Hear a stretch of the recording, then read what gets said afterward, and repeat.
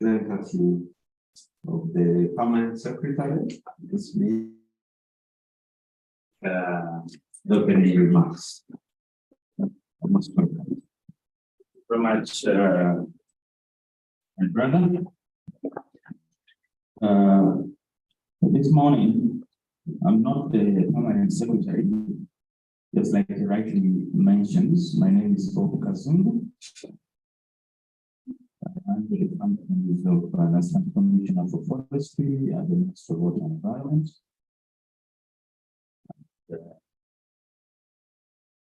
It's here to stand in for the PS because just Friday night I was informed that I should be in cabinet also. Essentially, what they call responses to cabinet matters arising.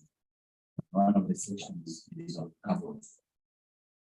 Being the regular focal point also. So being there, I just could not, because else can we this meeting for if we don't come here. So good morning. Because all the colleagues are out there. State British Department Ministry.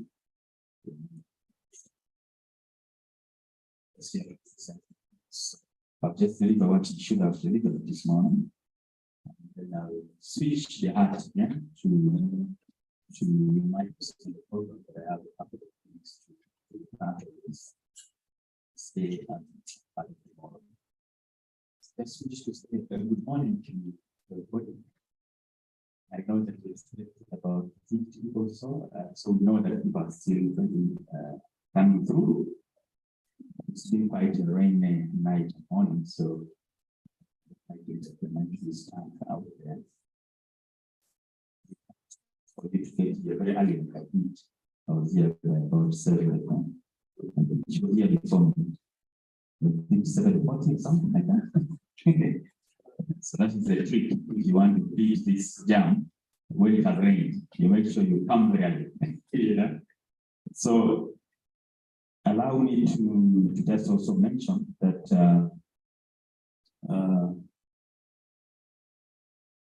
our permanent secretary and our commissioner for forestry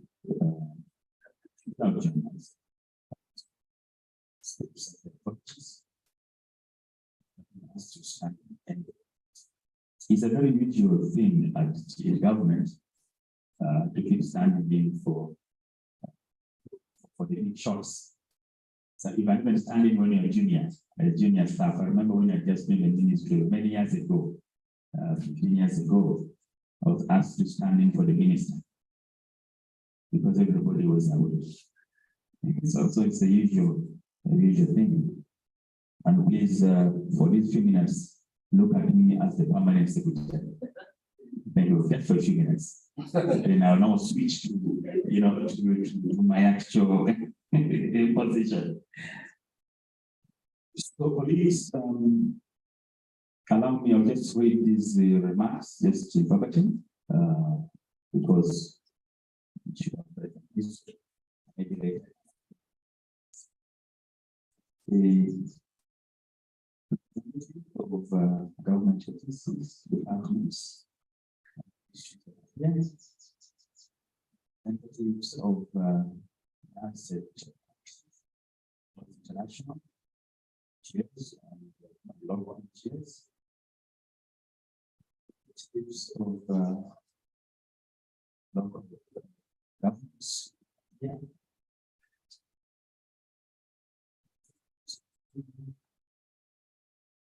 Ladies and gentlemen, allow me to sincerely appreciate your having accepted to join us for this meeting on such a very short notice. It's very unusual. It's kind of very common. We invite people at a very short notice, so we cannot take your here for granted. Having been able to acknowledge and be able to learn this morning. Uganda, as a country, has lost quite a number of forest estates. The benefit statistics of 2021 show that it was starting to move down from 13%. It was 2019 about 12%. Yes, quite a significant loss of our estate. The northern West Nile Karamoja areas due to the Chacoban. Hence, Presidential Executive Order number 3, which led to the banning of Chacoban, commercial Chacoban.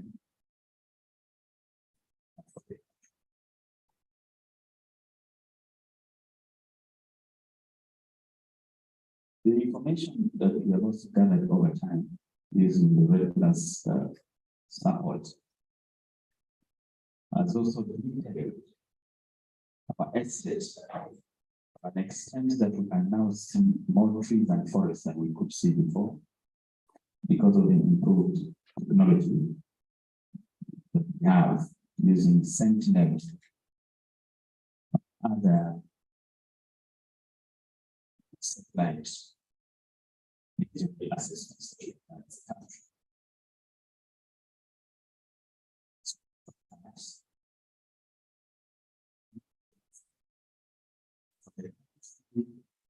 Fast track against National REDD+ Strategy and Action Plan. It's launched in 2018 financial year. It is 8 strategic options, which if we deliver, we believe that we can save our forestry estate. The current discussions on carbon trade the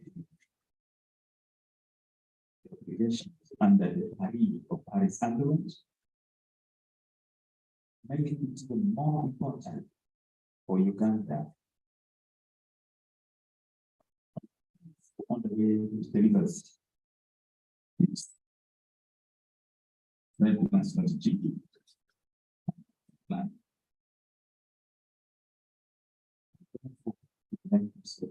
Status.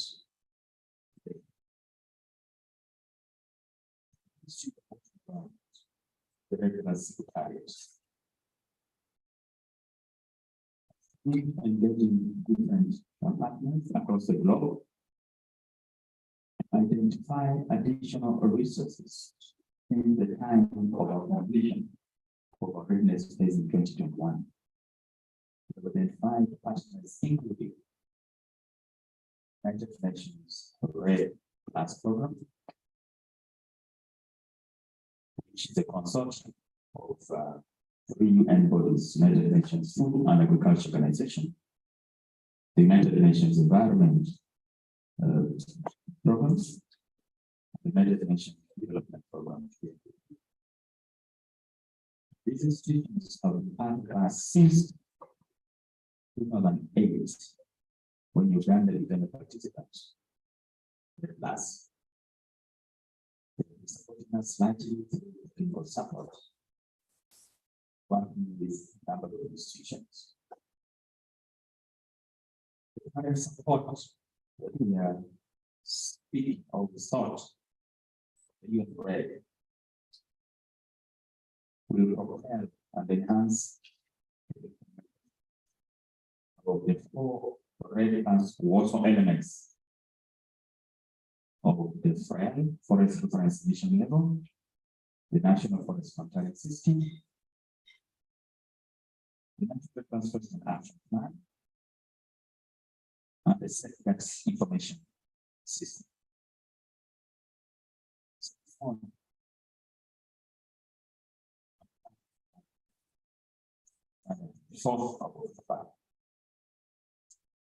We've invited you to gather here and have a conversation focusing largely on the surface elements of the class.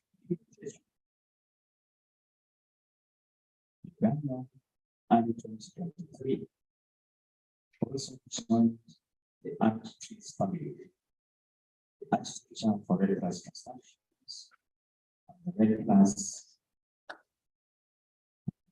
Excellence Standard. Art Trees, or the trees standard, is just like the many standards that some of you are conversant with. For example, the VERA, which has a multiplicity of standards, like the JNR, REDD, standards like VCS, CCP, but also the gold standard that is quite common in the energy sector, and the gold standard, which looks at smallholder farmers. We are aware that the plant depot standard has been used in this country to register credits with EcoTrust as being the lead non-state actor. We've been involved with plant depot. So the country's standard is just like the standards. And Uganda having joined the actual standard, the support that we receive from the UN REDD is aligning all our elements, the water elements, onto the RT's standards requirements.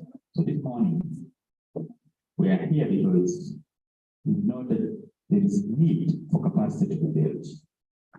There is need for capacity to be built, not only in the countries, but also on exactly what could be going on with Red Class in the country.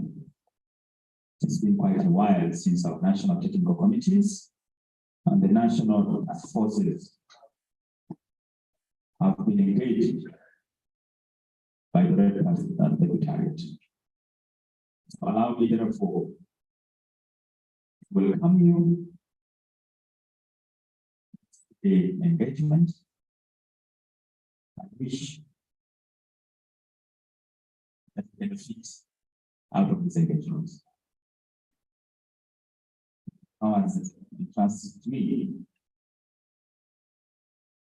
Wish therefore usually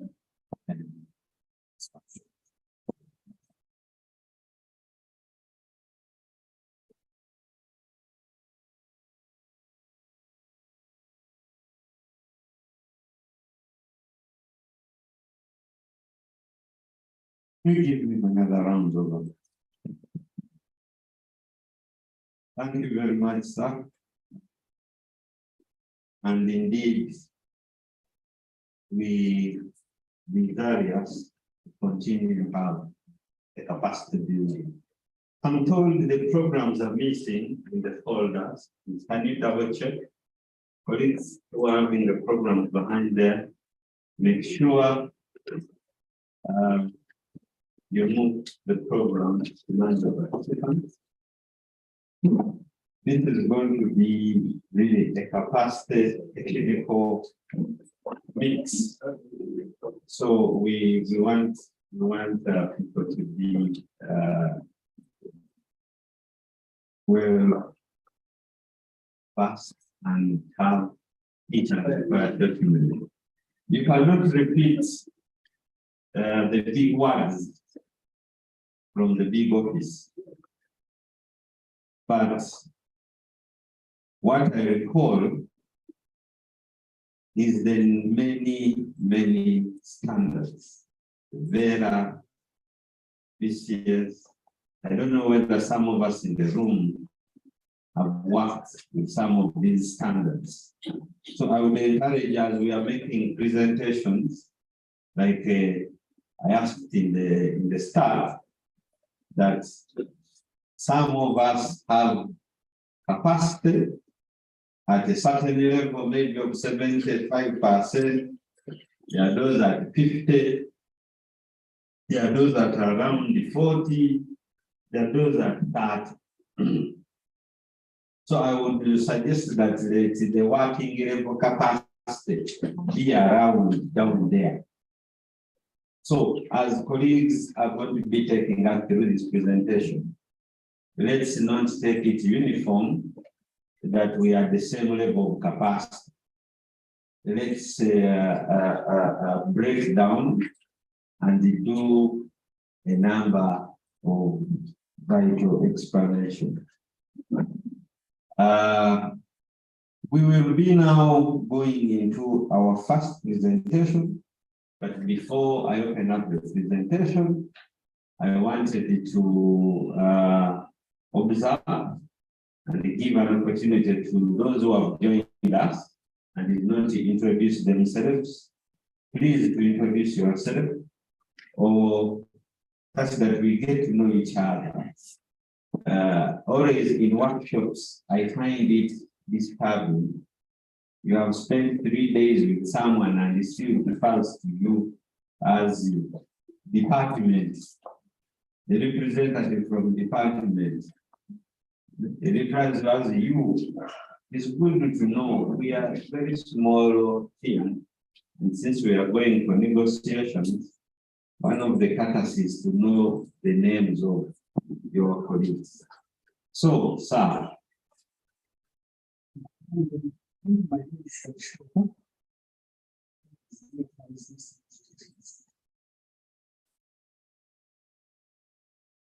Very good morning, colleagues. My name is George Muganga.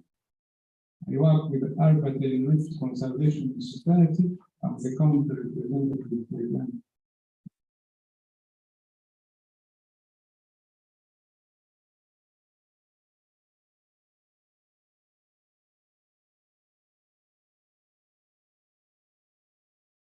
Ladies and gentlemen, my name is Zara Anti-Corruption Coalition.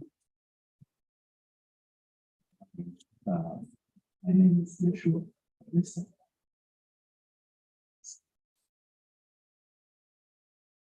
Great to get to know Joshua Toby George. So we will now be going into our first presentation. The colleagues, I request for your attention as we get through this presentation. I don't know whether it is loaded. IT. Okay, as you load it, still I will ask, how many of us have seen Uganda's REDD+ strategy by show of hands? This will make us to know also whether we can avail copies or not. I see there are 4, 5. Okay, I think we will be availing this copy in soft copy. The printing that's voluminous document, but we will endeavor to have the soft copy of the strategy. I want to hand over.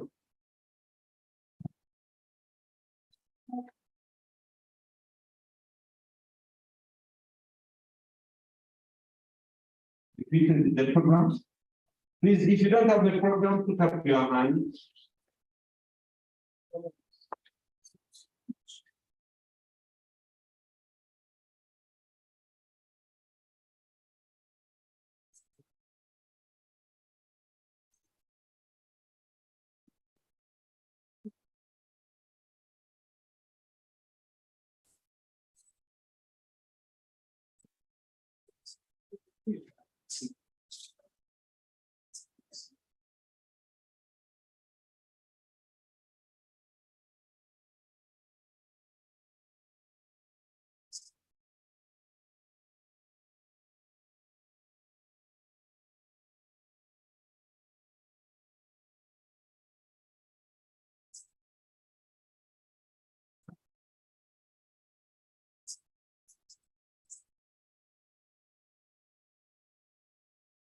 Ladies and gentlemen, I've now switched to my real where I'm more comfortable. Those big posts are not needed. though we love them, but you're better off, being on the other side, where you have flexibility to come for this meeting, because the PS cannot come when you have been called to come. But from there, can give a reason and say I'm handling red flags, partners, stakeholders, like I did, and I'm here. So I have more flexibility when I'm in my position than when I'm the PS. But when they give it to me as PS, I'll accept it. So they asked me to take up that position. Okay, so anyway, the presentation is now the IT people. I'm not sure that they've been able to open it. It's quite heavy. Heavy. And IT, are you almost there? Just a minute, sir. Just a minute. No problem. I can start to talk about something else. Because I was asked to talk about the REDD strategy and action plan implementation. But listen to me quite closely, because before I start that presentation, I would like to let you know that Uganda is one of the few countries in the world that have been able to become REDD+ ready. Now, REDD+ is reducing emissions from deforestation and forest degradation. There's a lot of material on REDD+. When you visit our sister called Google, there is too much material on REDD+. When you visit our minister website, www.mwe.go.ug, and you look for REDD+, you see lots of materials, things that we have done as a country. You know very well how we are a little serious as Uganda in doing very good things. If you really want to know of a country which can prepare one of the best documents in the world, it is this country. So there's no doubt that we have all this documentation. And we started this journey from 2008. And thanks to the man with prayer, I think he's the only one to prayer. So the others. Yeah, others. The gentleman you see there on the extreme right there is used to we started off this whole thing because in 2006, or I think 7, so this idea of REDD+ came up. We used to handle the climate change unit at the National Forestry Authority. They had a sort of like a unit for climate change. And so he started off this whole journey. He was part of the preparation of an idea not to see if you want to do a project. For those of you who have done project development, start with an idea, then so even these REDD+ things, they were called a project idea not about 2008.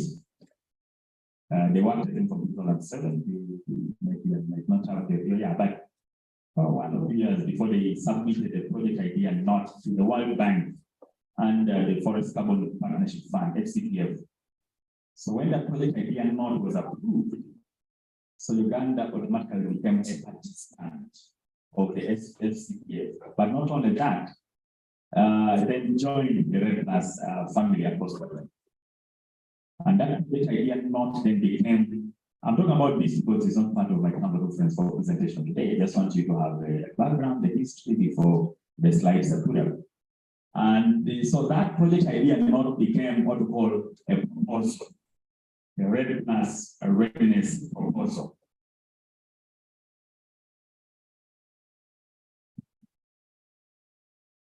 What kept referring to as RPP. But that proposal had objectives. And for REDD+ to be implemented, there are 3 phases. The first phase is to become readiness. The second phase is to do some pilot projects, pilot demo demonstrate, and then you go into the third phase, which is the results-based payments phase. Now, results-based payments phase sounds a bit familiar. This one we are now looking at a couple of projects accruing from REDD+ implementations. That phase is there, and Uganda is at the wall between the second phase and third phase. In other words, we are almost getting to results-based payments according from regular implementation. If we can have all the other elements that are required as a country concluded. Some of you are part of preparation of guidelines and regulations for carbon and carbon markets. Now there is another meeting where I'm supposed to be, and where Xavier is supposed to be, where Robert Bachide is supposed to be, and where some of you are supposed to be. As a task force for the country, preparing regulations for carbon and carbon markets.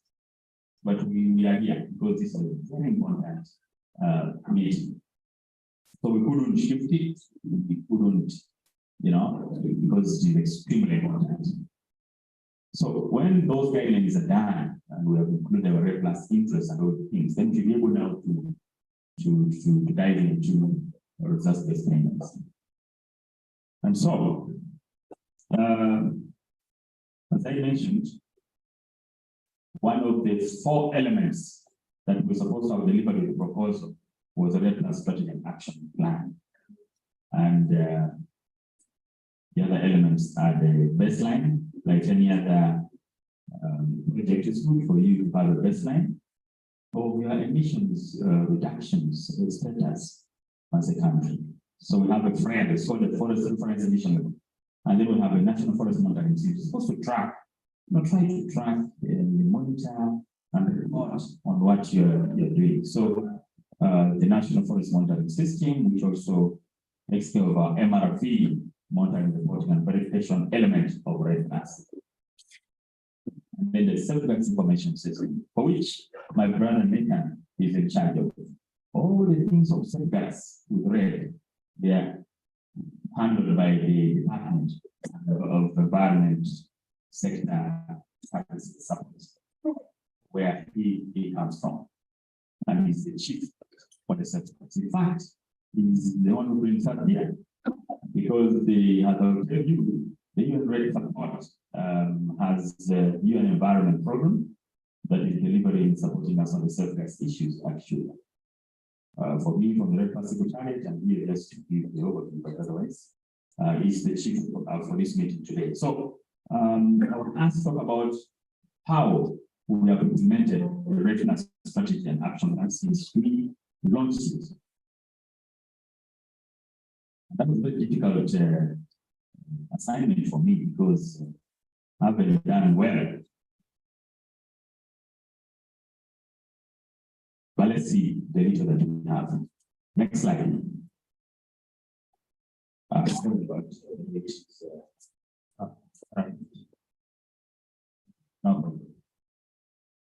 We will talk about some bit of a background, but also the core elements of REDD in Uganda.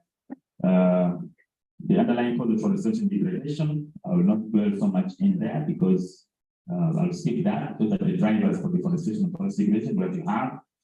And then, but I'll try to tackle some of the non-carbon benefits associated with the strategic options, and then the implementation of the strategy, including who is supposed to finance it. But then I will dive into the most important slide there, which is the pilot REDD+ projects that are delivering the strategy options, and then the next steps for us to deliver this strategy well, and what is the current situation in terms of support, and what are some of the potential projects that we are waiting to start by the end of this year or next year to continue supporting the strategy implementation. Next slide. So in terms of introduction, you know that the forest loss is responsible for about 10% of net global greenhouse gas emissions, and so the reductions of carbon emissions that are required to store the rise of global temperatures are practically possible to reach without including major cuts in carbon emission for forest loss and forest degradation. I mean, there have been some arguments recently. Some of you who are on social media, you had some arguments about Vera. Vera is one of the standards that deliver REDD+ carbon projects, saying that there is a bit of a question as to whether that statement is correct in terms of delivering emission reductions from cutting on the forest loss and degradation. The question is there. But at least there is a global understanding from many experts that it is true forests generally reduce emissions when planted, because there is significant sink for carbon. And when you sink, you reduce emissions, whether you like it or not. But according to the file that we delivered in 2019, we submitted a file in 2018, but in 2019 we used it for the things, as you might have known, but we realized that forests have been disappearing quite fast. And about 800,000 hectares of natural forests have disappeared. And it is very likely that this disappearance is actually going to increase. But it's definitely not foreseen to change, is it? Because we need to do much more than we're doing as a country to be able to reduce emissions to the tune that we have targets, very well. From our NDP 3, we are starting the NDP 4 process. We don't know what we shall put in there because we still need some statistics to be sure.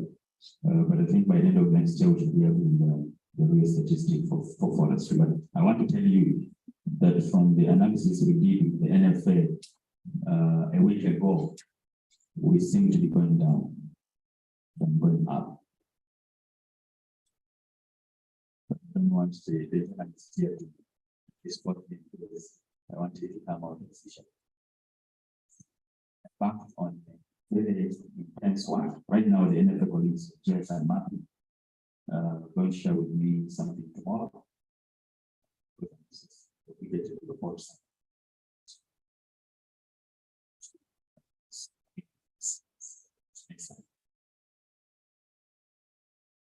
So, because of all these things that we have been happening, the loss about 2005, 2010, we had the highest loss of forests, over 200,000 hectares per year. And also, because Uganda has been participating in global discussions, we decided to join the global community to be part of this wonderful initiative of REDD and REDD+. When Robert asked whether people know about REDD, he wanted to very quickly add a slide on this page, but I couldn't. I didn't have time. You asked the question very late, whether people have heard about REDD. But maybe just to mention that when we talk about REDD, it's just reducing emissions from deforestation and forest degradation. So I think if you have investments of natural resource restoration, maybe plantation forests, and all the things which we have in our strategy, like the climate smart agriculture and management of wildfire and things like that, then you reduce on how much we need as a country. And because forests interface with climate change largely through the element of reducing emissions. Because climate change, as you know, is about the temperature rises and keeping the temperature at 1.5 below 2 degrees Celsius. And that cannot happen if we don't deal with our global warming issues. And so forests play a significant part to reduce on those greenhouse gases in the atmosphere. And when that happens, then we reduce emissions. So the most clear path where forestry interfaces with climate change is through, the most significant is through REDD+.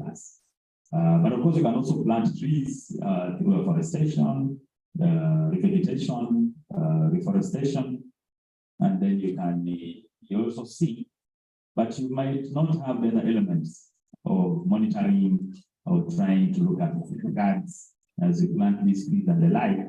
Are you harming people and all these kind of things? So REDD+ brings in those other beautiful things that non-state actors would want to see, for example, but also the global community. Because now we're going into integrity of carbon credits, for example. What does it mean? The environmental integrity, the social integrity, and all these things. So REDD+ delivers this better. A credit that comes from REDD+ implementation is of more integrity. So we want to think about the things moving forward. But anyway, that was not why I'm here this morning. I just wanted to let you know That's how the forests are connected to climate change through this wonderful initiative of reducing emission from deforestation and forest degradation. But we started this journey in 2008. How many years are these? Quickly, 2008. Yes. How many years? About 15 years, right? 15. So you can imagine 15 years and we've been doing all this kind of thing to make sure this country is ready to transact under this framework of the class. So the whole out that quite a lot of energy has been put in, even a lot of financial support has been mounted to this process. And so now we want to reach from what we did. But what we intended to do when we started was to deliver these 4 elements. We call them the Warsaw elements because they were actually done at one of the top meetings in Warsaw. The REDD action plan, the FREL, which I talked about, forest reference emission level or the baseline, the National Forest Monitoring System, which is our MRV for REDD, and the CIS, which is the Self-Guided Information System. So we want to deliver that. And we've done a good job as a country. We've been able to deliver that. Except we have some improvements that we ought to make. And because of the need to align some of these elements to new things, you know, they're emerging standards, emerging discussions, the decisions we have at COPs. That's why we are here, because the UN provides some support to be able to align our safeguards issues with emerging issues like the standard of trees, for example. But my task is to talk about the strategy and action and how far we have gone. So I want to dive into that, what we do. I'll try to be fast from this stage because I have many slides. Just challenge you to read it further. Next slide. So the strategy and action plan we developed in quite a participatory manner, involving consultation with a wide range of stakeholders across the country, but also across relevant sectors, and was gender sensitive and inclusive at all levels. And because Robert asked about who was involved, I don't know who was involved in the strategy, preparation specific. You could have been involved in the entire REDD class because we really consulted so many people on different things. And sometimes you can even get confused if you don't follow them quite closely. But the strategy itself as an important Warsaw element was also, in preparation was also very participatory. And I'm sure many of the institutions must have been involved. The young ones who have just joined might not have been involved, but those the names, some of the names I had here, when I look at the archives, I see your names having been consulted on some of these things. But in addition to those,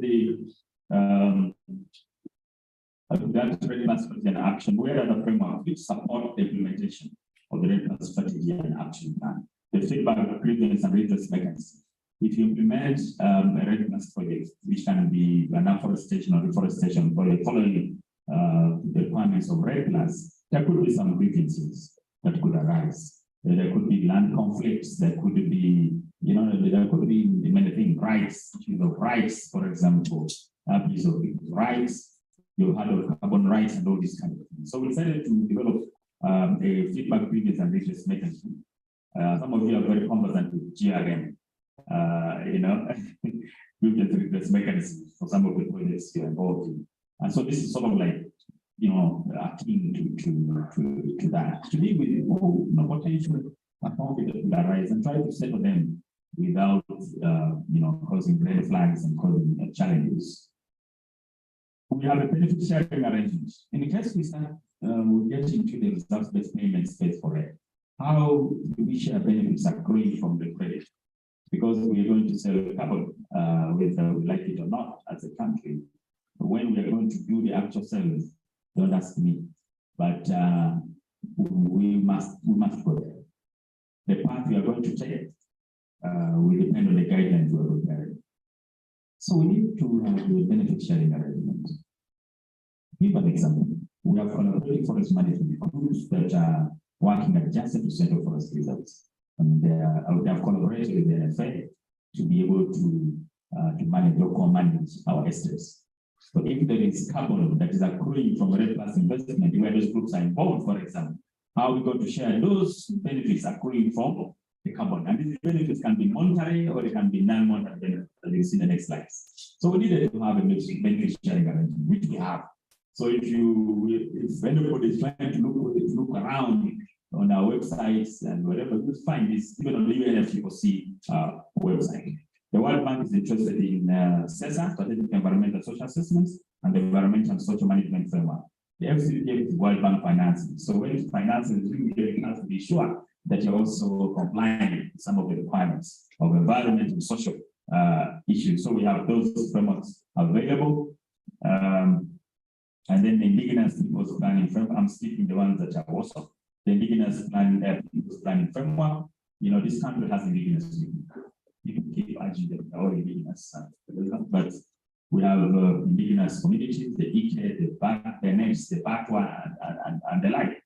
And you can't implement REDD because it is a global initiative, and you know how important indigenous people are. And one of the safeguards requirements under the 7 Cancun safeguards talked about indigenous peoples. So you have to prepare yourself for that. And so we have a planning framework for them, a settlement policy framework, and other things like the gender action plan that we developed also during the readiness study. So all these things support the implementation of the strategy.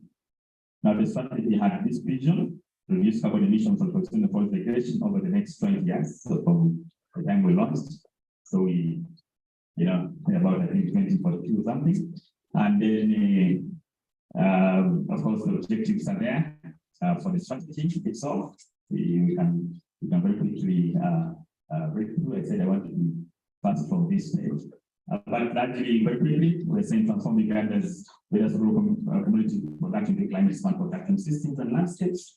We expand and develop a new platform for cross-section, public-private collaboration, sustainable economic development, generate innovative sustainable economic and economic incentives and benefits to improve livelihoods and environment across the regions. We can improve wood energy efficiency. So my colleague, my sister from Ministry of Energy, the energy things have been taken care of under the REDD Plus Action Plan. Reduce emission from deforestation and policy over the next those many years, but we're enabling positive carbon accumulation to rural landscapes. So as we do reductions, we make sure that we accumulate carbon to preserve Uganda's natural forests. So we have natural forest restoration and other interventions that conserve biological diversity and maintain associated cultural heritage values for generations to come. So those are the objectives of our REDD strategy and the action plan. But I want to also let you know that the Ministry of Water and Environment, about 2011 or 12, agreed to implement its water. Because we are doing an integrated water management approach in the ministry, against 4 water management zones. So at that time, we had done our forest landscape restoration delineation. So maybe we would have tried to marry. So we decided to follow the path of the water management zone. And we have 4, the Lake Victoria Water Management Zone. Anybody who has never heard of water management zone? Or maybe if you have never heard of water management zone, just do your hand up and give you a very quick explanation of what they mean. If you have never heard of water management zones, this is a capacity meeting. Yes? Water management zones. You have never. No, be sincere, because you can't summarize. You want to make sure that it's right. So we divided our country into hydrological zones, which are 4. Hydrological in the sense that we look at where the water is coming from and where it is going to end, in simple terms. What are the contributors to the major rivers, and what is the draining body, for example, Lake Victoria in this case. So we have Lake Victoria management zone, because there are many rivers all the way from Kagera. So this Lake Victoria water management zone starts from down there in the Kabale, and it comes down all the way to the districts Rakai and those districts along Lake Victoria. So if you know of a river that flows into does it go from Lake Victoria or does it? some challenging. Madam, who interprets the program. That the river says the weather is very important for the cultural things. Flow to Lake Victoria. No, it doesn't. Okay, but we're saying we're following rivers where they drain. And so whatever, if you know the rivers that flow to that hole and where they pass, that part was delineated into Lake Victoria Water Management Zone until where it was. Albert Water Management Zone, the other side of the Albert.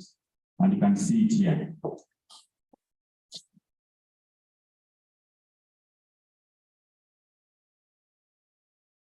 Here, just the Albert Water Management Zone. Then the Upper Nile Water Management Zone. You can see it up here. Part of Blango, some bit of Karamoja, and West Nile. The Upper Nile Water Management Zone, the Choga, around the Choga areas, and surprisingly, it also touches a bit of Karamoja here. So you can see how these hydrological zones were based on the flows of the rivers. I'm not the expert, but that's what I think the best they can say for now. So we are also implementing our regular strategies along or within those water management zones. Next slide. I remember quickly when we did our analysis, we realized that the Albert and the Choga deliver more of, even they're more, I mean, if you went in those two management zones, you can deliver more to our options or actions that we have in the strategy.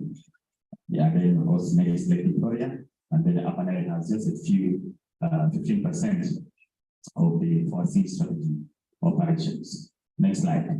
So the strategic option number one, as I mentioned there, there are 8 strategic options. And the first one is on climate smart agriculture, where we are looking at those interventions, sustainable land management, agroforestry practices, rainwater harvesting with collection, tank and drip irrigation, greenhouse cultivation of vegetables.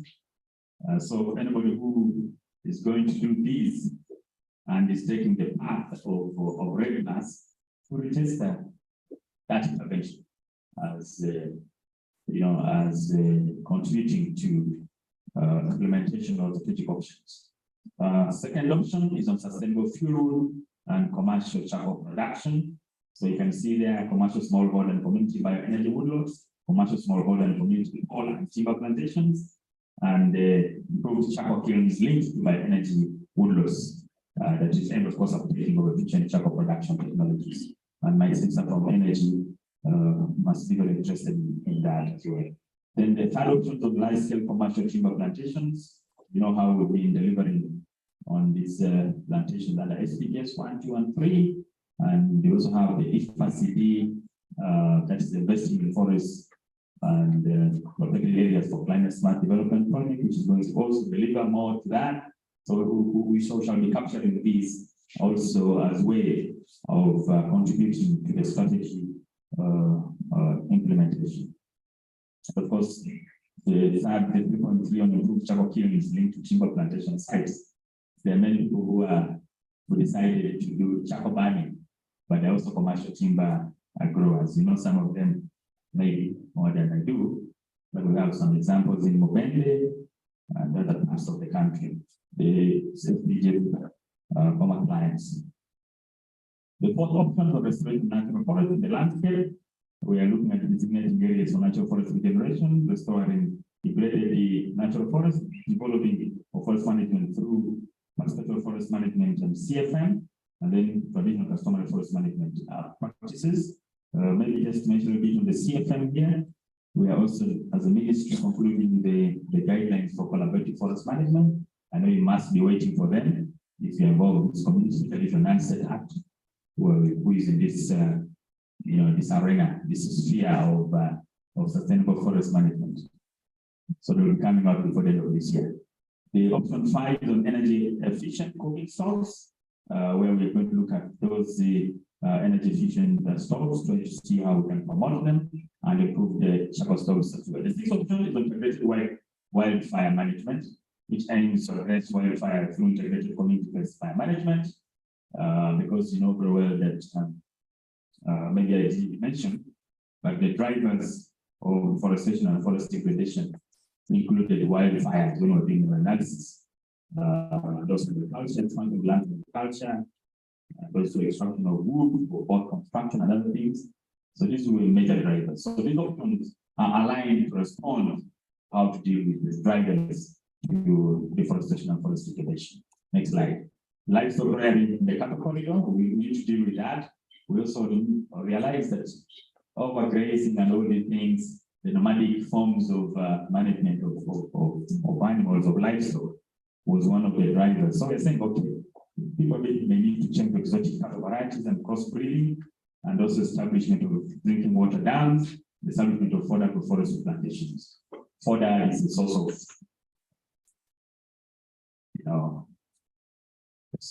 material, leaves, especially, and others for the livestock. And so we think that if you can provide that closer to the livestock people, that they should be able to reduce on how much they keep moving about and trampling over the landscape and causing emissions in different ways. And you know how livestock dung is also a very good emitter of methane. And so when you connect all that to, to emission reductions, you find that we need to do something. We need to do with cattle rearing in order to reduce emissions. The eighth option is the easiest one. Whatever we are doing, should be able to ensure that we strengthen the policy implementation for a strategy and action. Next slide. So because REDD is very unique, it is difficult for me to go without speaking about the non-carbon benefit. Yes, the ultimate goal for REDD in the third phase, the results-based payments phase, is to have emission reductions.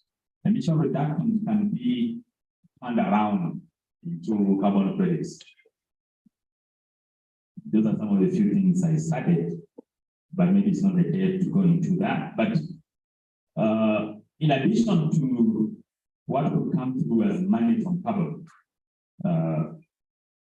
we have other non-monetary benefits that accrue from implementation of the strategic options.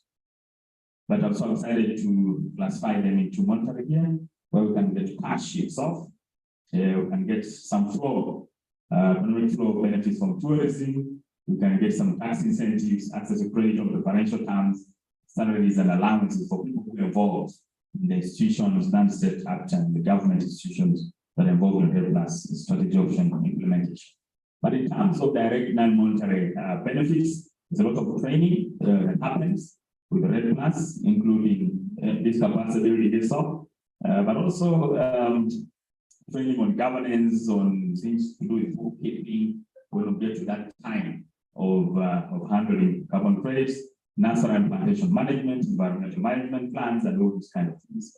Community infrastructure like schools and clinics, we are seeing, even with the pilot projects, that in other countries, that those who are investing in REDD for carbon, for example, they are utilizing this money to do service delivery by constructing schools and clinics and all these kind of things. The legal access to fuel wood and non-timber forest products is also non-cash. So when you working with communities under this REDD+ framework, you must provide some access to, and so the CFM comes in very strong here. That's why most of the REDD projects also support CFM implementation. For Uganda at least, because we have a strong collaborative forest management framework in place. REDD program for commercial plantations, for people to deliver credits, they are also planting trees. And so the best government can do, for example, in 2018, we opened up our Center Forest Reserves to private tree growers, some of whom are in this room. I don't want to get into your private life, but I will ask you to tell us whether you also beneficiary of the land allocation. But and you see when you look at the things, they are connected in one way or the other. Because we're saying, okay, we want to promote commercial plantations, and we have put this into our REDD strategy. How do we promote commercial plantations? Let's give people land, plant the trees. So we allocated land. So people applied, and the others argued that I applied, I wasn't given yet, I'm capable. We also have those who were given land, but they have never planted anything. So there are all the problems of governance that come along with this. But that range of free land is there. Alternative livelihoods, shea nut, butternut, coffee, timber, all these things in terms of alternative livelihoods come along with the implementation of the strategy, support for acquiring communal free land, freehold land title. The Minister of Lands worked with us, the Minister of Water and Environment, to enhance tenure for their lands. Because we knew that the tenure challenge will affect our tree planting. So we worked with them in 2013, if I remember, under the voluntary guidelines for forests and fisheries and lands. And that is supporting. It's one of the non-monetary benefits, but direct that can accrue from implementation of the strategic options. Ecological restoration issued by biodiversity, for example, coming, they are non-cash, but they're important. And then improve market access and business network, sense of ownership, especially for communities when tenure is enhanced. Indirectly, the restoration of degraded areas reduces flood, drought, and the landslide to improve resilience to seasonal variations, benefits cleaner air from more efficient food source, improve water quality and quantity. There's a connection between forest restoration, landscape restoration with water quality, issues of increased support for biodiversity conservation, improved working relationships, including transboundary issues, and so many things that are non-monetary in nature. Next slide. And so we think that for us to implement this strategy, we need to approach it in a way of looking at the entire national framework. And if we don't, then we look at the subnational. That's why we have the water management zones as a way of. So we don't want it to do like a standalone project. Although the projects make a contribution to implementation of the strategic options and actually the strategic action plan, but we would love to have a nationwide, but we also have a sub-national. That's why we have the water management zones. And that structure there is the usual. Okay, I say usual because I don't know. Imagine you have read the documents, but I might be wrong. So we have the steering committee here, which is also the National Climate Change Advisory Committee. It's also the steering committee for REDD+, and we asking them to endorse some of our things. Like we're about to ask them to endorse the new definition of forests. REDD+ is leading on defining forests again. We defined our forests in a certain way. You remember? Anybody remember the definition of forest? Maybe when people don't know what a forest is, how we have defined. Every country defines its forest. So when I'm collecting data about forests, it depends on how you define it. For us, we're looking at the 30% canopy cover. We're looking at the height of how many meters?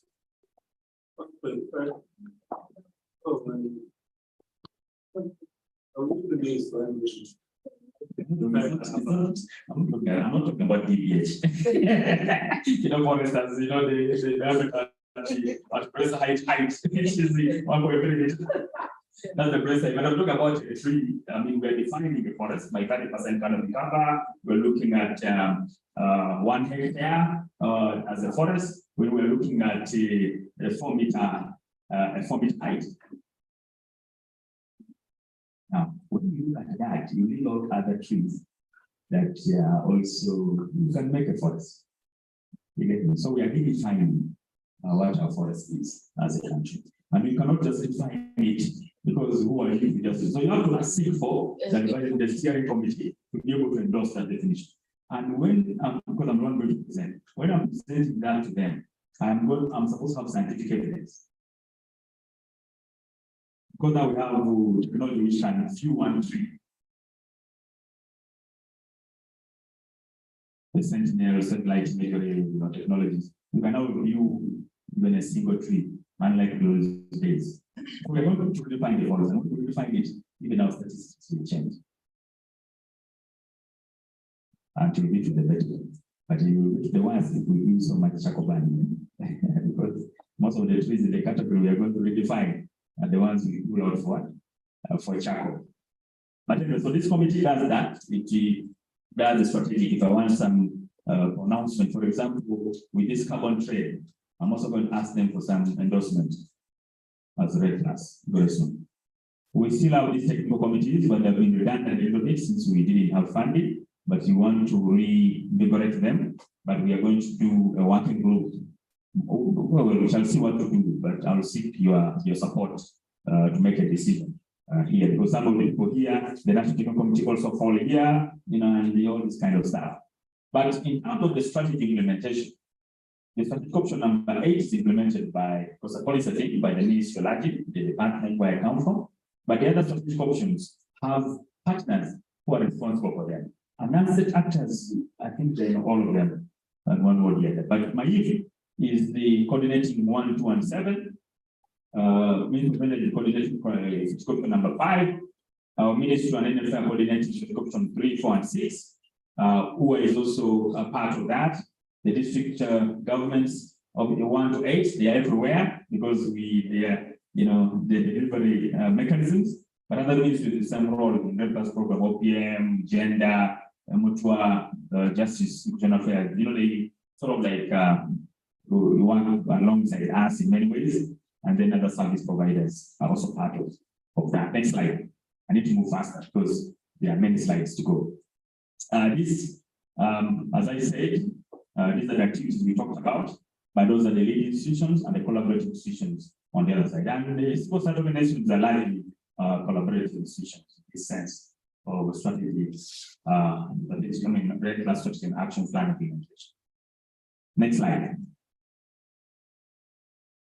We talked about the subnational level implementation. That's why we have the water management zone, but we also have the monitoring evaluation mechanism. Within the strategy and action plan of the REDD class, you find an M&E plan there. So I challenge you to go and read it. And those days when I was just starting, I was very ambitious. I must tell you. When they called me for a meeting, they talk about REDD class strategy implementation. I can't read the documents the whole night. So that when I come here, I can ask some useful questions. Next slide. We shall get financing. The total is that you can see. I think we didn't give it a good. Only about $150 million. But the whole rest money will come from government budgets, external investment financing, and reserve-based payments. So when we get reserve-based payments, those are now sale of carbon credits. We can sink it back into implementation of the strategy. Or the strategy implementation leads to the reserve-based payments. It depends, so to say, two-way. Next slide. But just very quickly, because this meeting has a safeguards connotation around it, I didn't want to leave it without talking about the safeguard information system. But just to mention that we have Cancun safeguards, 7 Cancun safeguards. I challenge you to read them. They include issues of policy, giving us people by the last issues and like the 7. But we are aligning those Cancun safeguards. You'll be listening to another presentation from Xavier on the assessment to the requirements, the emerging issues, the R3 standard, for example, and the requirements. So I wanted just to mention that the implementation of the safeguards issues, maybe just to mention very quickly that every country which is supposed to go into reserve-based payments like Uganda, is supposed to submit what they call a summary of information report on the safeguards. SOI report on the safeguards. Now, each country is supposed to have a safeguard information system, out of which you can write this summary of information report for safeguards. Not many countries have a safeguard information system yet. But Uganda is on the path because we have a web page. We're trying to look for money here and there to make sure that we do a comprehensive safeguard information system. But not really so important because not many people have it. So the UNFCCC gives us an option of writing a summary information report even without the system because they know how difficult it is to have a self-care information system. Some other countries have combined the self-care information system with the national forest management systems. So they are delivering them together. We haven't done that, but we can do that if we wish. But in terms of the self-care, you can see here that the self-information system manager is from the Department of Environment Sector Support Services. And that is my brother there, Nathan. He's the manager for this self-care issue. And so he's the one who is keeping us here actually for today and tomorrow. Although he does this or while supporting the regulars secretary. So for us, we will be strategic about it, but he does the real thing. And you can also see local governments there. You can also see the steering committee, how they are connected to the self-care information system and things like that. You have these slides and you can try and analyze them more. And then, of course, the feedback is also a framework providing measures for handling, mitigating, and responding to conflicts that may arise out of implementation. Next slide. I just wanted to pass through these quickly because this meeting has a self-care connotation around it. So I didn't want to just go without speaking about them.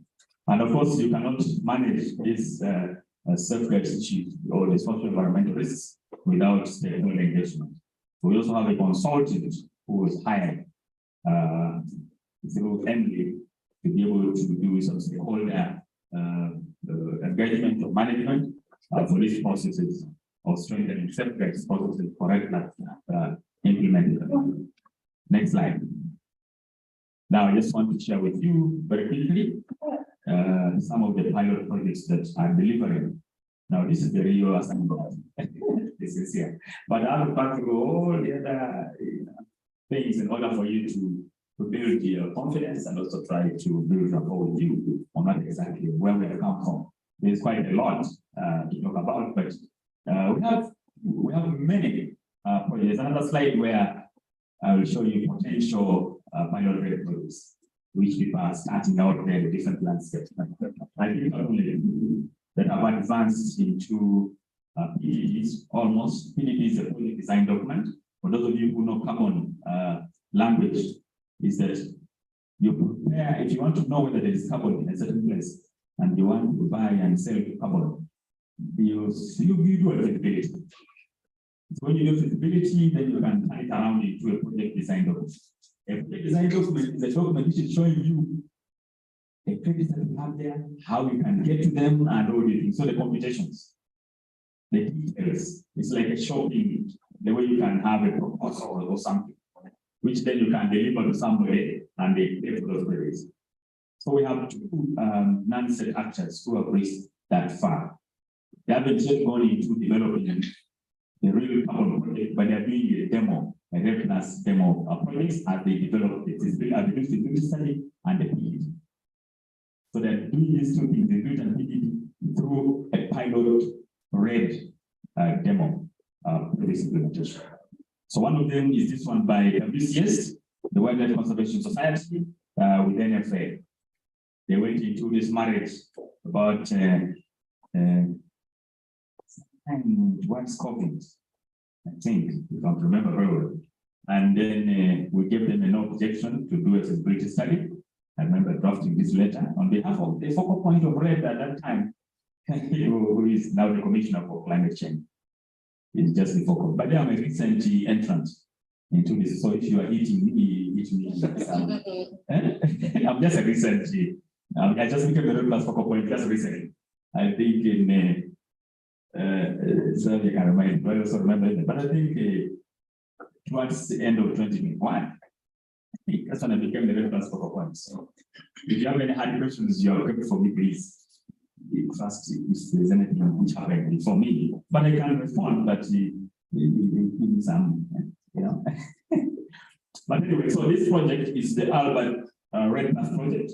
It's in the Albert Automatic Zone in Western Uganda, covering Budongo System Range, Mozizi Range, and Southwest Range. So there are 24 Central Forest Reserves that are shown, and the communities that are adjacent to those Central Forests, including those communities that are engaged in collaborative forest management. So this project, as you can see, is the delineation all that area is involved in this project, pilot project implementation. For confidentiality reasons, I'll not tell you the financial, because I have a confidentiality responsibility not to talk about the financial. But I can just say that they're being financed, this project being financed by a private sector entity, and they've delivered about $3 million to do the pilot, which has sort of like ended. So we wanted to go into the development of the real carbon project, but now we have to wait for the regulation guidelines. Whether the financial is patient enough to wait for the regulations and guidelines, I do not know. Next slide. Oh, sorry. There's a name to cut. No problem. This project has been able to do these 5 things for now.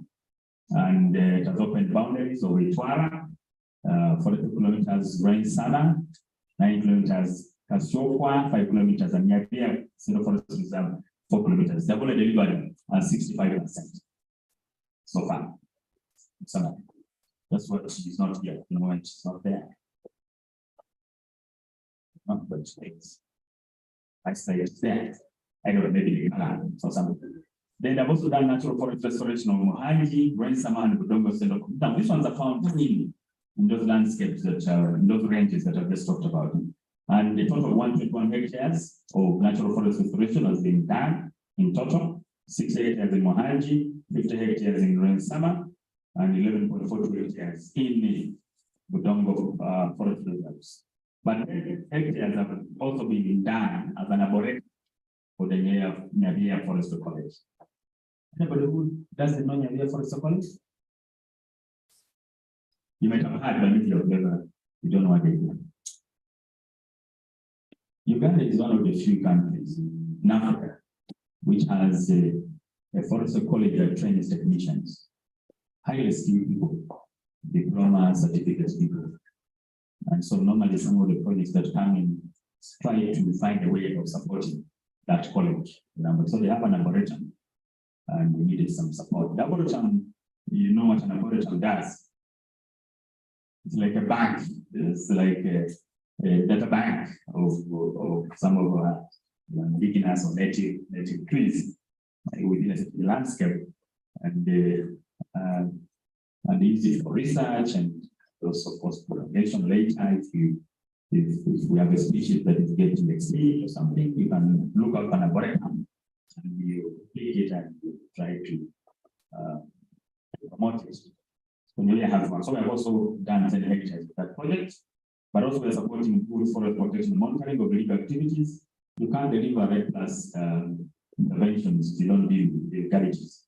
So all these projects that are demo or REDD+ demo projects have an element of dealing with these illegal activities. And the part of manual training, the use of that smart tool, which is an integrated application that uses georeferenced capabilities to track, monitor, and report illegal activities by protected area authorities. So whatever happens in Budongo, those 24 forests, right now at NFA, we have somebody who manages that system. So if there's an illegal charcoal burning activity, they can tell. The biggest challenge is whether if they see it, they can act. And maybe why they are not acting or acting the way they are acting. Those are things for my sister from Accord to investigate. But the tool is there, we're able to track that. They have also supported woodlots on private land and tree planting on private land. We separated them because the woodlots are specific for purposes of delivering construction wood, some bit of fuel, so largely eucalyptus and the like. And 290 hectares have been planted. The tree planting on private land is largely looking at mixed tree species, and up to 270.83 hectares have been delivered. So how does this contribute to the REDD+ short-term action plan? You looked at those 8 strategic options. You can pull out each of these and you throw them somewhere, right? Within those strategic options. And why we're calling them REDD plus projects is because they are following the requirements for it. This Albert REDD project has an MRB system, which is now being supposed to be connected to our National Forest Monitoring System, which we have for REDD plus. But we want to do that when we do the actual carbon footprint itself later. Then we also have there are safeguards elements in there, GRM and other things embedded into this project. And so they have a system also tracking safeguards. They have the baseline, which they developed with the feasibility study and the PDD. So they have an entire baseline for the Albert Water Management Zone, looking at two activities, deforestation and enhancement of carbon stocks. So because of that, they qualify to the REDD. The REDD Secretariat is the sort of, we are the clearing house for REDD projects. If someone comes and says, I have a REDD project because they want us to see the REDD, so we tell them, bring your PGT and we look at it. So we're trying to build additional capacity because time is coming, we shall have many of such projects. You know, really a PGT, which is 500 pages. You need to have a number of brains to be able to imagine it, to find out whether it's a REDD project or not, you know, that kind of stuff. Next slide. So there's some of the few photos that I have access to. I think here the community is planting trees. You can see boundary opening there. You can see the legal monitoring of legal activities. And also the I think you can see we're carrying the pillar there. And things like that. The second project. Next slide. The second project is the FRECA project, which is WWF and NFA. This one I was allowed to talk about the financial with Velax. Velax is based in Denmark, and it's deals in furniture and related projects. Related products. So it is financing these projects in this area. You can see Bugoma Kagombe landscape. So there is Bugoma up or down there, and then the Kagombe forest around there, and Targadi, and then Chikuru areas right there. And we're looking at another part of Bugoma, eastern part of Kagombe, Statura, Bambaro, and the 22 parishes that are involved with that population and those number of households. Next slide. And this project has those 4 outcomes, which include, sorry about that typo. It's only aimed at increasing and registering carbon stocks, improving community well-being and biodiversity conservation in that landscape. But those outcomes that they intend to look at, system for harmonized and verifiable forest carbon accounting, being applied to the kind of NDC. So they're trying to deal with the National Forest Month and MRB system there, so they're complying with REDD. Also regeneration and expanding forest and tree coverage and improve ecosystem services in and around Central Forest Reserves. So dealing with the communities, including CFM groups. Communities are more resilient to climate change, so issues of resilience, the climate smart agriculture comes in there, the issues of energy efficiency comes in there. So you see that they're tackling. They may not be handling 100% of the strategic options, but at least they're doing more than 50%. And so for us at the REDD Secretariat, we are trying to synthesize this and put them out and report. There's a consultant who's also in this room who has requested for information from us on how we are delivering on the NDC aspirations. Our strategic options were pulled the way they are and used to as part of the way they are because there was not much art, and used as part of the mitigation and the adaptation contributions, the updated NDC. Then the population of key wildlife species are also supposed to be increased within that landscape with this project. And the actual targets are here. Go back, the next slide. The actual targets, as you can see, outcome 1 is just having the registry of carbon there, and which is able to be updated in real time. The second outcome is 4,280 hectares of forest planted there to reduce forest loss, and then also increasing forest cover. 200 hectares, and then increasing diversity. Third outcome, percent of people with increased climate resilience, percent of people with improved number of people with improved livelihoods for income, about 2,000 shillings, 60% being women. And the outcome 4 is the issue of human wildlife conflict mitigation measures, and then also now a percent of households having reduced harm to wildlife as indicators to look out for. So it's all these projects come with their uniqueness. That's what I can let you know. That when I listen to other projects, what they're intending to do in the pilot, they haven't started. That's why I couldn't put them on. You see that they are unique in their own way. But what we are looking at is whether whatever they're implementing is of a REDD nature and contributing to REDD strategy and action plan implementation. This is what we are assessing at the REDD challenge. So just a little bit of details here. You can see in outcome 1 there for the well-coordinated functional carbon registry. There's so many things to do for you to get to that outcome. We're developing and dissemination of information sheets focusing on AFOLU, agriculture, forest, and other land use. I know that that's work with Emily. I've listened to these things because this project has some association with the institution of Emily, if I remember very well. But we have also held a discussion meeting focusing on monitoring evaluation of NDCs. 2 regional capacity building workshops have been held. I remember making a presentation to that effect.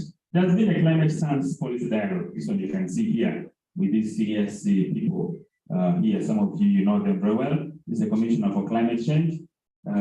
This is Professor Makadas Buinza, who is now, I think, the registrar from Makerere, and other people that you can have a relationship with here. So there was a science policy dialogue that was organized at Makerere.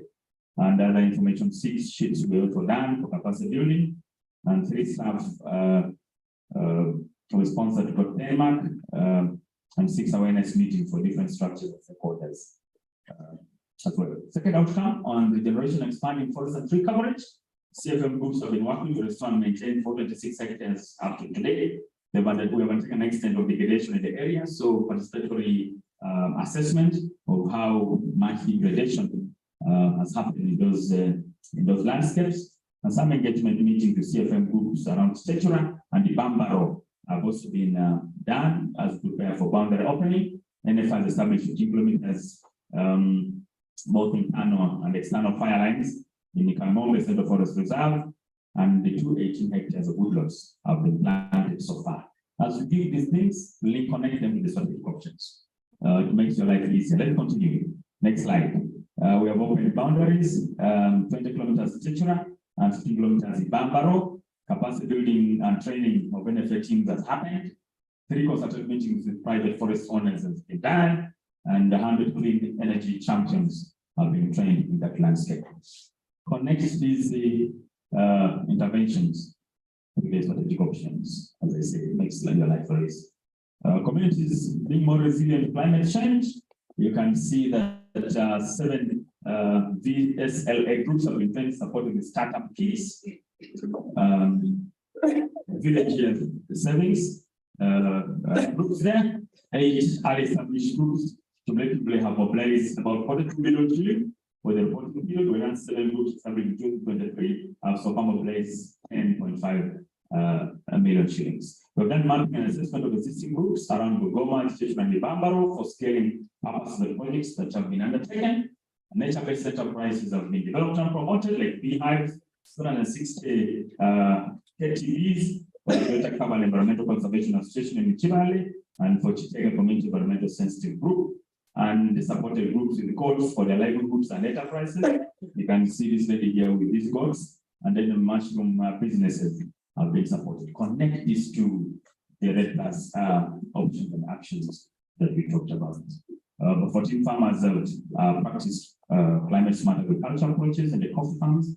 We told farm the coffee seedlings with variety given out to 732 hectares. So technical trainers have been supported, and they have reached 3,208 farmers. Next slide. The last outcome is the population of equivalent species increase. We have some initial consultations with local government and technical staff to find out how to deal with the human-wildlife conflicts. In the wildlife sphere, we have this very serious problem of human-wildlife conflicts. So this project was requested after this intervention came a little bit later, because in that landscape, though there is no UA presence, but UA by the Wildlife Act has a responsibility to deal with wild animals on your land. So if you are here and you have wild animals like those big, those monster snakes, the pythons and the like, you can request UA to help. So communities had raised some issues, and so the project had to visit and agree at steering committee, which I also sit on, to support this this one. They perfected the dialogue focusing on collaborative conservation with the chimpanzee in Bunyoro using culture and resources. So that is it for that second project. I want just to let you know that the REDD strategy is a huge document. So many, I have only 3 slides to go, Robert. It's a huge document, and there's so many things that we need to do here, in addition to what our landscape actors are doing. And so we're saying as government, we also need to very quickly do something about it, in addition to what our other partners. Of course, it's not entirely landscape actors. NFA is involved, it's government. It's the one that started this conning, because they married conning the fellows. And then they agreed to offer land, and then the landscape actor was available with the financial. So it's still government, but because the technical things are led by non-state actors, we want to appreciate the contribution that WCS and WWF have done so far, as far as that is concerned. But we want to publish, jurisdictional nesting approaches. Nesting is about delineating. We have so many projects that are coming up. Even these 2 projects are in the Albert Water Management Zone. So we need to delineate them out and say, okay, WWF, this is where you end. WCS, this is where you end. So that process of allocating the area and the credits is called nesting in simple terms. It's highly technical, it requires a lot of data, things like that. We want to complete the Albert and Antoga water zone emission reduction programs. Thank you for your information. With the World Bank support during the readiness phase, we prepared to do this. We wanted to do 2 EGTs for Albert and Choga water management zone, but we couldn't because of COVID. They happened during the time of COVID, and so we only ended on the PIGS idea notes. And these PIGS can be expounded into a project design document. So we think we should do that. So when we have the PGT for the water management zones, then as the secretary, which I just allocated to this project, say, okay, we know what we have in those water management zones. What do you want? WCS, I want this and that. Okay, now we give you this, that kind of stuff. But right now we don't have. So I wish we had this before COP26 in Glasgow. But we also want to prepare, of course, for the other water management zones, similar PIMs and PDDs. We want to continue mobilizing finance for implementing our activities in the strategy, and we want to unpack this strategy and have it integrated in district development plans. So it's quite a huge amount of work. And we want to plan these plans that reflect different land-based activities, including REDD plans, and we want to also support the park management issue. They have a park management plan, plans that they are developing, unpack the national plan strategy and have it integrated in those management plans, both for the central program, but also for the national parks. Next slide. So very quickly, that's what we want to do. But just to let you know that there have been people who have been doing work. EcoTrust has been there in those landscapes under the trees for global benefits and with the Prime Legal Standards. We've been doing quite a lot of work out there, and we want to include them in the REDD Plus registry when we've concluded. WCS have talked about an NFA. Space for Giants is also there in Pianobupe and neighboring landscapes of Karamoja. They want to also go in and do feasibility. They want to do a PDD, paid environment. Some of you know them. They are working with Wildlife Works based in Nairobi, and they are also doing a feasibility study. I think it has been concluded. Tail end, Udongo Forest Project and X is there. We also have the WWF and others. Machuli has come recently with UNOC and many other people who have come in. So the potential is huge, but we think that we need to prepare ourselves better as a country. That's why we're waiting for these guidelines and regulations, which the Red Cross makes a contribution to. That's why we have to join that meeting tomorrow without fail when we get out of here. But we have some support to these processes, and even REDD is doing that. UNDP is focusing on completing the PDs for Choga and Albert, also completing the guidance regulation for carbon. I'll not have that. The use of I is not a good thing. Eh? We have been able to secure financing as REDD Plus to support the guidelines and regulations preparation, because it is important for REDD Plus generally. Otherwise, we'll be waiting forever if they don't have money. So we decided to get them money and this UNRED support so that we don't have any problem. But we're also going to support dialogues in Uganda Protection Relief. Maybe to let you know also that Uganda joined the Relief Coalition. We wrote a proposal in August 2021. The Relief is lowering emissions through accelerating forest finance. It is a coalition, a global coalition with the 4 governments of Korea, UK, USA, and Norway that are pumping money, plus private sector institutions like NB, even some of these airline companies and others, NESO and the like. They are pumping about $2 billion to support tropical countries like Uganda, so that they can work with them to transact in carbon. So Uganda joined, but we have never signed a letter of intent because of the lack of guidelines and regulations. So, but it's out of that leaf, because the leaf said we want to use the REDD standard. So I'm just trying to connect with for you how we come here.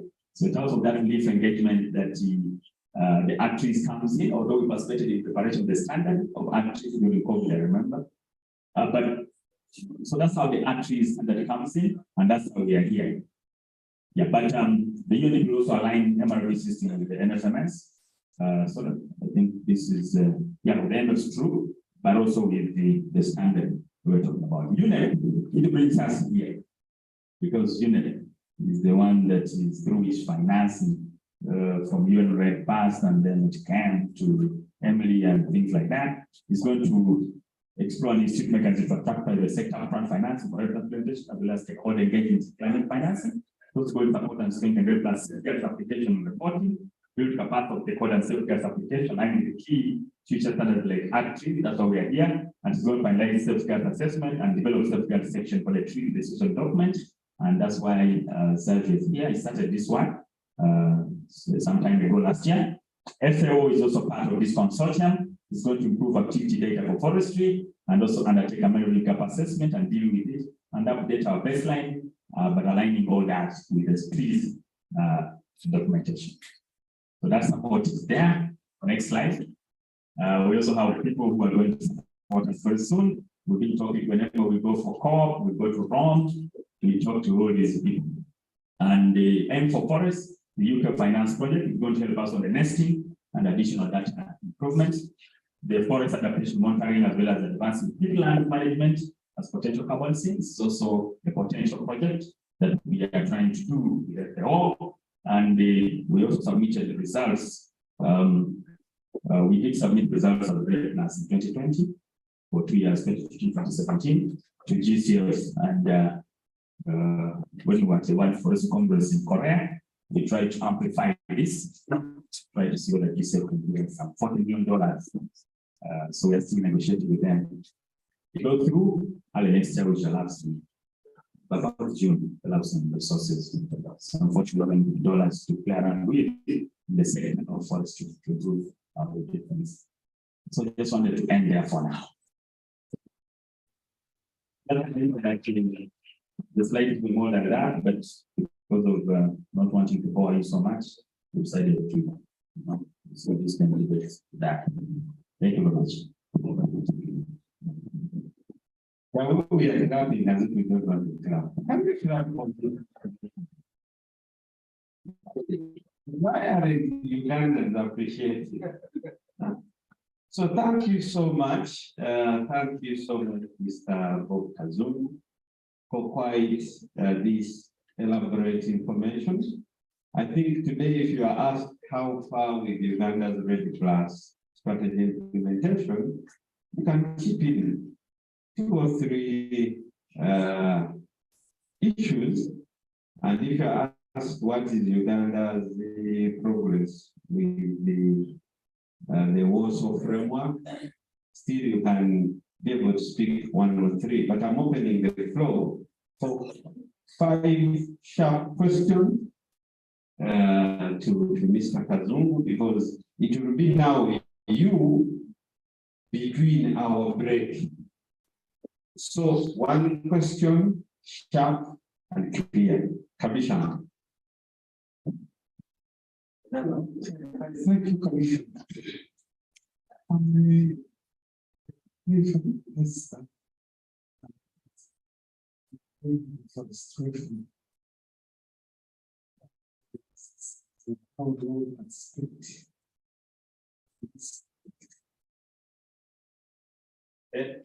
Thank you.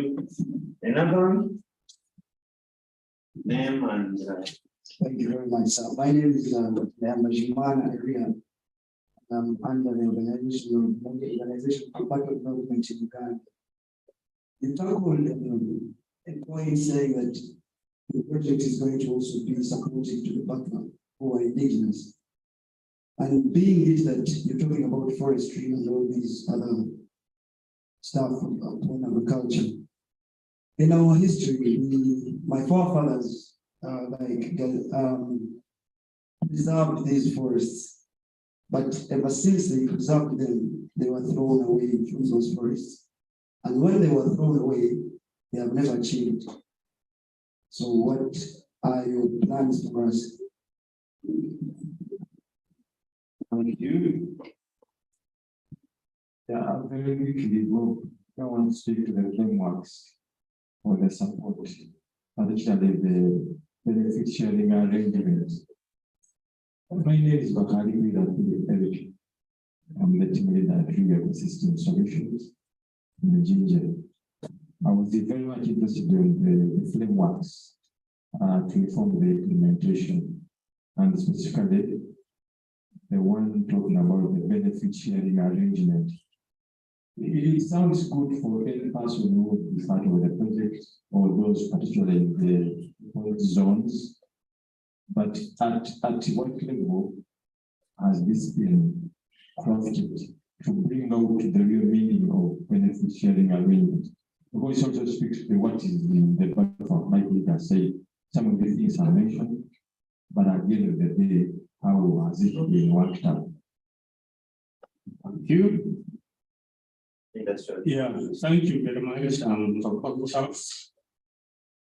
And mine is a policy question. How has the sector influenced the Wildlife Act of 2019 and Environment Act of 2019? Because we have challenges in the Wildlife Act in terms of regress to what animals do towards the communities. How can we bring in the REDD Plus aspect to cushion this debate that is now almost opening after the act has been put in place? Thank you. One more. Okay. Thank you, Mr. Kazungu, for the presentation. I don't know if this will be out of the scope, but I was just curious to know about if there is any complementary use of the NFA benefit sharing guidelines in the project, because there's a time back when NFA was working on these guidelines. So I don't know, just an inquiry. Thank you. Sir, you have the floor. Thank you very much.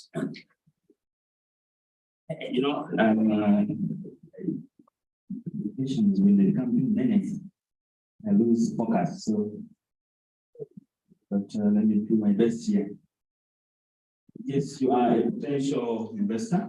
You would like to use avoided deforestation or avoided unplanned deforestation, depending on what you want to call it. But and so, how do you want to get involved?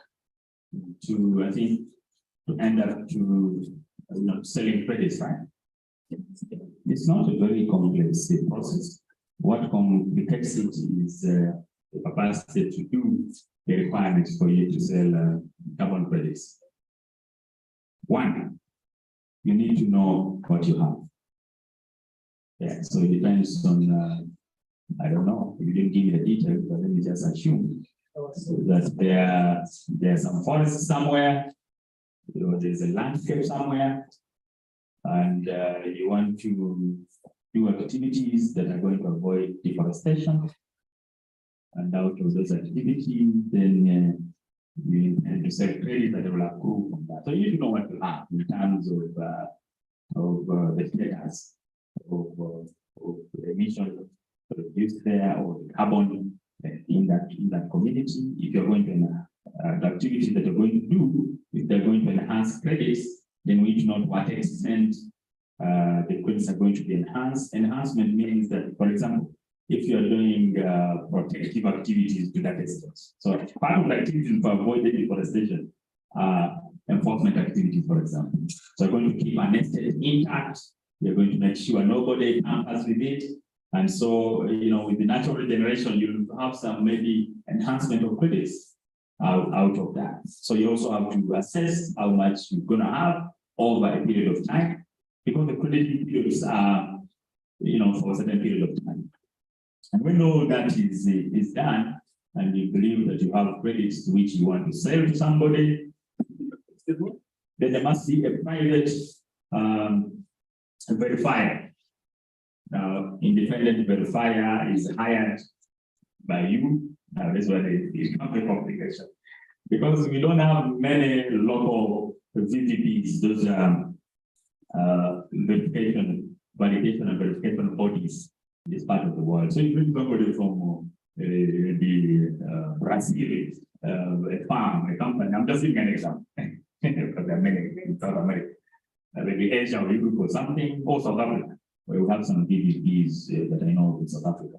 They come and be sure that the credits you want to sell to party X, because the party X will require an independent verification, because that's the requirement for selling credits.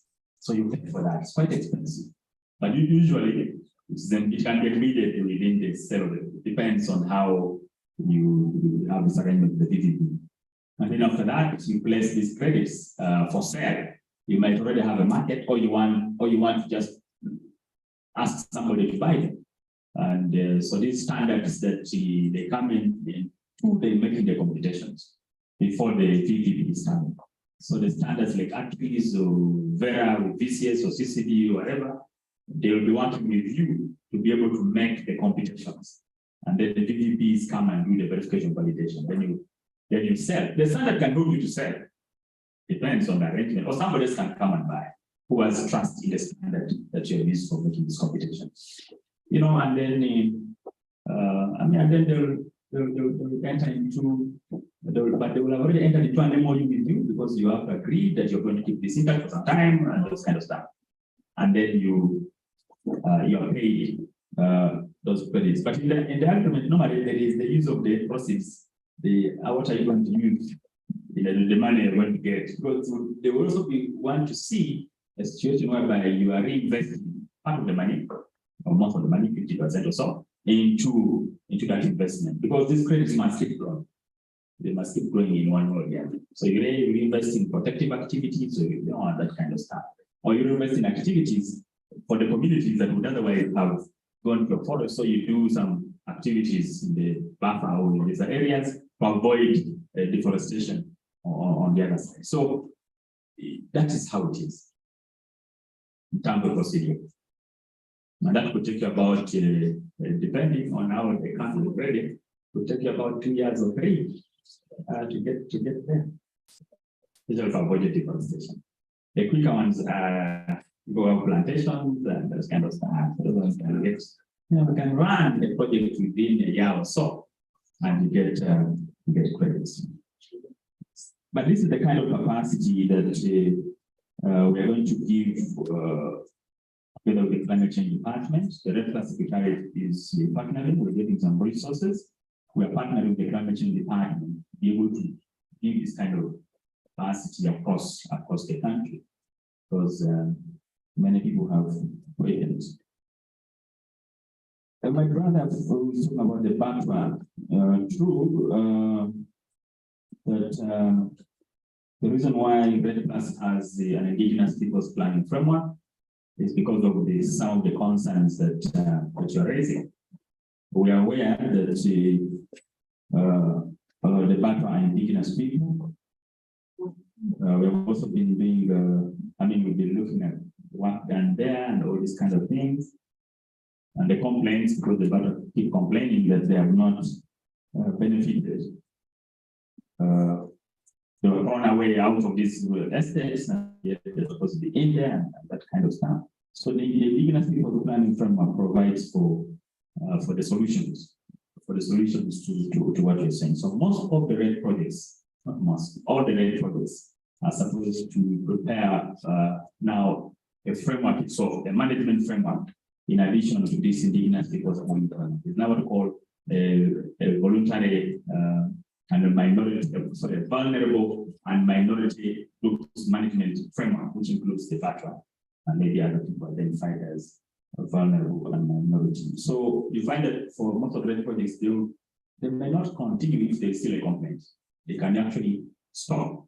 And, if we deal with the management framework and there's nothing that comes out of that, people are continuing to complain, we pull out of that community. So that's how we're just giving you the appreciation that we know how important it is to be able to take care of their interests. My brother from Ginger, the benefit sharing arrangement that we have is a national framework.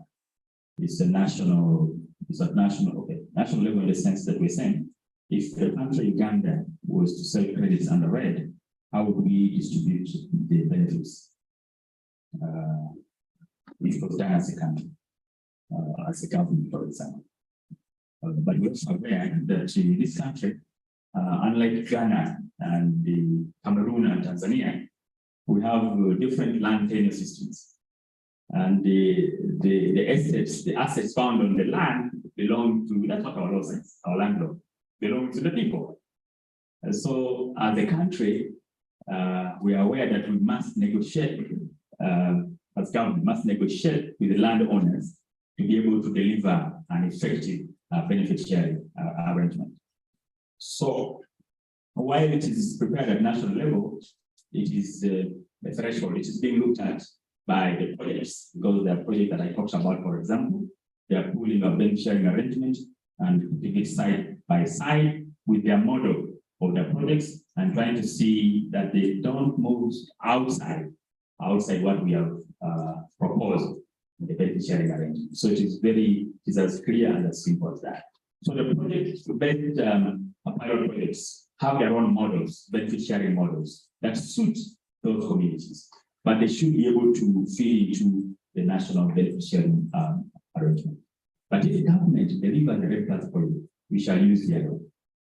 But it's a living document. Now we are heading into a very interesting review of even the land laws.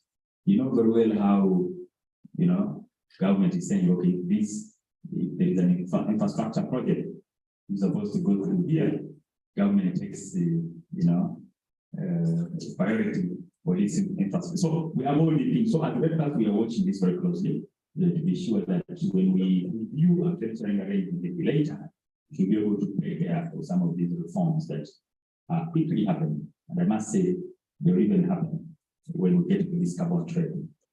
May have some reforms. Okay, my brother, you from Karamoja? Okay, you're asking about the Wildlife Act and the NIA. The REDD+ specifically, I recall actually I have communication to this effect. I was consulted specific as a REDD+ focal point to deliver the NIA and also the Wildlife Act. And okay, when they started the process, I was asked by the then REDD Plus focal point to provide support. But before they concluded, I had an engagement with them, and I recall that the issue of human wildlife conflict with the communities and all these things was discussed. And I recall the issue of REDD Plus prepared agenda action plans, for example, prepared so many framework documents that are important for delivery. And wildlife or national parks are not, they don't fall outside our area of jurisdiction in terms of supporting the management as REDD Plus. So we did our best there, but what is happening in the actual implementation is something I've not been able to track because somebody will challenge me and say that's your job. But at least I'm in contact with the owner and I know the details of their conversations and the penalties with the new regulations and the laws that the law that they have to deal with this animal problem. And I mean, an animal problem comes with killing of animals. Also, when you kill the animal, what how much? It's 20 million. Yeah, it is 20 million, but when an animal 2 million, when an animal kills you, you even nearly not get compensated because of the structural arrangement, the procedure to be compensated. And that's why even why OPM messed up the two forest area. I know. You recruit people to cut a forest to plant coffee for the heat. And you say we don't know what is so natural that a nature reserved area, strict nature reserve. You use the jackets of OPM for cutting a forest. Yeah, I mean, the things could be, yeah, true, I agree with you, my brother. But maybe it's not, I mean, this meeting might not resolve this issue, but at least the good news is that, I mean, the consistent, contact with the poor people. I know about the Timu problem because it came to our attention. My commissioner of forestry was involved in that conversation, and that was part of the discussions. But how it has been resolved as of now is what probably we need to have a committee over a cup of coffee so that we're able to see how best to track and follow up. Because they requested for our input as a department. My sister Anne, you talk about the benefit sharing guideline for the Center for Research, I guess. Yes, we do have a draft benefit sharing guideline for the Center for Research. It has been draft since when? I know you supported this process. So it's been there over for 6 years or so. And we've used that draft to enrich our CFM guidelines. True. But we have also challenged the board through our, we do supervise NFA also as a department against the performance contract. And that was one of the first questions we asked the board. What's happening to this guideline? If you need support to conclude it, let us know. As a ministry, we shall provide, but that is our responsibility to conclude guidelines. So we told them officially we write to the permanent secretary so that we can support the conclusion of those wonderful guidelines, because they were taking care of not only the communities of CFM, but also of the local governments. You see, the local governments, I mean, this is where businesses are found anyway. So if there are any benefits from tourism, like this, the way you see wildlife and the money that is channeled to local government. So we're saying for Central Forest Reserve, it's also possible. If there are investments in their tourism, ecotourism and things like that, if there is money that is accruing from those investments, local governments have a role to play. Because they're the ones who engage in those communities you're calling adjacent and all this kind of stuff. Can we share some of the benefits with the local governments? The percentage can be discussed, no problem. So we benchmarked on the UA arrangement, and so we have that in that draft guideline. However, we're still waiting for them to, but if they don't, we're going to ask them before the merger It's one of the conditions. Not really a condition. We want to do it because we really want to hear why is it that they have not been able to give us these guidelines in time. Okay, yeah. So, but maybe to mention that those guidelines of residential forest reserves, they benchmark a lot also on the benefit sharing arrangements for REDD, but also we know that they improve on the management of our forest area. Thank you very much. Thank you very much, sir, for this wonderful session. And the tea is served at the poolside. As we are going to have our tea, I can request your indulgence for a group photo on the steps as we come inside. So if we could march to those steps down there, have our photo, and then which will take us around 20 to 25 minutes. And then we'll come for another presentation on the secondary approach. Thank you very much. Looking forward to a delicious breakfast.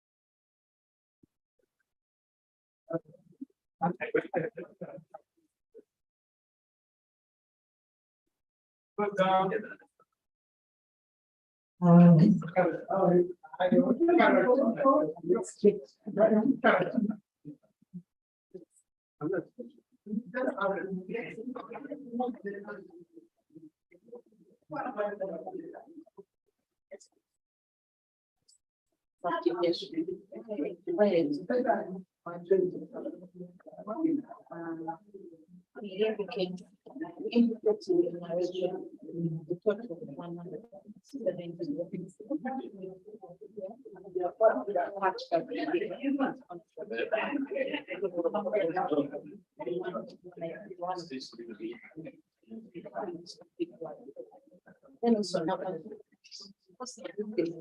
allow us to start.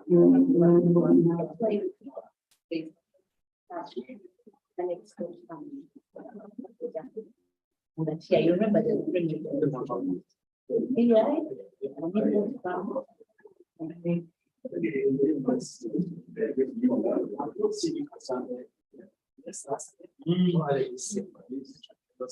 yeah, okay. Yeah, but attached to this. Okay, but we should don't know. I have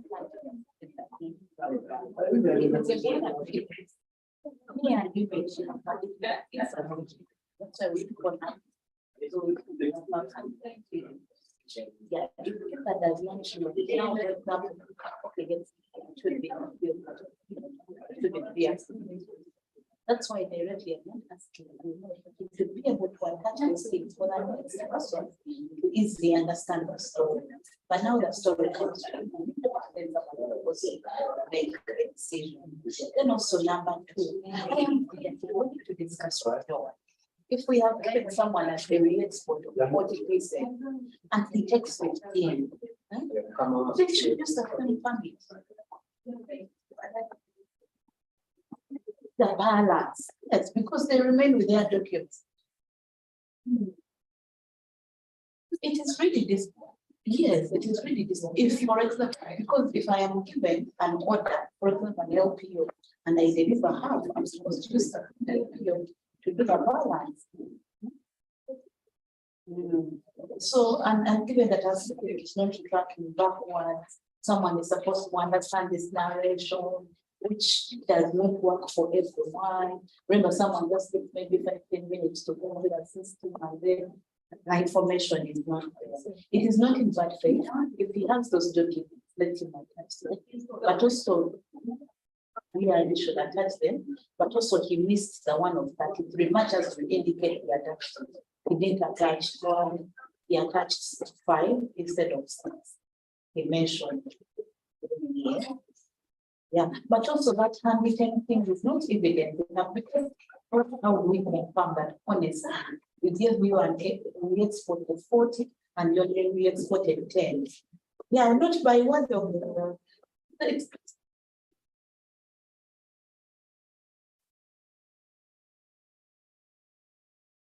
Because they are not there. You see what the problem is. Total quantity. Were they 174? If they were 174, we also gave to the exports of 174. Right? But now it is hard for us to tell that I gave you exports of 174 and I only took 15 just by him writing. And just by him writing. I'm not going for presentation. Can I stay here? I'll keep it start. I don't want to go for breakfast. Can I stay here and you start? Okay. You want to lock me in? What if I want to go? I'll lock. Can you give me that key? I'll keep locking. Okay, so open. So I was saying it is hard, and this issue is what I was talking about. Everything needs to be clear on assessment. Yeah, they can implicate it for none, can implicate us for none, for none. So I am wondering which evidence is there that he actually not take out those people.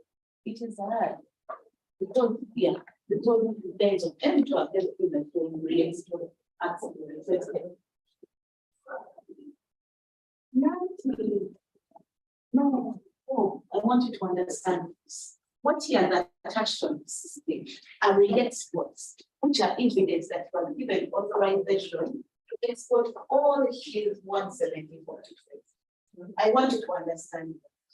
But now he's telling us that much as you gave me a total export of 174, I only exported less than 19. There is no such evidence. I try to understand what I'm saying.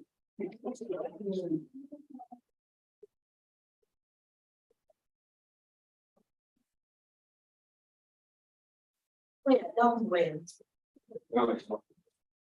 On all the exports, the amounts are indicated. Maybe. Where's my Okay, just a minute. Okay, that's one thing I didn't understand. Never.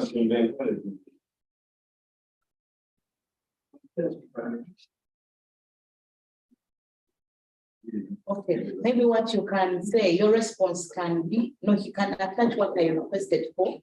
In that regard, the response should be that the permits, the attached permits, because I know one of that is.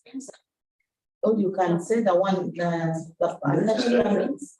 Clearly stipulated to indicate the amount that actually went out. Me, I didn't see that. So you take T and the family. Yeah, then the other thing I did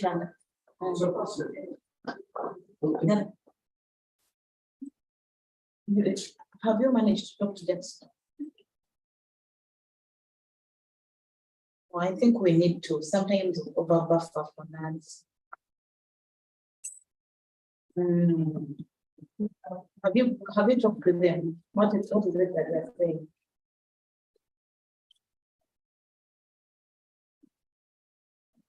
Now, this other thing, it has the one of Isa says, please clarify.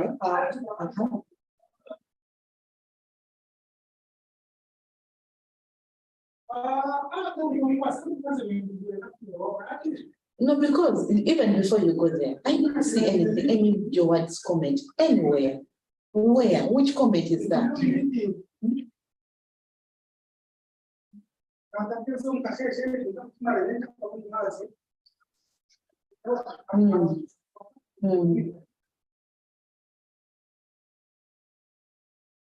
That I don't know.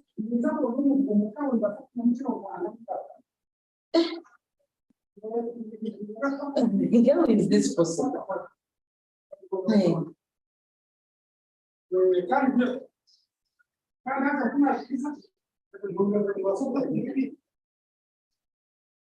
No, why does it tell us those things without telling us?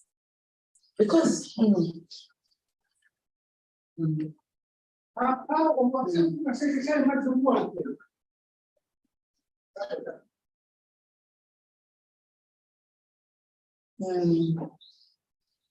because Lisa says clarify how the concerns of MA regarding the discrepancy between TIs and income permit were reconciled. He'd never discussed with us. Did he ever discuss with you? No. Joe had before this inspection. Then why does he discuss at a higher level than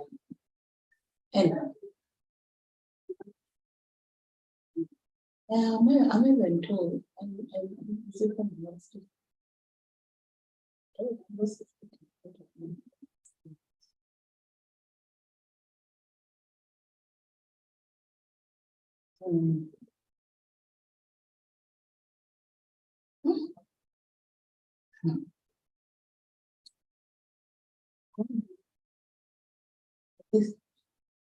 Yes.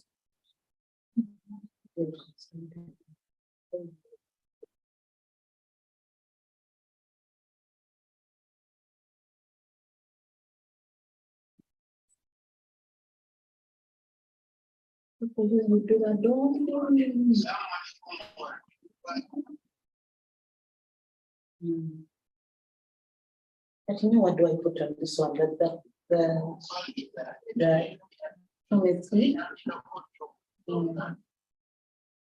The discrepancy was reconciled.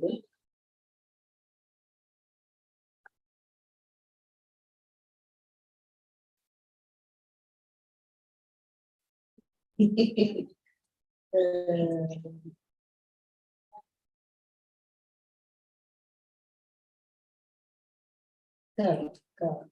Let me follow this guy.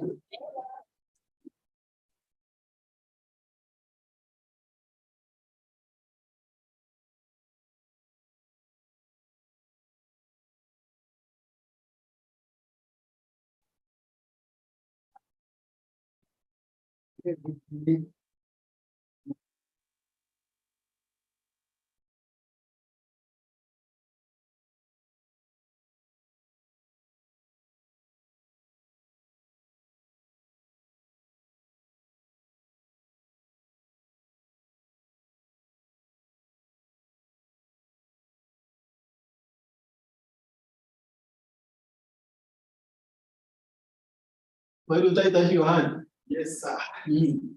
Oh, yes, sir. How How are you? Again, the name? Albert. It's a very, Not only the dog.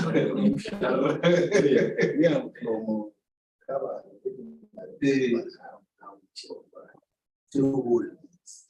How can Muchika even go to the same desert? Eh? You are surviving. You are surviving.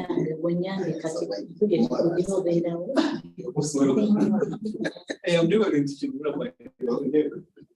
It's not even a passing through. No, it is not the same desert. I'm using when you go to cover and compare with.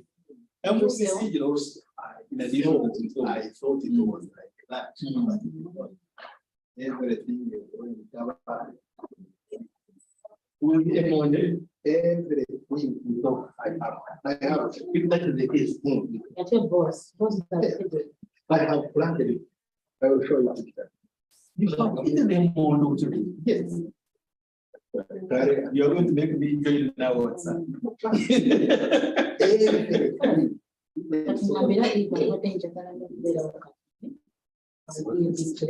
Everything.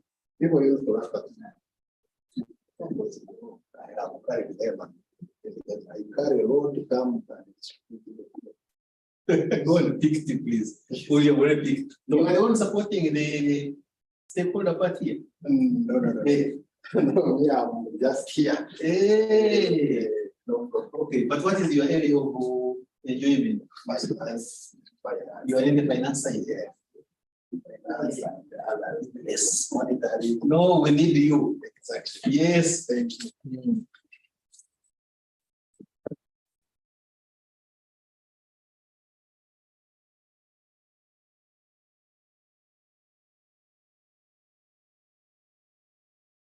Go down and take something. Yeah, I am good. For a religious reason. Both, Both. both religious and non-religious. Hey. Okay. That one I don't even add a word. When there is a religious reason, you can climb a mountain.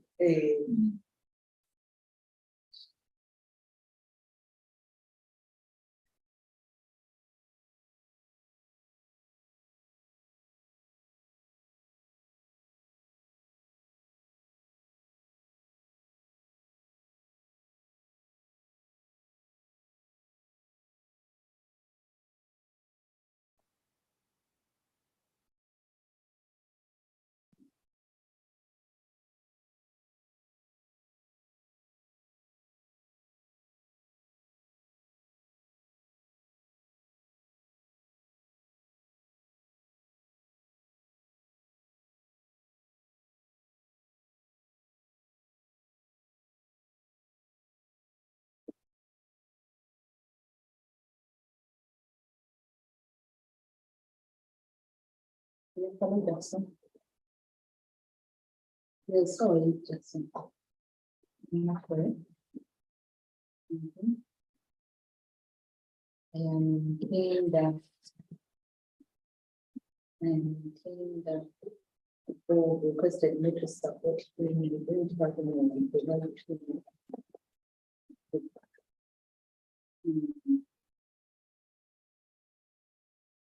It's a capacity, but it ends tomorrow. Now here I am coordinating with others. Then also with Patrick about the other requests.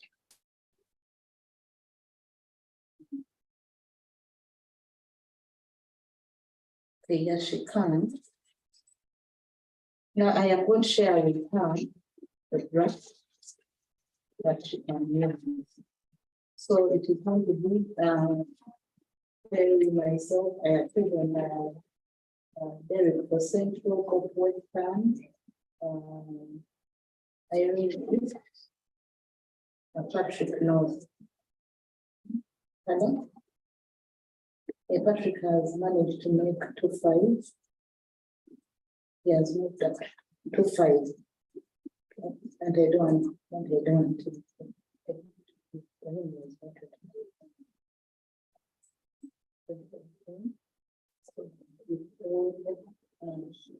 Let me send. Let me send her now, right? Yeah. This I think I don't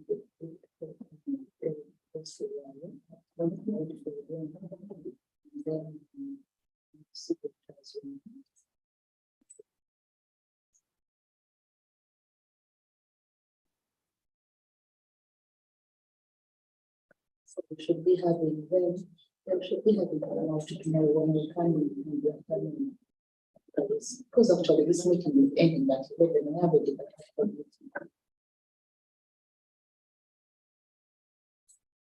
And I even just send you a copy of this one.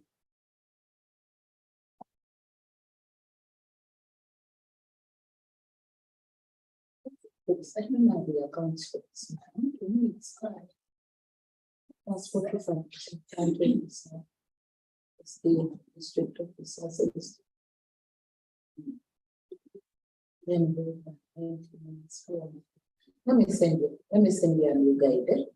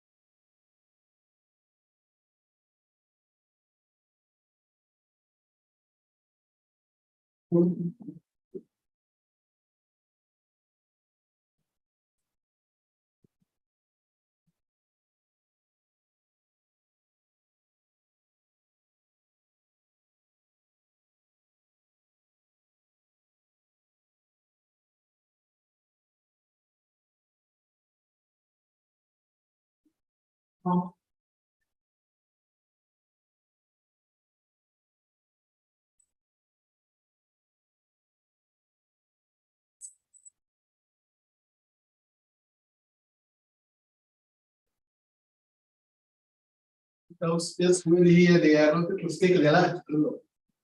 Just free land here.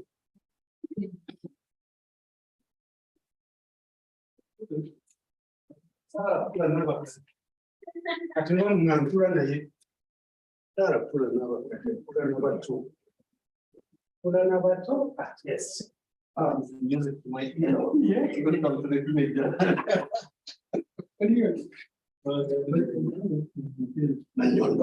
Manje.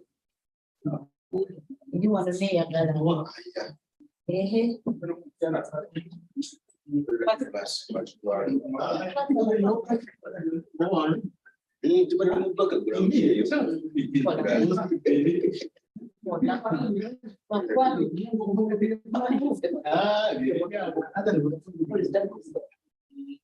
Yeah, well, it's yes. Now I know which I'm engaged with. I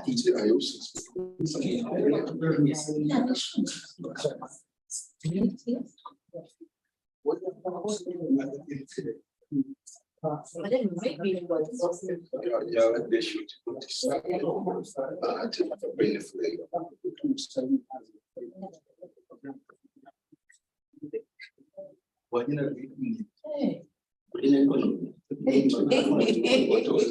but you didn't announce. You should announce. My neighbor was asking for what. I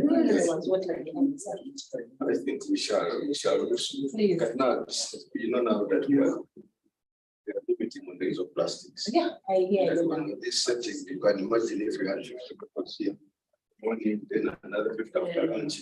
So that's But at least one big plastic. yes. The glasses will be washed. Okay. And where do we, how do we make the glass? What is the raw material in glass? Now for them, they are used. Ah, okay. Once it is not factored once, you make it use. But for them, when they are done, throw it. Now, let me just say hello to Anne. I didn't see Anne.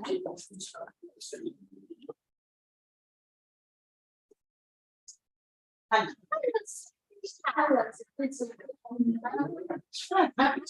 am your small Irish.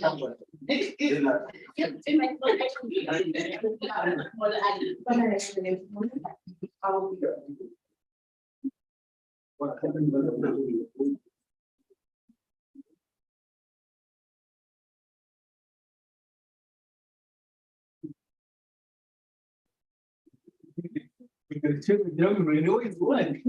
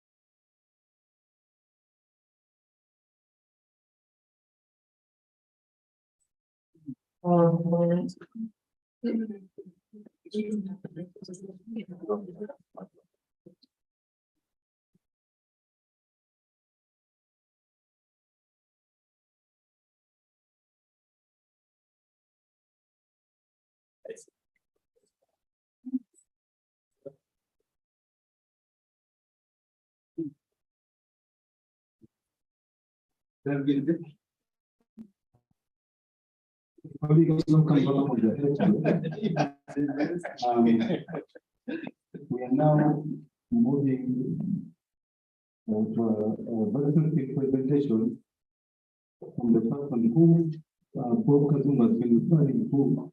That is the aspect of this meeting, and that is not other than Mr. Nathan Monolusi, who will be taking us through secular assessment of presentation. Thereafter, Mr. Xavier, sorry, I mentioned that. Xavier will be taking to run another presentation. It will be a marathon of activities from now until we move from here. So here with us, for Mr. Nathan. Close of the time. Okay, that.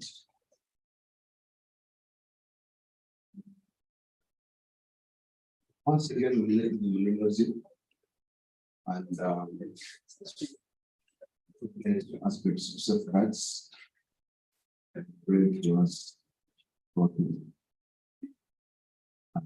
taking youth representation on the safeguards approach for Uganda.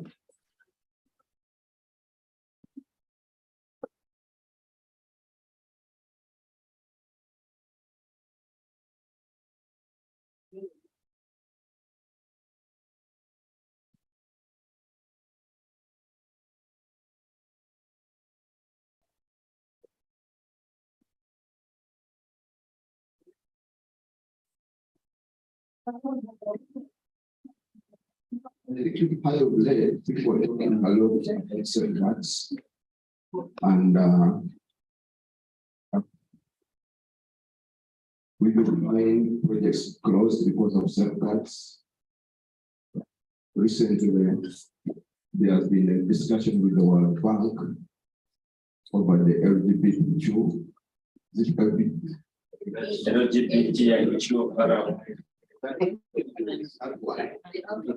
And they are talking of people whose rights are being violated. So it is being written under safeguards. There was also a request from the European Parliament, which was against the East African crude oil pipeline. They also hiding behind environmental safeguards and issues of human rights. So, I'm going to talk about the way to go and the safeguards approach for Uganda. And now to record the presentation. I'm going to scroll. Okay.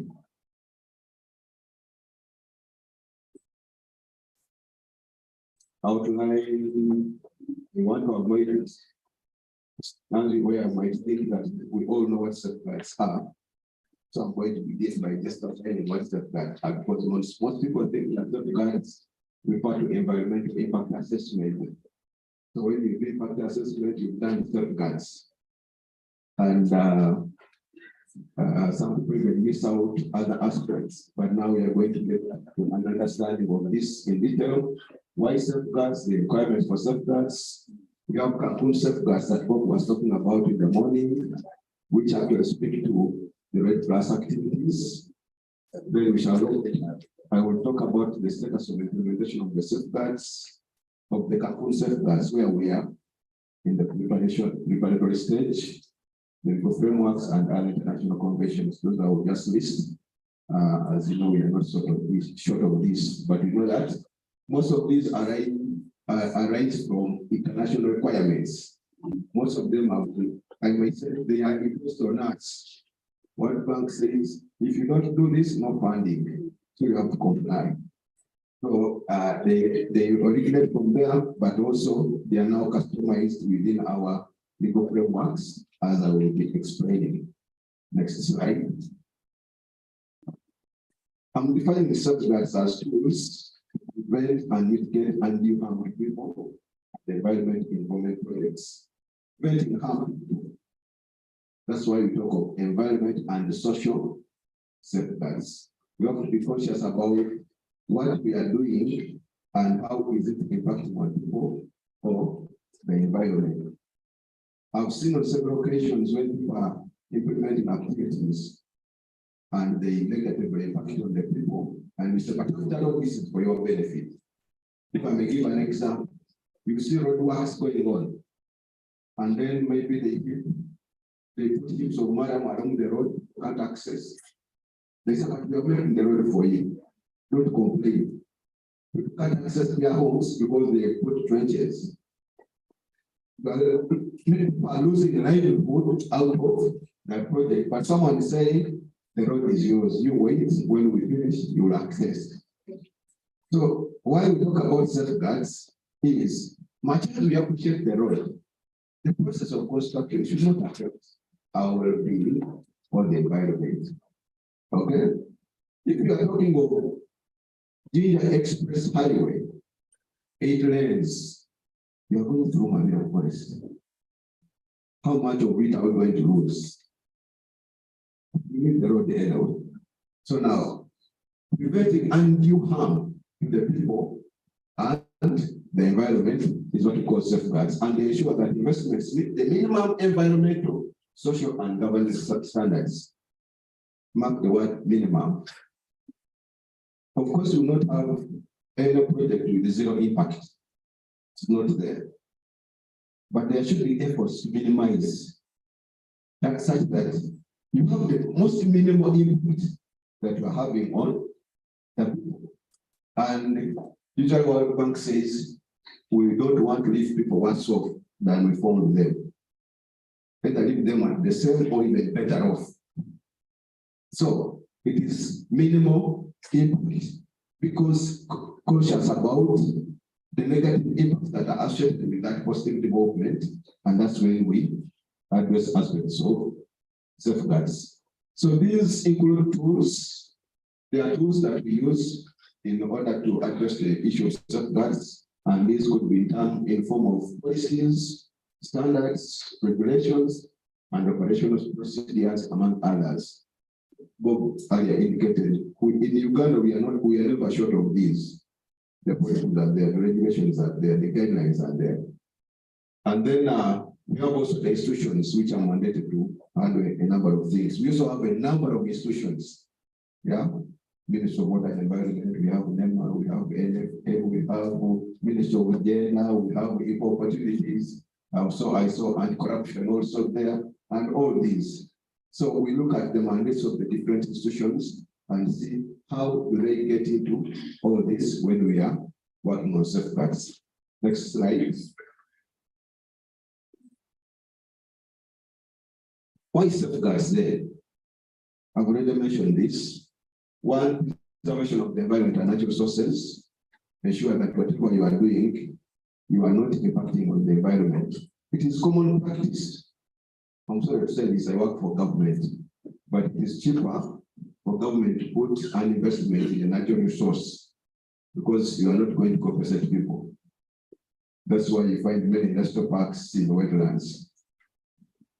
Yeah, for avoidance of the high cost of compensation, you find that the environment is compromised. The standard.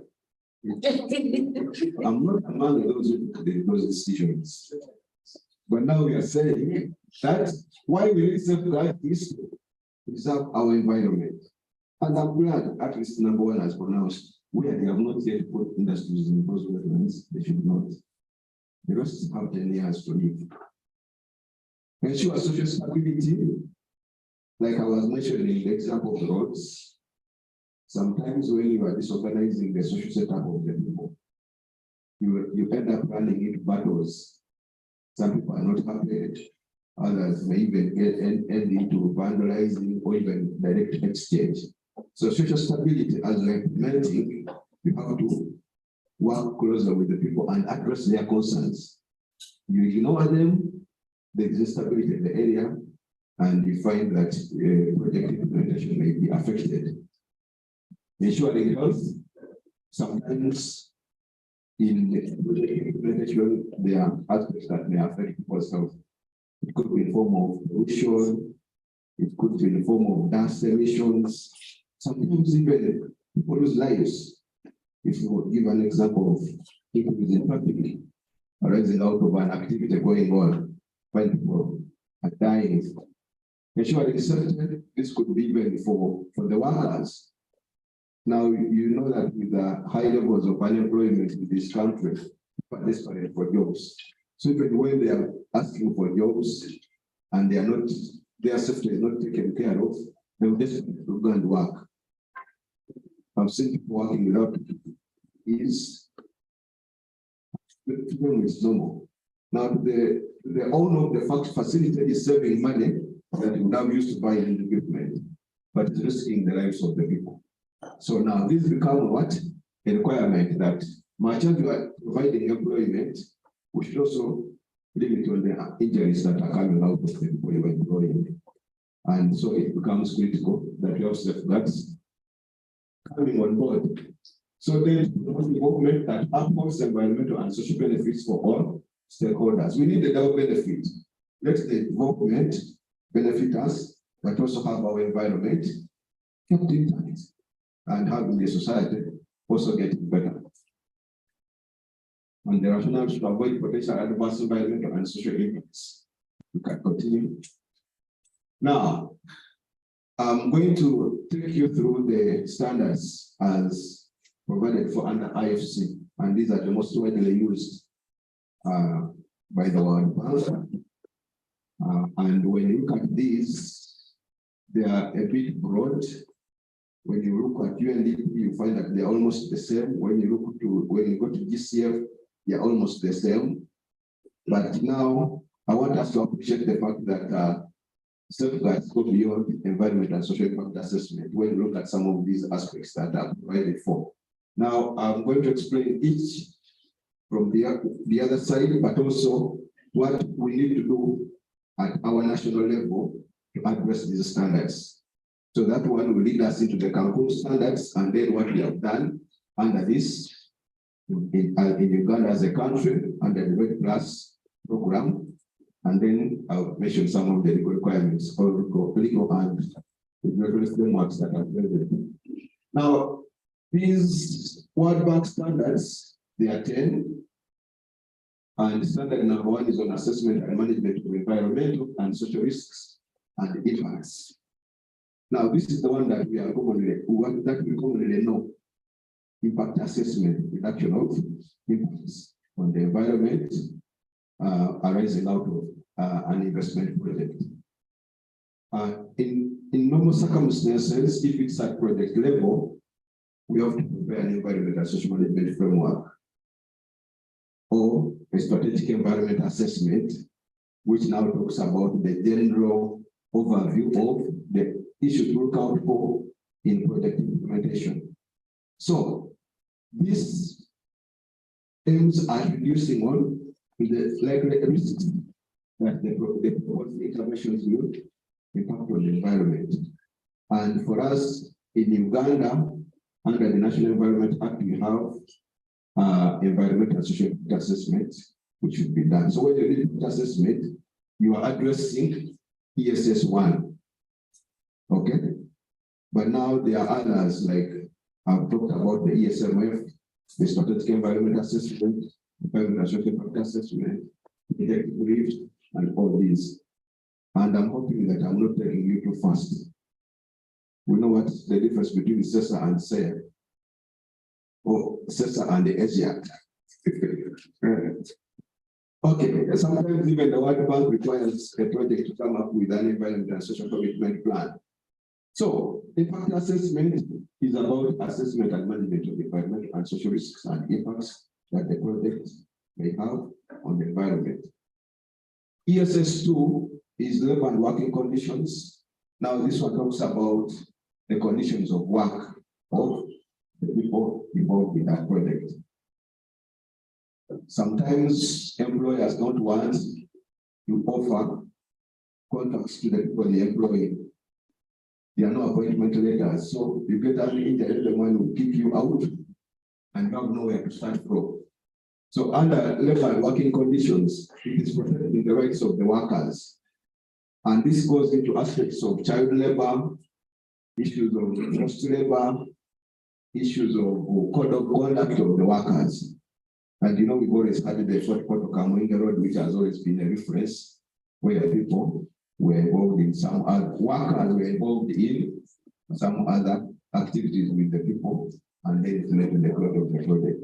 Now, under this, there are now those laws under Ministry of Gender, but now for a project that is going to impact on the people, requires that they should, where they are going to employ people as laborers or employees, then they have to prepare labor management procedures as now a national requirement, but to address the international requirement if it is the World Bank funded project.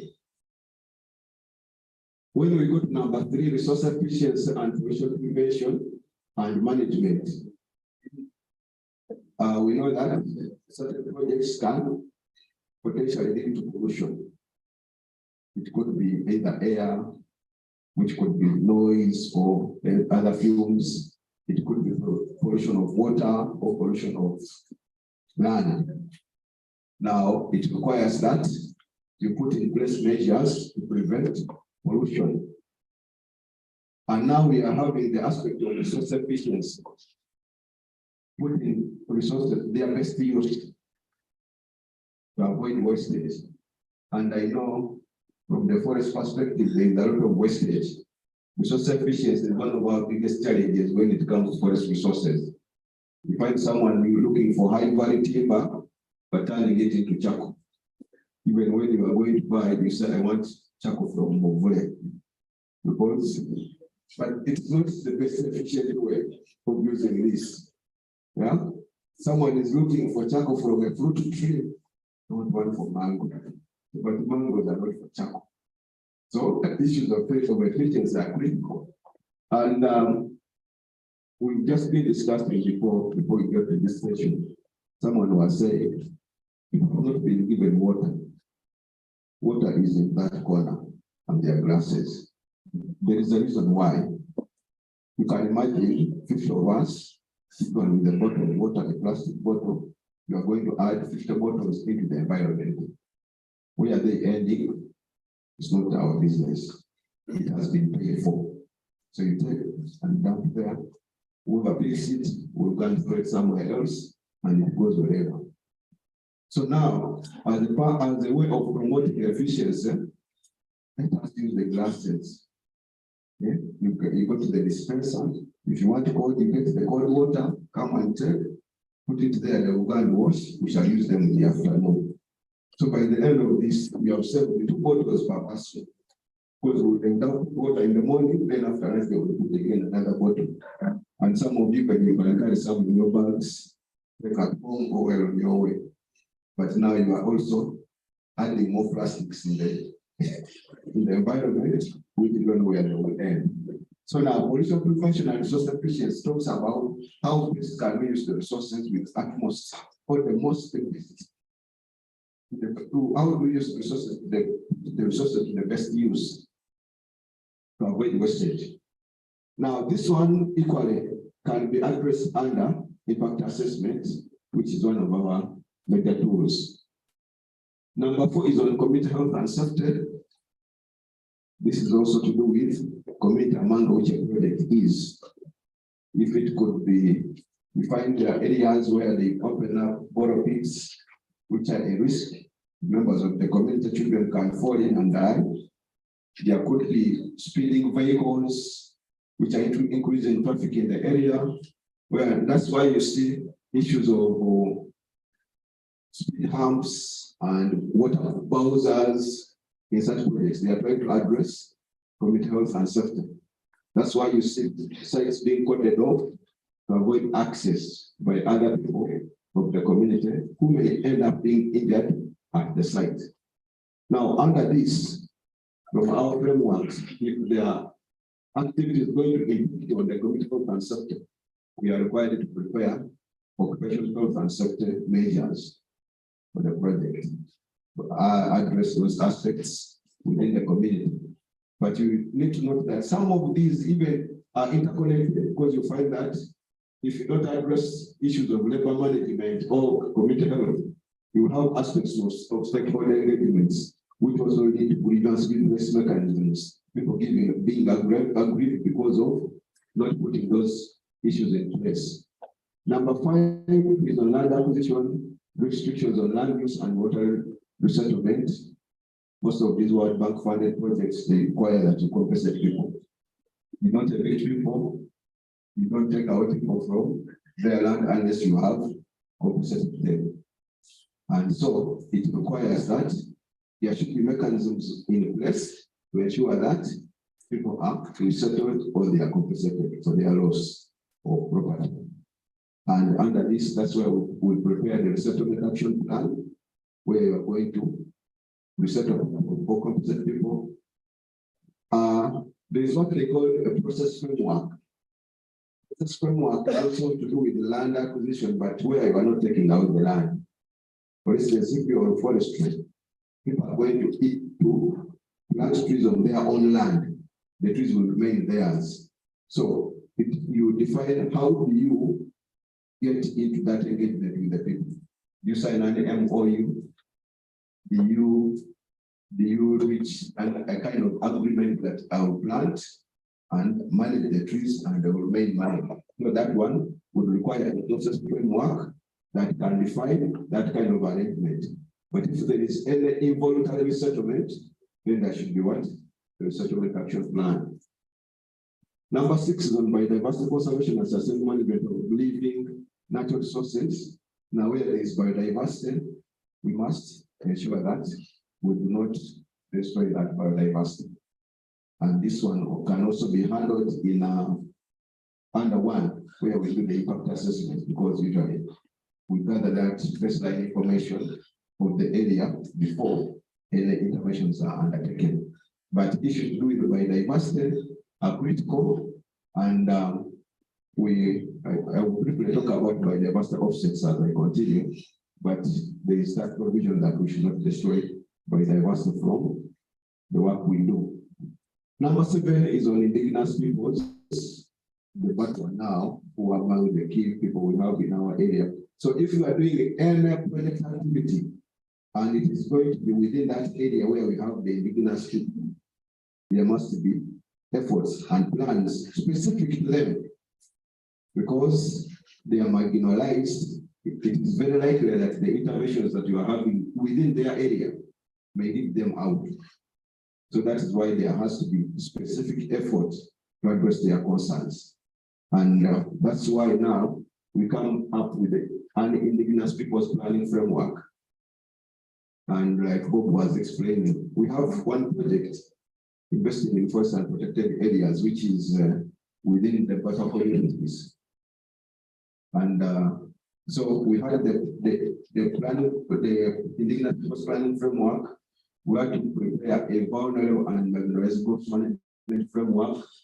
Then we have prepared vulnerable and marginalized groups management plans for each area where these people are located. There's one for Echuya, Mugahinga, Wede, and Somliki. These are in place with the specific interventions of what we are going to do for what work within the project in their respective areas. So now, because now that project is within the areas where these people are, we have now those specific ones. Much as there are general interventions which they can as well be part of, these ones are particularly to them. I can share with you that information if you need it. But now who and NFP are the ones leading those activities, but it's already a commitment, but it is to address this. If you don't, World Bank will catch up with you. They get to know about that. Number 8 is on cultural heritage, which also talks about people's cultures. People have their associated attachments to certain cultural issues. There are trees that give people blessings. There are graves which have to be located through some certain means. There are rivers which have some source of whatever. So you can't just come and do things in that place without going through the due process. Actually, now they even what we call chance finds.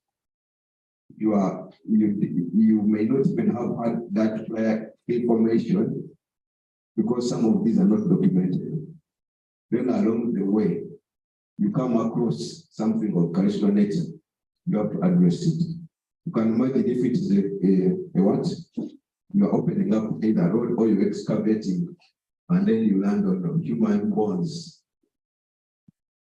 And if there are claimants who come up and say, this was my grandfather, then you have to cut out the rituals that are associated with the self-burial, because you are disturbing the peace of the dead.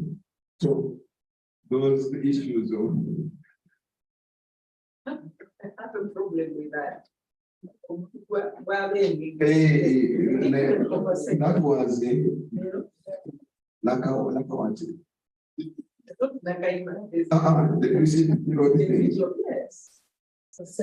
They were never compensated. They were compensated. No, they wanted more. They wanted more than what you paid, but because you wanted them to pay. But if you give the church endeavor, the one from something to do, you want to go try to match what you say. I think what missed out of it, I was not part of that, but what missed out of it, that claim was an afterthought. And it was not. After this process is going through conversation, what, then as once are beginning to come, but this piece of this body to ask. So it was like not even a justified claim that we are putting up. So they ended up looking at the value of the tree than the other associated spiritual issues with the tree. Otherwise, if it had come at the point, at the initial stage, two things would have happened. Either diverting the road, not to pass through that place, or agreeing with the owners on what it takes to remove the tree. I think that's where now the problem starts from. Yes. We're starting more about the beneficiary arrangement. How you initiate these things. She rightly says, you said they were paid. Now you say they were paying for more money. There's a second scenario. Clock tower. There are those stones near the church. People are never compensated, but you could see before that ring road now, whatever is coming out, people were spiritually praying there. So nothing. Yes, for questions will come, but continue the presentation. Not actual heritage is one of the requirements. Whether it is done or not, take notes that people have their values and what is supposed to be taken care of. It is provided for. Okay. Number 9 is on financial intermediaries. This is mainly where World Bank is channeling money through another institution. another financing institution, it must have these safeguards in its own framework that speaks to these other requirements. So we may not be talking much about this. And then the final one, the last one, number 3, is on second engagement and information disclosure. Now that critical talks about, Let's take example that financial intermediaries. yes. Now, if I may give an example, Minister of Water and Environment is accredited in temporary GSEP funds.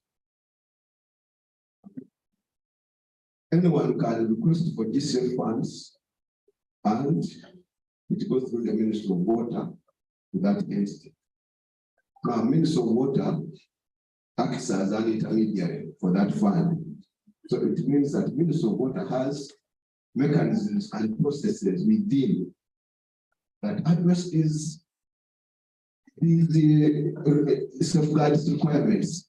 So it means that there must be frameworks that have been prepared by that institution. So it's like now the GCF assesses the internal controls within the Ministry of Water and Environment to see that it is compliant. So as an intermediary, the GCF will not go to the other implementer.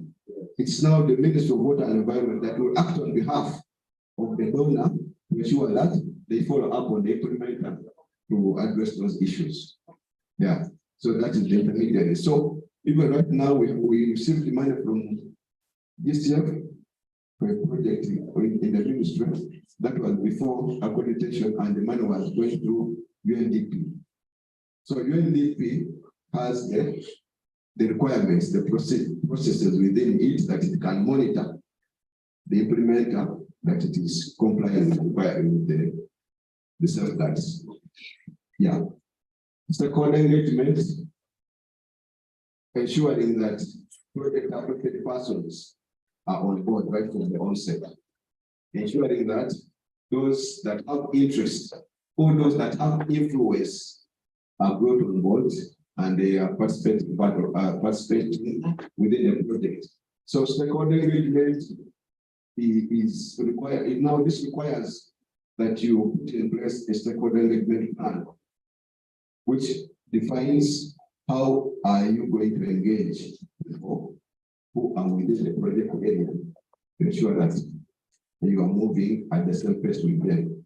And you may realize that this one might have a relationship with number 5, which is on land acquisition. How we engage the people. We have been having issues whereby the valuers come and value, they go back and take another 2 years. They will stop you from continuing with your activities because they are going to compensate you. Now you have lost livelihood within that period of time. Who pays? Okay. And then they also speculate us, like even in the Nabucco tree. You know, some people develop ideas after getting some please, why can't we raise this and we demand for more? But now it means that either the stakeholder engagement wasn't done right at the beginning, and this was missed out, or it was done and then it was a turnaround by come up and claim for what was not supposed to be claimed for. And under this, that's why we find even the grievance redress mechanism as part, because as you engage the stakeholders, you will find some who are aggrieved and they will raise up their issues. So you have to put a mechanism when people have issues, where do they report? And when they report, you give them feedback. You know, some people have a tendency of ignoring it. Those are just disturbing. They are naturally like that. But now it requires that you have a mechanism, even if you know that the feedback you are going to give them is not, they will not accept. Tell them that here we can do this or we cannot do this project. So grievance redress mechanism is part of the stakeholder engagement that requires that when you are implementing, you have to be moving at the same pace with stakeholders on the project. So now these are the general ones which we normally use when we are talking about safeguards. Now I want us to get to the Cancun safeguards. So for REDD+, it was agreed during the COP16 in Cancun, Mexico, that it was 2020, they came up with 10 safeguards standards, seven of them. And you will see that some of them are closely related to what I've just been explaining. So I will not get back into that detail. Now, safeguard number 1 requires that actions complement or are consistent with the objectives of national forest programs and relevant international conventions and agreements. In that whatever you are going to undertake in any REDD+ project, whatever interventions that you are going to put in place, they should be in tandem with the national programs as well as the international. By implication, it means that whatever you have at the national level rhymes with the international requirements. And I think that's where we find that most of our laws even arise out of the fact that we are sticking to some of the international requirements. So looking at the national programs and relevant international conventions to ensure that they are in agreement with whatever interventions is one of the safeguards requirements under the REDD+. And then number 2 is on governance, that is transparent and effective national forest governance structures, taking into account national legislation and sovereignty. So you find that most of these require that we have the relevant legislation in place, the relevant national legislations that speaks to. So usually what happens is they will just do an assessment of what are the current laws in the country. Are they in line with the international conventions? So if they are, then we look through the interventions for a given project and see if they are in line with these national laws. And that is when, so issues of governance should be, first governance should be part of is one of the safeguards under the Cancun safeguards. And then number 3, respect for the knowledge and rights of indigenous peoples and members of the local communities. So whether you also have interventions that speak to indigenous communities, then we should have them taken care of. Okay. Number 4 is on full and effective participation of relevant stakeholders, in particular indigenous peoples and the local communities. So we also have stakeholder engagement under the Cancun safeguards, but it is now coming as number 4, whereas the other side it was number 10.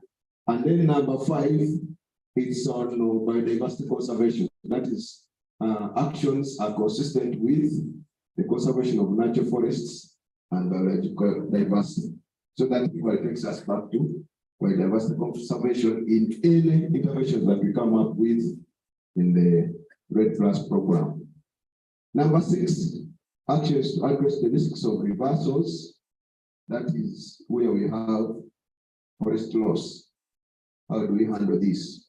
And this particular focus for us, we will talk of where we are having issues of degazettement of forests, whereby as we lose this one, there must be a replacement somewhere else.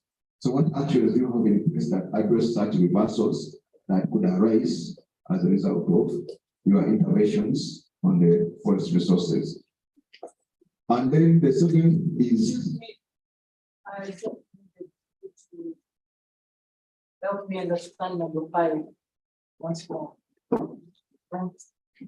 That actions are consistent with the conservation of natural forest and by the biological diversity.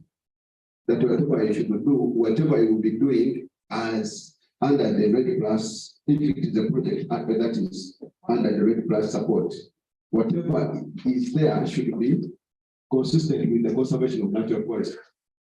As in, we should not expect maybe a replacement of a natural forest in the traditional forest, or someone was talking about was it sugarcane or coffee. There should be that consistency that don't compromise the natural forest or the biodiversity. So what happened to the Swangere one, the Swangere forest? I don't know Swangere. Swangere that's on Michiana Road.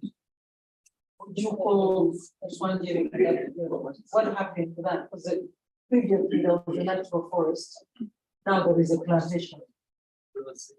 It was one part of the revenue. Okay. It's not part of our policy. You cannot do that in the records. And this is why the Red Plus comes in those kind of requirements.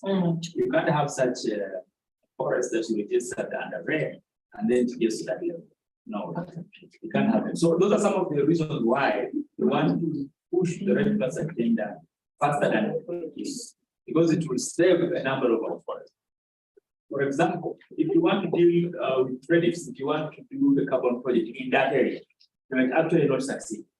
That project will not be compliant because there used to be a natural forest, and you have led to this problem, under this Cancun safeguard.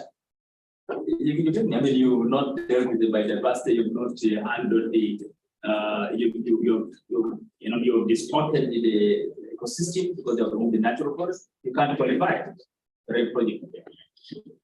I'm reading this. I come from this region where we are. And recently we had in Africa go to Sese Island for the Uganda Women Conference. And the report the women brought back is similar to this.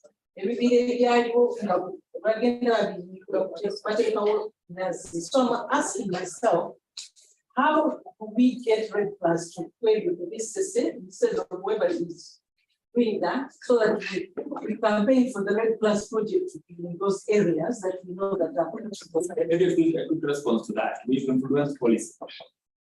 The Red Plus processes, the current forest policy review, which you have been part of, in many ways, I know you have to act something, is about 90% of the input in that forest policy review was the work of the Red Plus. We are very strong on the issue of natural forest restoration and biodiversity conservation in that policy, because we made recommendations to that. The law enforcement issue, the participation, the stakeholder engagement and participation has been strengthened in the new forestry policy because of Red Plus observations and recommendations. We had a position of Red Plus into the forest policy review, if I may call it, because we really want to shift, we want to implement policy, but also implement the law, which we are going to have later. Because now that we've done the policy, the next one is going to be the plan, and then we shall also review our Forest Act and the regulations later, so that will come in 2 or 3 years from now. But at least the first step in once policy is quite. And when you read that policy very well, I want you to read the policy alongside the strategy of Red Plus. You'll see what I'm talking about.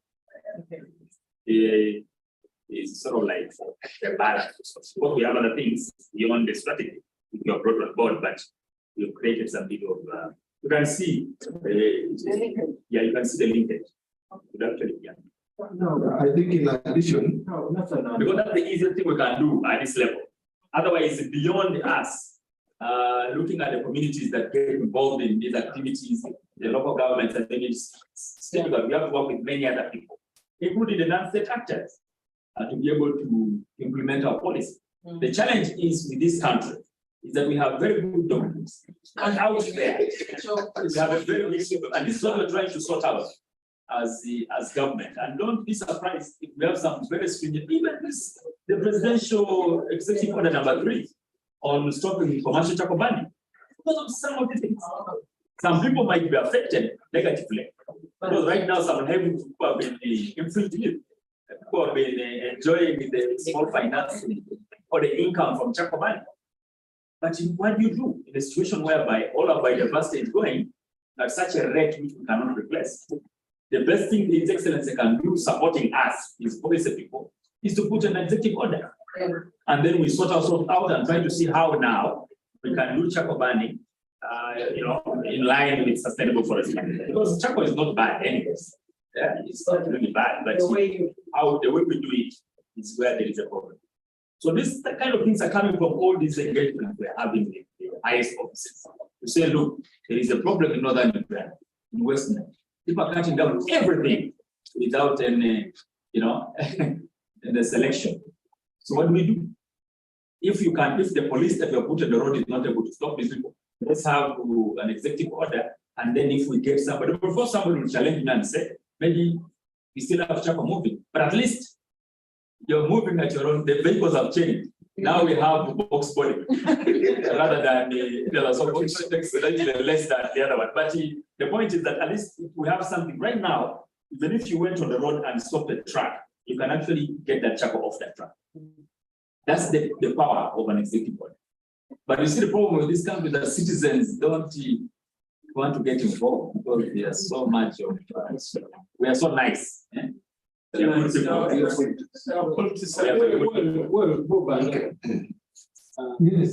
you very much.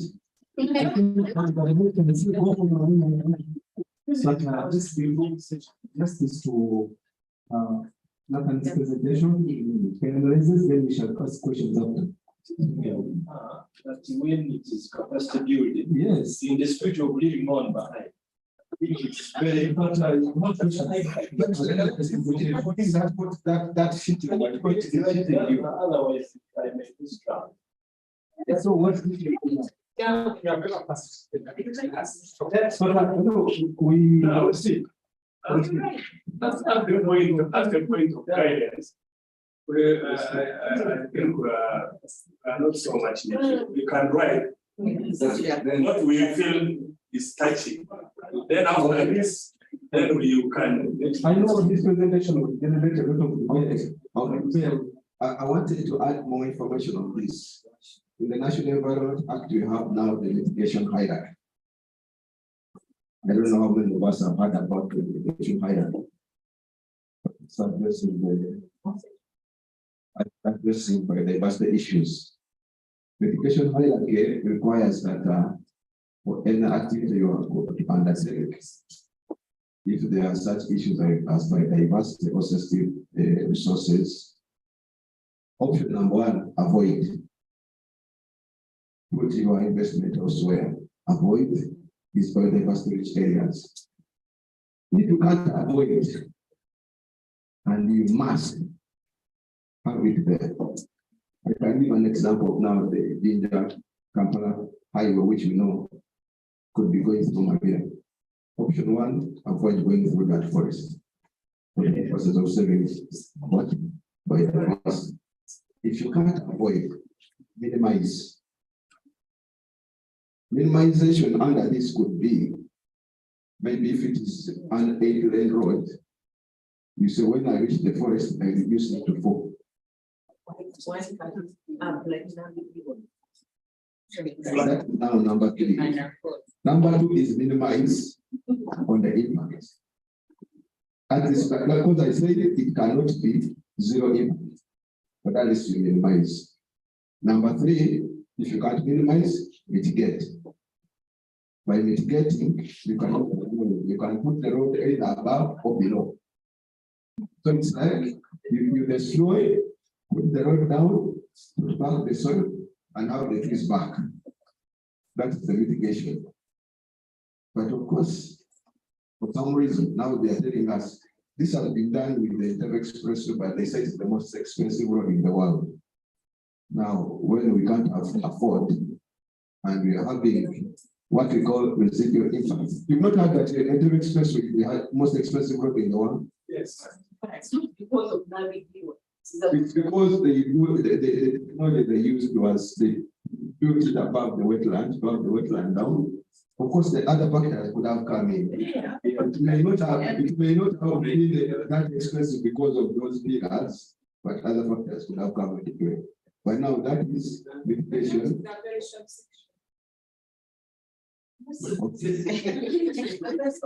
Okay. Number 3 is mitigation. And you can't mitigate. There's still impact on biodiversity. There's still residual impacts. That's when we talk of offsets. We offset. By offsetting, it means if you are losing 10 hectares here, you must see it replaced somewhere. And they are principles to land. You don't just wake up and they destroy Manila and they run to Karamoja and say, I'll put some 10 hectares here to replace this. It's the guidance. It should be as near as the one you have lost, It should be like for like. If it was a natural, don't replace it with plantation. And so such principles, all this is well documented. We have a national biodiversity and social offset strategy, and we have also guidelines for the sale. So this is required to the other side, but our frameworks, that's what makes us ready, that we are now ready for the readiness, ready for REDD plus. Can we proceed? I think we should be finishing. I was just reporting against each of the standards under the Cancun, but what we note here is that almost all we have the policies, laws, and regulations in place.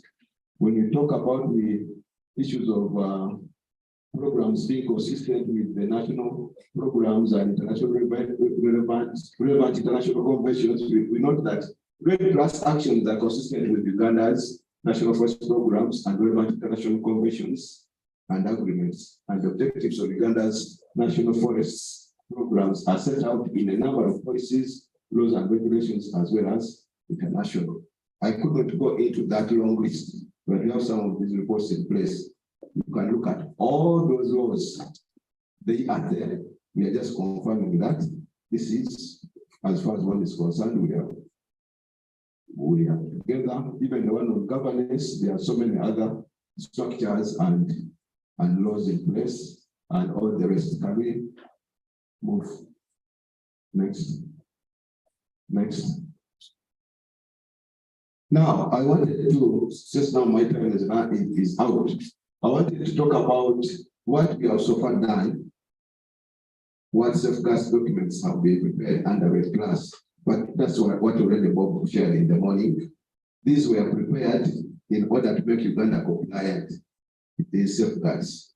And so we have the Environment and Social Management Framework, which we also prepared in the SESA, the Strategic Environment and Social Assessment. So these are already in place. We have the process framework, which I was telling you about, procedures that you follow to acquire land where you are not going to compensate. We have the indigenous people's planning framework, which talks about the indigenous communities. We have the resettlement policy framework, that is where we need to resettle people. We have safeguards information system design. We had this design some time back, but we were guided that we may not have the actual system up and running because no one has had it, and it may not be very relevant as of now, but at least we had that design earlier. And also we have an information system web page together with this operation and manual in place. We have the data strategy and the design complementary documents, including the feedback triggers and the request mechanism and the benefit sharing arrangement, which was talked about earlier. And then we have the first summary of safeguards information that reports on the compliance with Cancun safeguards. So as a country, this summary of information updates where are we with regard to compliance with these safeguards. And if you are not compliant under this, you cannot get the other support for any interventions or any projects that you want to undertake for REDD plus. So as far as we are concerned, we are good to go, but Xavier will be talking later to us about some other gaps that we are trying to address to be fully compliant. The rest is just talking about the legal frameworks, because I was already reporting to the other side that we have all these laws. And so we have our constitution, which is the supreme law, which gives us the right to clean and healthy environment, and then also provides for protection of the environment and conservation in a holistic manner, and protection of important natural resources. We have the National Environment Act, which now spells out, if you are there are projects that are under schedule number 4, which require project briefs, schedule number 5, which require environmental and social impact assessments. We have schedule number 10, which talks about projects in environmental sensitive areas, and we have number 11, which talks about those that are exempted. And then the mitigation framework, I've just talked about it, that now developments are supposed to follow through all of that process. You know, at some point, because people were aware that there is provision for that bigger settlement of forests. Yeah. people would rush to parliament to want to secure that resolution, the Gazette Forest, because now they are the mandated institution. Now, before you get to that level of degazetting and then destroying, we have to prove that you have tried all the other options and you are failing. So it makes, it puts a kind of a caveat on biodiversity that you should never, unless you have exhausted all the other options, otherwise it's not just waking up and say, destroy it, and so I rest the other side. We have those other laws, a list of them, and we speak to all the different aspects, both social and environment, the health and safety and all that. We have a number of policies, we have a number of regulations. Actually, most of the regulations have been reviewed even following the review of the National Environment Act. And then we have a number of conventions, agreements, and treaties that speak to the same. So now we find that at the international level, where we are signatory as a country, we have to domesticate the same within our national laws. And then when we, after domestication, whatever we do has to be compliant to the national frameworks. I think I beg to stop here. Thank you for listening. Issues for clarification. Let's give another the first batch of his presentation. A lot of questions. Let me be giving another round of applause. So I was much amused by Bob's response when it was responding to Madame Bigman. He said that there was an executive order from Chakubani that whichever lorry that carries charcoal shall be confiscated. Then these people started making sure and box bodies. So I like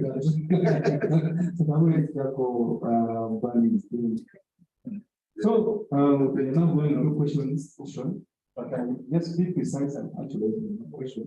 When you begin with Madame Nanche, we find out what this was.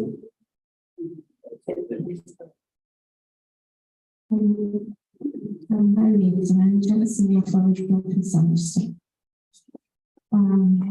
I looked at the list of standards and I see some ambiguity. For example, when we talk about the first point was the necessity to have the strategic environment assessment. And most of the points below are supposed to be covered in the strategic environment assessment. I don't know whether it is just to make a big list of items or the strategic assessment report has no standard, but I think some of those things, once the strategic environment assessment is done as it is, then you can't talk about biodiversity below, you can't talk about compensation below, you can't talk about all that, because they should have been covered in the strategic impact assessment.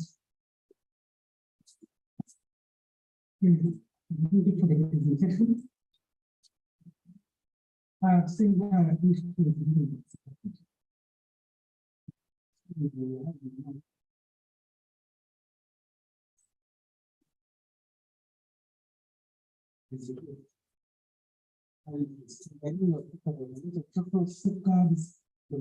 Comes from the aspect.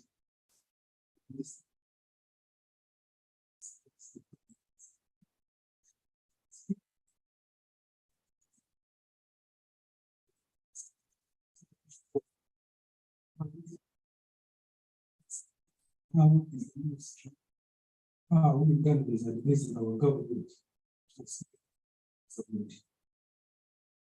Thank you, Commissioner. Another one. Absolutely, have a manipulation.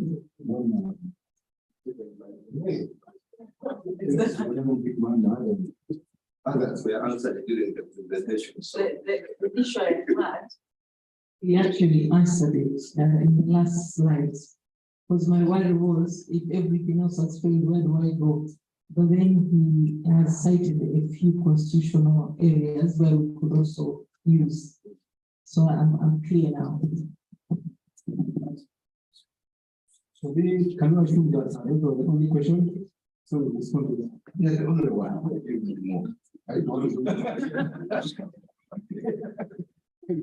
that you want, want to stop here. Okay. Ambiguity. When there is strategic environment assessment, why should we have all the others? First of all, let us understand what the strategic environment assessment is.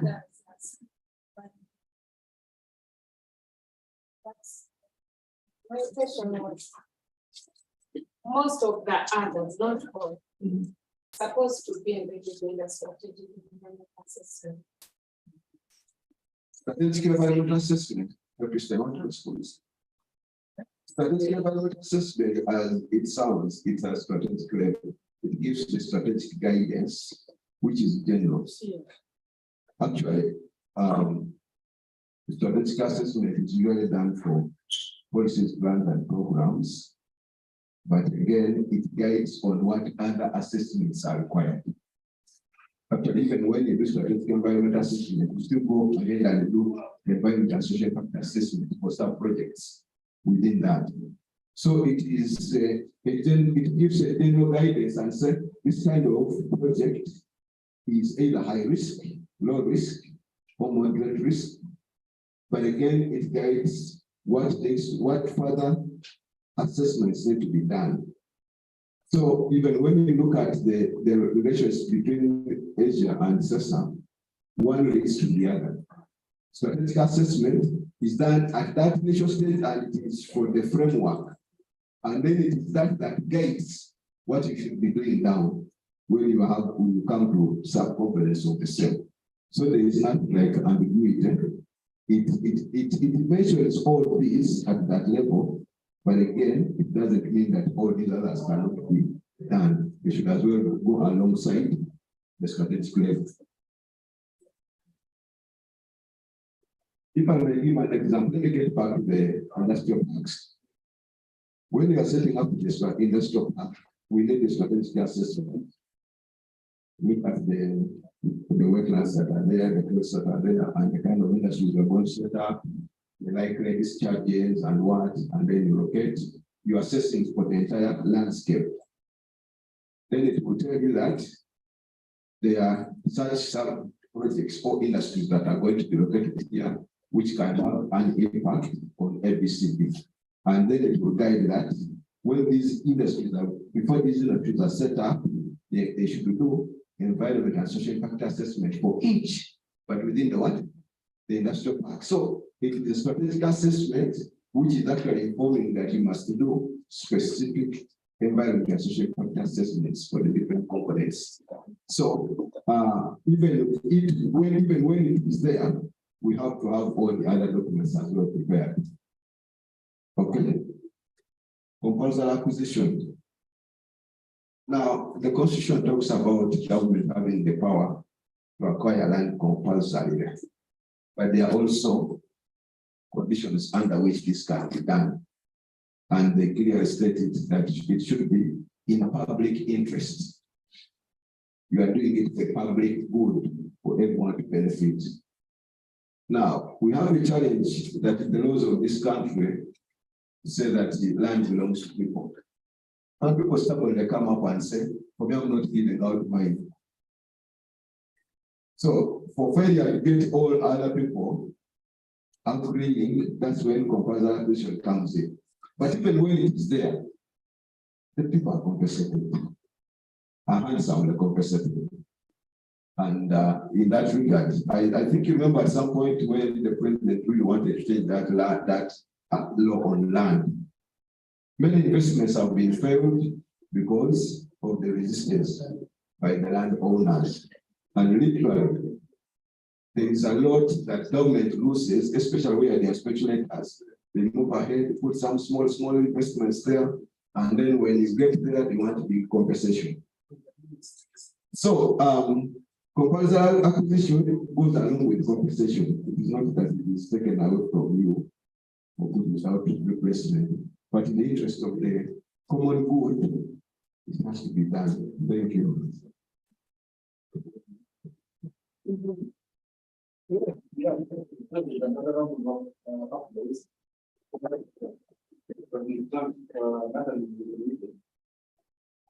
Explain.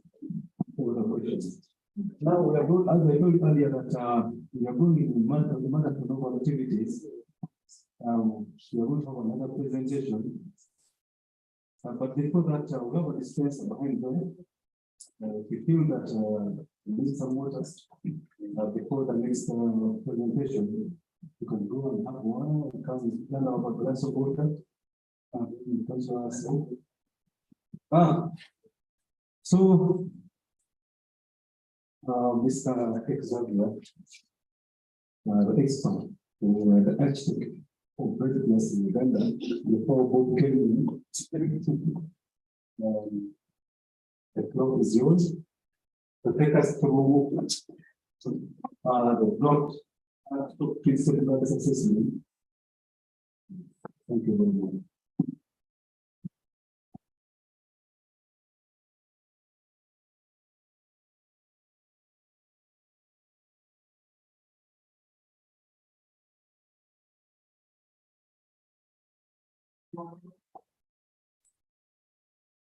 Thank you, moderator, and good afternoon, ladies and gentlemen. Once again, my name is Mugunia. My father is Nyendo. That's why you see Nyendo in the middle. The Catholics gave me that video, which is Xavier. So, I will share with you a draft assessment for the architecture for REDD plus transactions assessment, which will be following the environmental excellence standard. It is a long presentation, and I need guidance on how I can use it before lunch. Moderator, the presentation is in two parts. So this one gives the background to the architect of the environmental excellence standard, and the next presentation, which includes activities that we will be sharing in groups, includes the actual assessment of the Uganda compliance with this standard. So if I had freedom, they would take 30 minutes and then 45 minutes. But give me the time that both can take now, and I will rush through the most here. You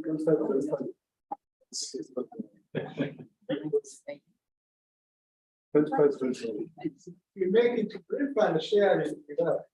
Okay, let me use 25 in all for both. Let's share. Okay, because I know this time, no matter whether we have had breakfast late, psychology of a break is usually an important factor. But so the first part is the background. My Ministry of Water and Environment team members have given the background why we use the safeguards and why safeguards will open opportunities for us. It is similar to the normal things we do when you want to borrow some money from a friend. He has a list. The simplified one, it says you bring the last 3 months of your salary firstly, and then you bring a friend. That's the safeguard. The other simplest one, which we started with when we are young, is the one of the bicycle. Because there is mud, there is a guard. That guard helps you to avoid the mud. It's a safeguard. So in the same way, this is one of the components of the safeguards of the standard that opens an opportunity for accessing financing for climate change in the forestry sector. If we can look at it from that order, then the length will be more tolerable because we are looking for resources, and these are the gateway to those resources. Next page.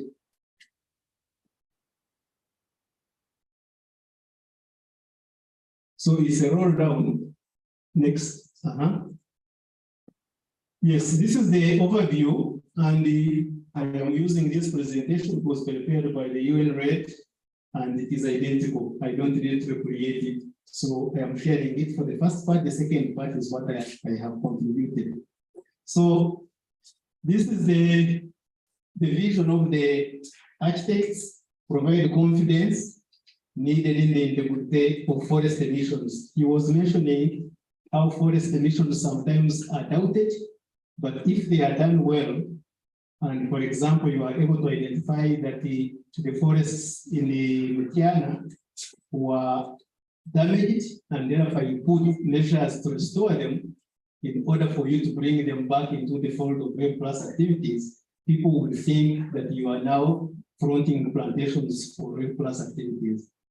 Then the overview is that the participation is global and voluntary, and it is targeting the REDD+ countries, all of whom are developing countries.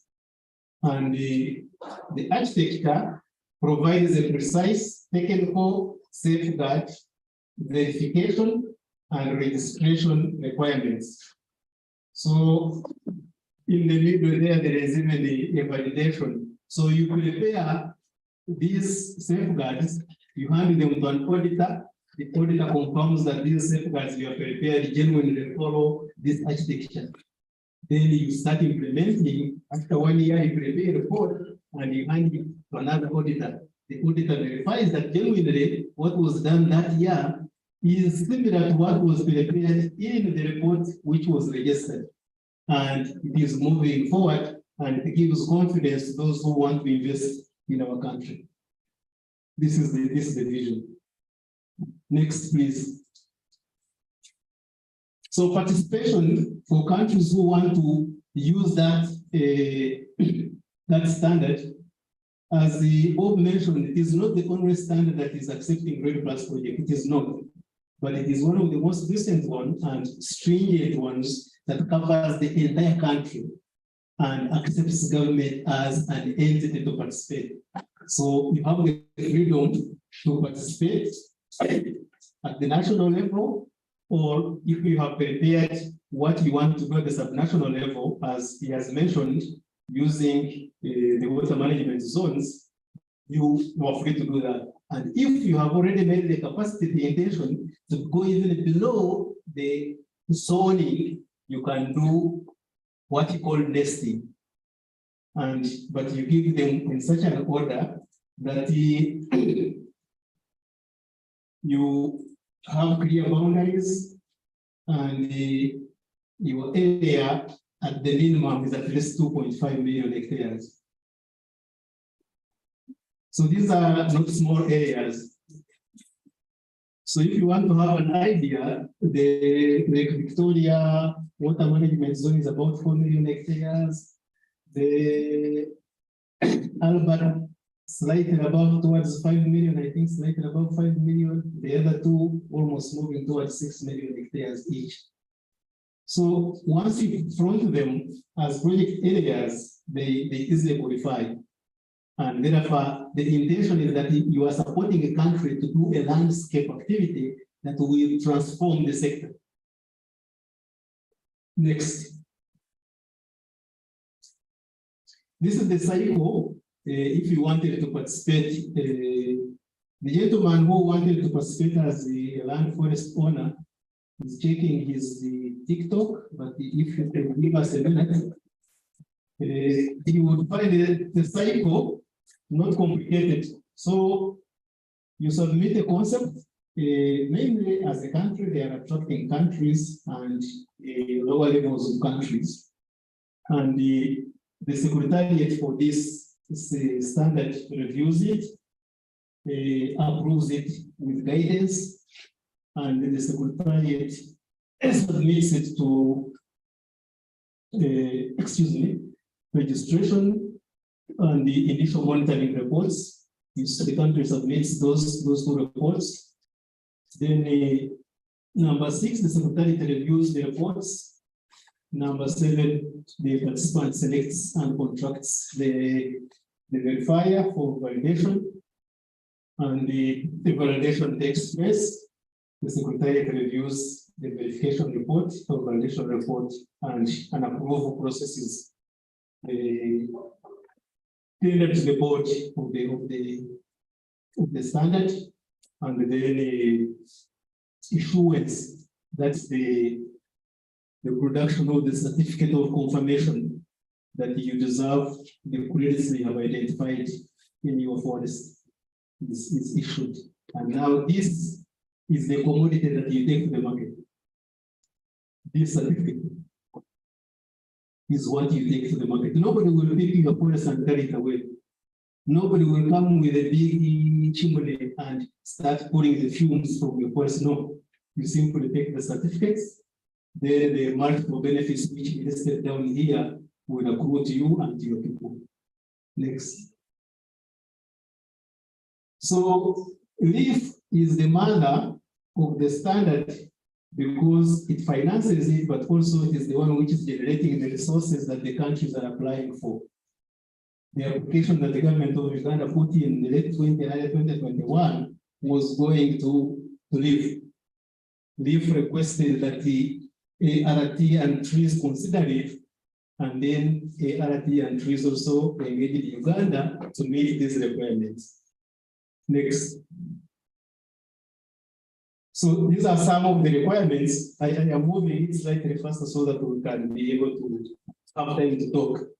So the elements are that you can have an application that you will be looking at the national level, or you can put in an application when you have tailored a regional level activities. Next, please. And the basis of this excellence standard is what the countries agreed in 2010, what my team leader mentioned, that the countries who are members of the United Nations Framework Convention on Climate Change sat in the city of Cancun in 2010 and agreed on REDD+ activities which he listed. The 5 REDD+ activities is reducing deforestation, reducing forest degradation, increasing conservation, the sustainable management of forests, and then you can add the quality enhancement of forest carbon stocks wherever they are located. Those are the 5 activities which they agreed, but they said before we can look at them, you must do 4 activities. You must prepare a strategy, which he mentioned. You must prepare a baseline, which he mentioned, a system, and 2 systems. One system is for the physical measurement and reporting. The second system is for the safeguards, and they listed the safeguards. That's why they are called the Cancun safeguards. The meeting was in Cancun City of Mexico in 2010. And they listed 7 of them, and this standard expanded them by creating the indicators for the safeguard principles. So each principle, it identified the structure. This is the body fabric. If you say that before you put udongo on your house, at least you have put those poles and the emuli, and you have tied them. That is the structure. Then the process are the men and women whom you send to look for water, the one who squeezes the other soil, the other one is who lifts and enters it into the runs of the muli to make your house. And the outcome is the house which you want to invite the people to be with you and see that you have completed the site. This is the simplified way I can really put it for us. And so the standard subdivided each of the principles, the 7 principles of Cancun, into 3 parts. A structure which shows the actual fabric of the country's intention or the subnational level's intention, and therefore it has embedded it within its either laws or practices or other evidence that it can show that genuinely it was interested or it already had interest in them. The process is the evidence that you produce that actually once having enacted what will transport this one, you are allowing other people to access and to physically feel that what you agreed to do here is being done. And this one is the proof and the outcomes of what you did. Next. So these are the 7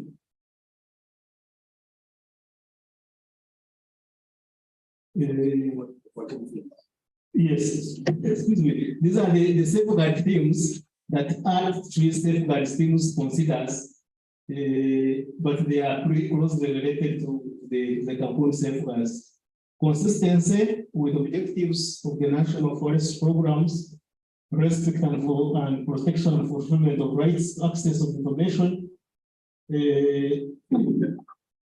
promotion of transparency, respect and protection of tenure rights, respect and protection of access to justice, identification of local communities and indigenous peoples, and respect and protection of their knowledge, respect and protection of their rights, respect and protection and fulfillment of their rights of stakeholders to participate, and promotion of actual participation, then non-conversion of natural forests, and the protection of forest, enhancement of social and environmental benefits, and addressing the risk of reversal, and also addressing the risk of displacement.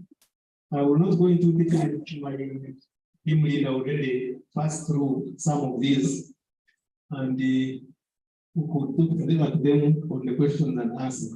Next one. So this is an example of how that standard has structured an indicator. So for example, it has a theme on the second Cancun safeguard, and that theme says we should respect, protect, and fulfill access and justice. So, like the gentleman from Abattoir who was mentioning about the history of his people, the safeguard expects anybody applying for REDD to respect, protect, and fulfill access to justice should anyone want to choose to receive justice. And so, in the structure, they want the applying participant to have in place procedures for guaranteeing non-discriminatory and non-cost prohibitive access to dispute resolution mechanisms at relevant levels, and these could be better anchored in the ratified in conventions and agreements for domestic and, if applicable, subnational legal frameworks. This is the skeleton that they use as the indicator for the structure. And for the process, they expect institutions to have made use of these mandates, these ones which were given here, these procedures that were giving you the permission to do, that it has used those procedures and resources to facilitate access to what has been listed here. And then the outcome, it wants to find out if there are some resolved disputes, competing claims, and effective records for and remedies that have been provided when there was a violation of rights, grievance, dispute, or claim related to the implementation of class actions. This is how they are structured. And like this, they are for the four. Next. So this is how the country will be reporting once it has registered. It will be in the first reporting period, the countries will report on the conformance against the structure and process indicators. So you saw that there are structure, process, and then outcome indicators for each of the Cancun safeguards. So at the beginning, countries can report on the first two. The outcome may be activities have not been implemented, and therefore you don't have a lot of outcomes to report. But when you bought the other plot, where you made the plan for the house, where you bought the poles for making the house, where you bought the money, all of those in the structural process. So they want countries to report on them. And then they will submit their projects, and then their projects will start earning carbon credits. And then later, they will report at the second crediting period. They can now bring the proof that some of these ones have outcomes, and then report on them. Next. So the cycle have moved through the cycle. I will not go through again. Next one. And so you have rushed a bit, go backwards one step. Yes, you stay here for a minute. So using the other guidance, now we looked at Uganda's safeguards, which Mr. Mululu's mentioned that the country prepared when it was preparing the country's readiness, which Mr. Kazumu mentioned. So these ones are not on their own. He said that they made 4 elements, including the safeguards. The list of safeguards was expanded by Mr. Mululu. Now, the business opportunity wants you to use the same safeguards, but tweak them a little bit so that they are credible to those who want to lend you or to give you some money. If you see the link, gentlemen and ladies, next, my brother. Okay, so the aim of the government request was that we work with government and the UN REDD technical team to look for information and identify gaps, complete the assessment of 44 criteria, which are based on the 7 principles of the Cancun safeguards. And having done that, if there are any gaps, we identify them. If there are recommendations on how to meet those gaps, we mention it. And if there are links between the national level and how it can go down to the subnational level, we mention it. And then if we have learned anything new, we also mention it. Next. So he listed the Cancun safeguards, but once again, they are 7. One is on national forest programs. The other one is on transparency and governance. The third one is on respect for knowledge and rights of indigenous peoples. Next, please. The fourth one is on effective participation of all relevant stakeholders. The fifth is on the consistency with conservation and natural forests and biological diversity. We spent a lot of time with him explaining it. And the sixth is addressing the risk of reversal and addressing the risk of displacement. Very quickly, reversal is you have done good, but then you have completely spoiled the good you have done. It's as if you have done nothing. Then the displacement is that the people who were just from Karangara Island when they wanted to put the Nazi moved to Ovuma. And others came down to Biikwe, others came to Biji, and you know what they did there. So this is what they are talking about the displacement.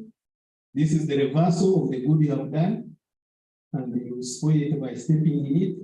This is the displacement that if you block the North Potako, people will go to the Northeast. Unless you have done something in the Northeast that will be interesting, the displacement will take place if you stop people from accessing something. Okay, next. So we in 2021, government of Uganda and Bob's team and Mr. Mun's team had already done a very quick assessment together with the team at the UN. And we used that assessment to identify the evidence that would certify the requirements for the standard. So I have a full report, which will be the next presentation, but I'm giving you an example of what it looks like in summary. So for example, Cancun Safeguard A actions are complementary or consistent with objectives of national forest programs and relevant international conventions and agreements. It has two themes. They are like, a theme is almost like a safeguard. It's like a principle and a normal and a principle level. And then it has two of them.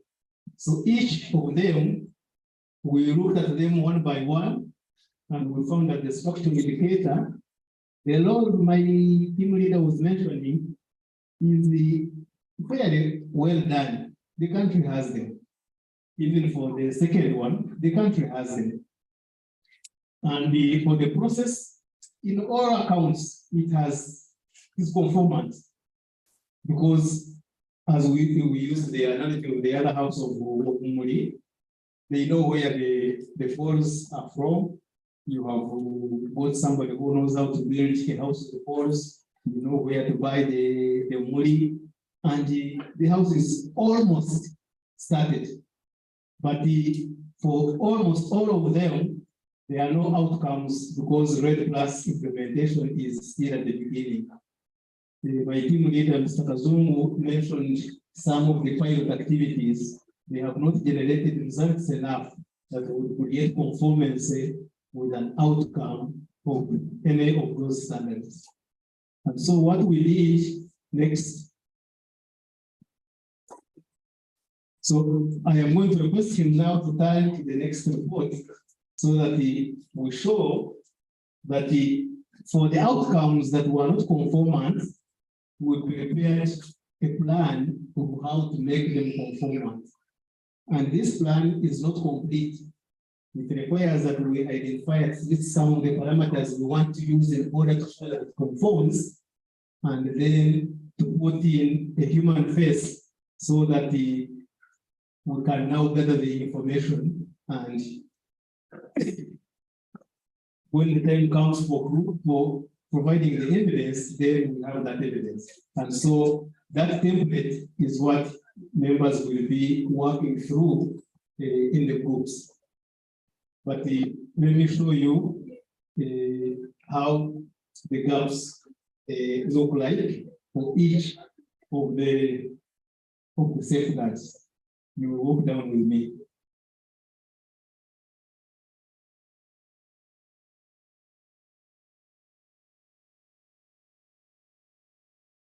Okay, so members can read this.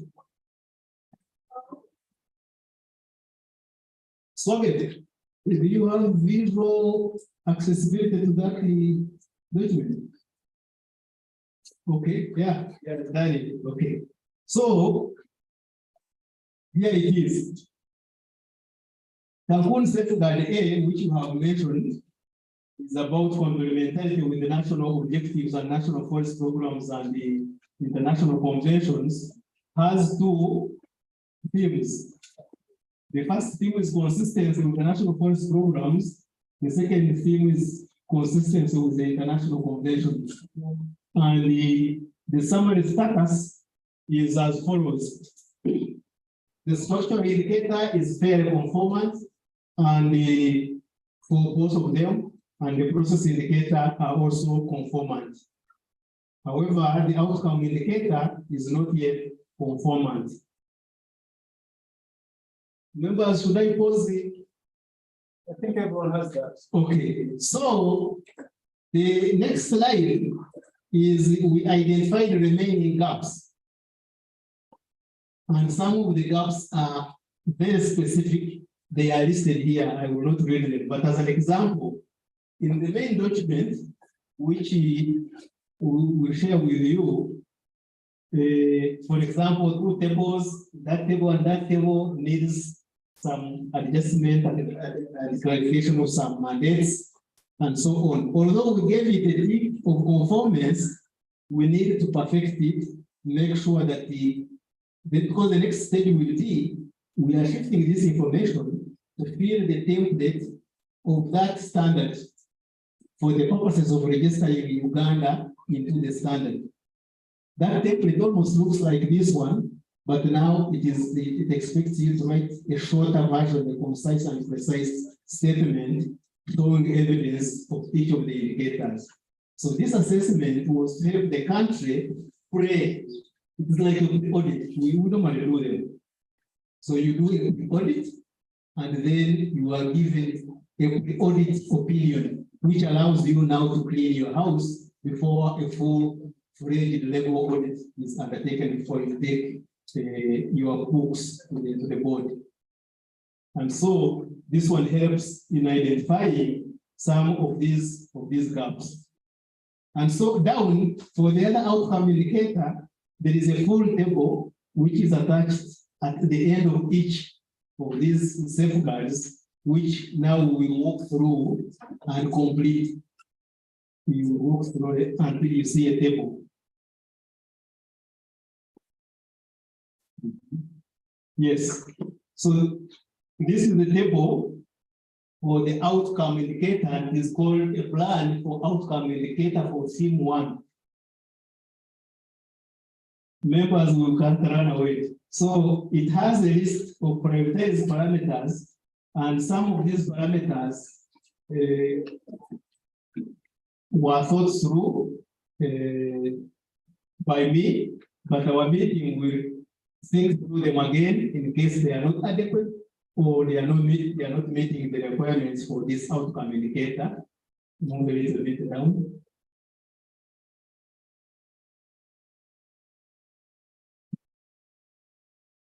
Yes, the table continues. After that one, it has 4 lines which will be requiring us to support. So line 1 says, if these parameters were true and the actual requirements for meeting the outcome indicator for that subtheme, who would be the responsible person to provide the information for this evidence? So the consultant mentioned that this will be discussed during the consultations with the national teams. Now, this is the national teams meeting.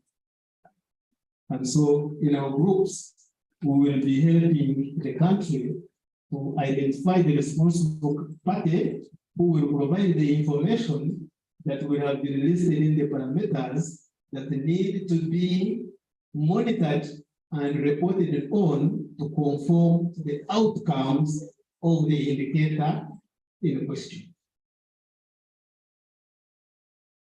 Then the other line is the time frame within the first 5 years. So we are given opportunity to submit the other 2, the structure and process indicators, once we are sure they are okay. But in the next 5 years, the next cycle, we are expected to have walked through these parameters and can provide evidence of their conformance. And then another line, and these ones also will be discussed, that time frame. When you put a parameter, we need to say, do you think in 1 year, we will have seen some evidence that is observed to confirm that this parameter is what is fulfilled, or we can report on the progress for fulfilling that parameter. And then the actions identified for showing conformance, also, this will also be discussed within our groups. So the points for our groups actually are already outlined. There will be no other group presentations. It is these ones, this document will be given to us, and then we will enter in the points in these lines. And in case there are observations, this is where we will enter them.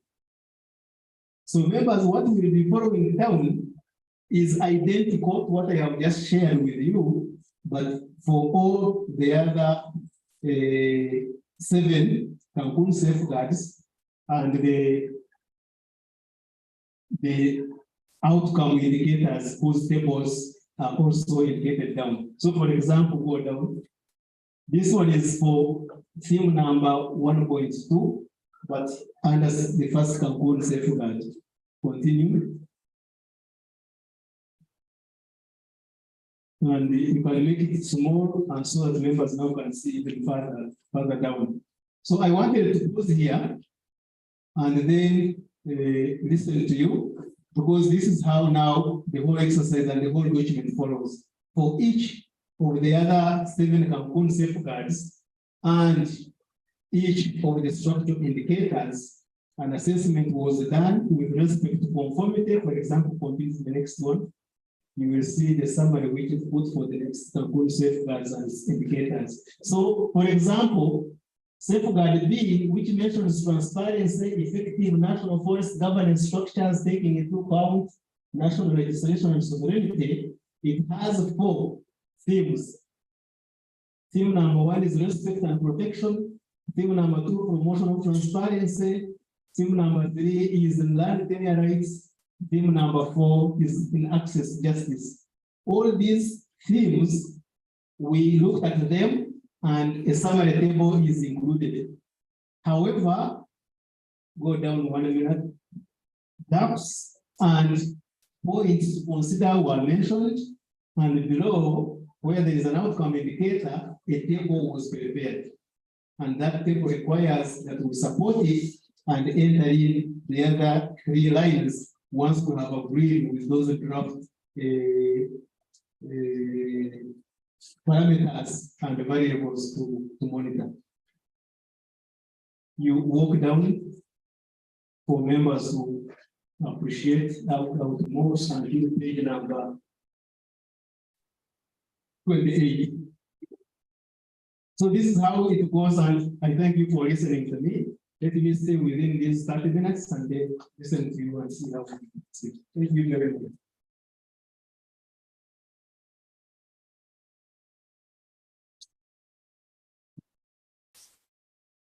Just.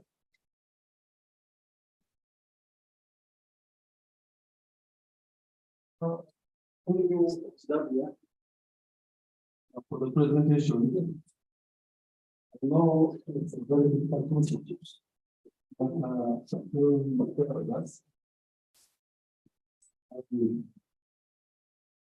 the point of clarification, any question on this presentation?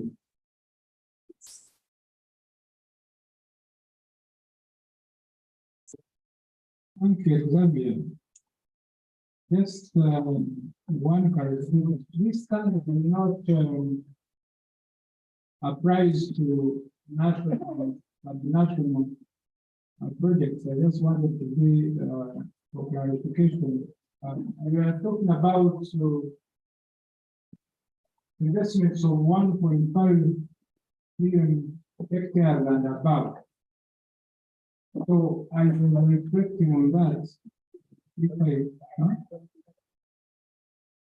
was it 2.5 or 1.5? 5. Oh, I think that depends on the type of eyes you have. I am so 1.5, so it's 2.5. I still that's a very big extent, and I'm looking at my neighbor here. So how does that standard apply to him who is investing in not so much of a national or subnational project? Maybe I would call it household project, maybe 500,000 hectares.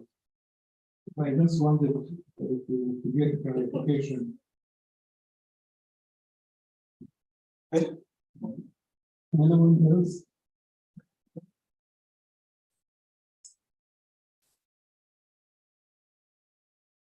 Thank you, Zambia. I also needed clarification where, because I saw that the zone, there's the Lake Victoria as a zone. Just wondering where Lake Wamala falls, still under the Lake Victoria zone, and if so, what can be done? And I'm asking for friend called the Uganda Kingdom. What can be done to help kind of for Lake Wamala protection? But I'm trying to look at whether the bamboo falls under forestry or that is wetland. So my question is trying to see if I wanted to do the buffer zoning for Lake Wamala in all those districts. Is it under Lake Victoria as a whole zone, or that would be a sub-zone?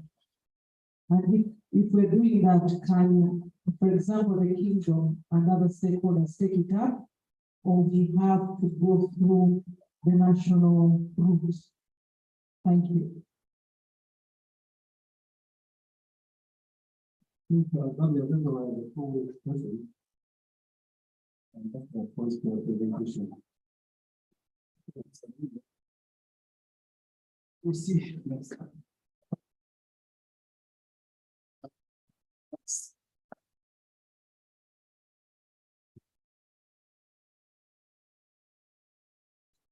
Thank you. And actually, both questions were very suited by for my boss. But the long time ago, I was also a team leader, but things have evolved. So number one, if ART standard is looking at 2.5 million hectares, how will the gentleman's domestic projects fit in? If you are still there, we will use the crops aggregation approach. We have aggregators in every commodity, and they work together to create the volumes that the export market requires. You remember the other time when the kingdom of Saud wanted goats, and also before the war, the Yemen, he also needed goats, but they gave a number every week, and it was tough.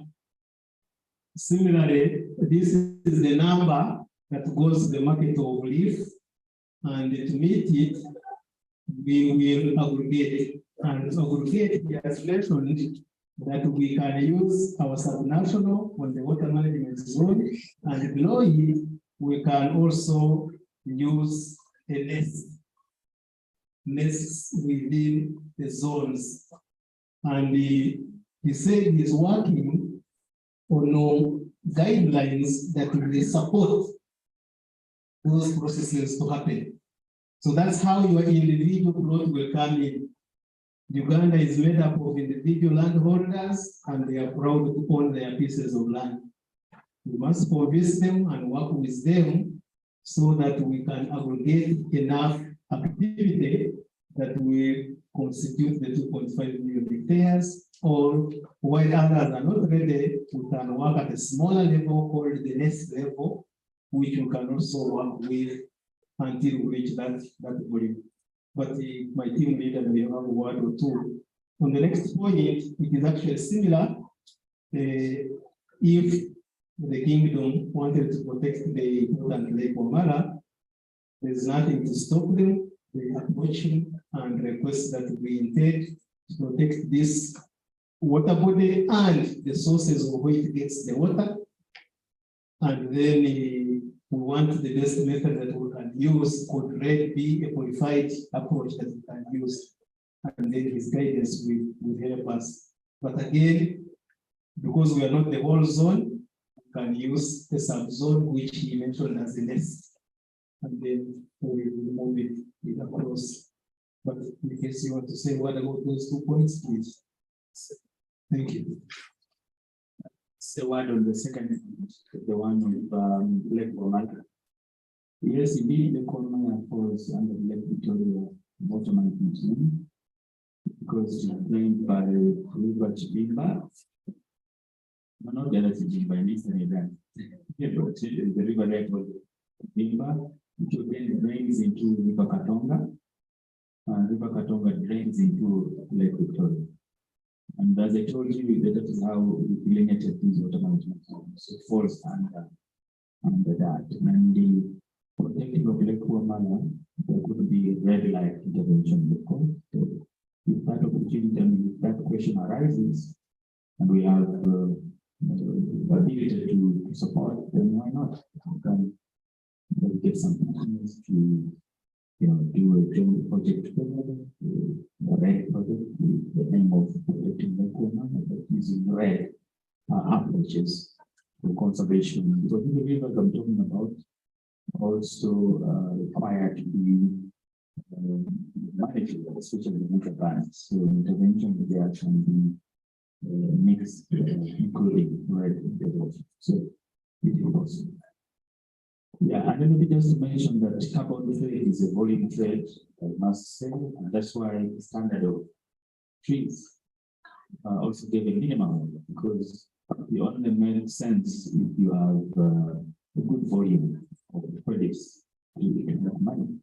I just want to give you an example. The amount of money you pay a VPE, verification body, to fly all the way from Europe, wherever she is coming from, for many hectares, this is the amount of money you pay for 100 hectares, you know, more or less. So it's better if it makes economic sense. It's just like if you want to make more money to dividend in potatoes, if you are only selling one bag of potatoes, yes, you make money to that level for one bag of potatoes. But if you have more potatoes, then you make more money. You know, so it's like, I mean, so carbon trade is also a volume trade. The more you have, the more you get. Because some costs are constant when the area that you are interested in the smaller things. So I think it's important to think about it that way. So if there is one farmer, my brother there in Western Uganda, wants to apply trees, that would be always alone. So you might have a bundle together and register him among a project or a program where trees is going to be the standard to be used. So it's one of the beneficiaries, communities of beneficiaries farming from the community. Thank you very much. Just one from you've been engaged in these events properly. Then I see REDD is for developing countries. Then I'm told that in Africa we don't have a verified. Or maybe you noted South Africa, Uganda we don't have. Do you raise these issues at such engagements? Because I see it as they are saying this is for Uganda, then it is controlled by other people. So how are we putting in mechanisms to ensure that you have verifiers here, so that you can call in Masaka and get a very big company that can easily do this without flying in and all those expenses? I see it as strategic. That's the challenge. You know very well that yes, you had an example the other day, a team from the International Civil Aviation Agency hired the verification firm to come and find that when the international airport is able to hold this, has all the requirements for for flights and outbound flights and things like that. And maybe they can handle bigger planes or all this kind of stuff. And so we still, as a country, that's what they call it, as developing countries, and we still at the point where we still controlled by, certain people out there because of capacity gaps. But I agree with you, as Africa Climate Summit, this was I was part of panel discussion, where this is a hot text in terms of Africa needs to have strong, not only the VVP, but also carbon development companies that are locally based in each country. For example, all these people I talked about, WWF, WCS, and others, are using their experts, global experts in their global offices who know how to develop carbon projects. And I'm sure inside there they're hiring some consultants to do that. We don't have people who can do that locally, but capacity is being built. Capacity is being built. Recent, I come across a company called OU Green, which is just registered, but it's also an Indian company, but it is open, it does register with a company registration, and it is the only carbon development company that I'm seeing here in the country, the first of this kind. But we're saying we have those nationals in the country here who are able to develop the carbon project. We have nationals who are able to, and also be trusted, because you see, this is being international trade. So they must trust you to agree, accept that your friend cannot, there is requirements. And my brother, I know you've been in these discussions where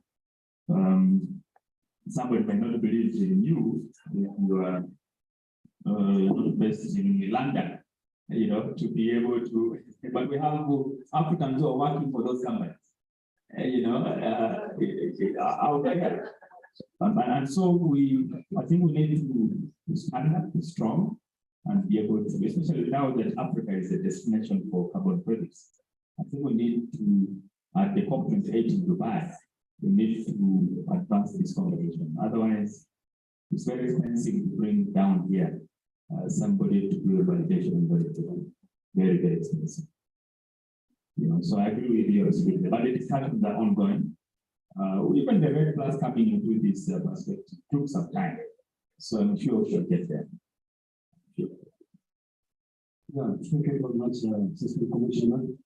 And thank you very much, participants, for everybody attending this. So we're not going for lunch break, but make sure that we take 40 minutes, then we come back. The next evolution. But we need to move ahead toward the solution. So, focus about this out.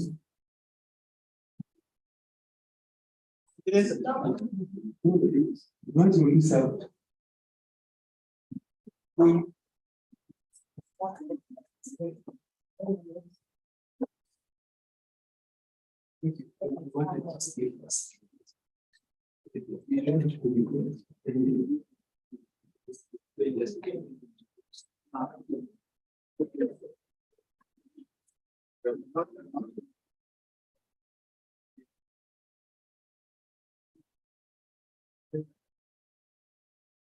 so thank you very much.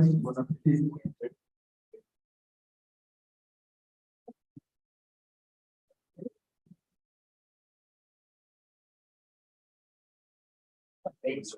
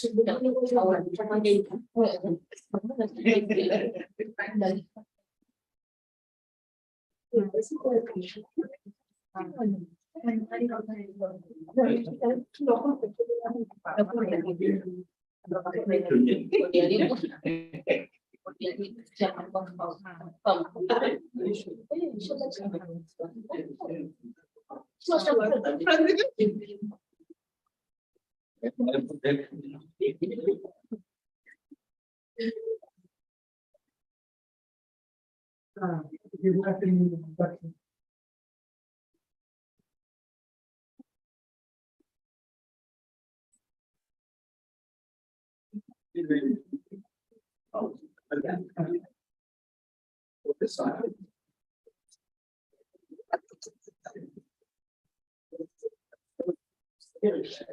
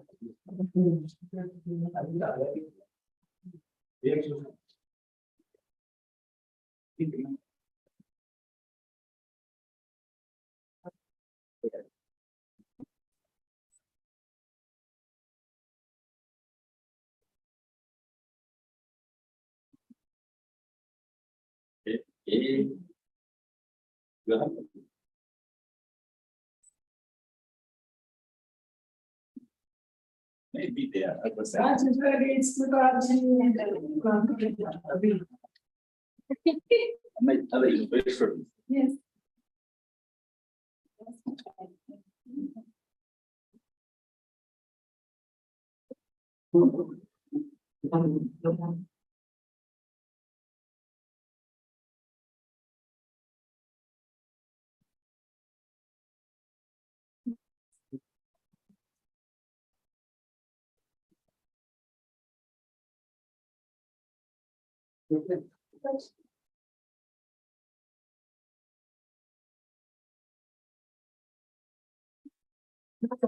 Yes. Yes.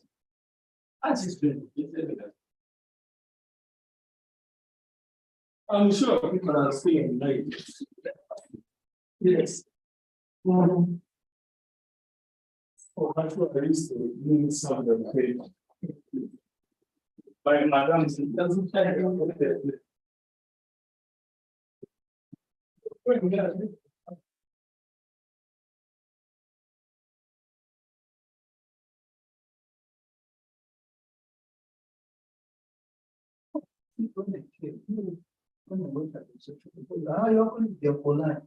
So I repeat another group. So I bring like so I get that coupon. But so there they not even give me the coupon. Just done. So thank you.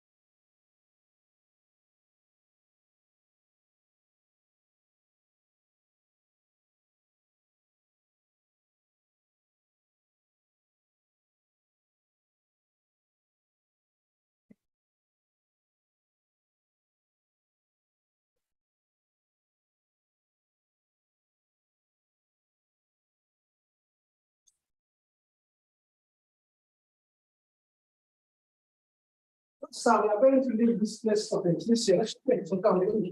All right. Sorry, I'm going to do that security for you. Don't mind. I appreciate that. God bless it for me. Thank you. Yeah.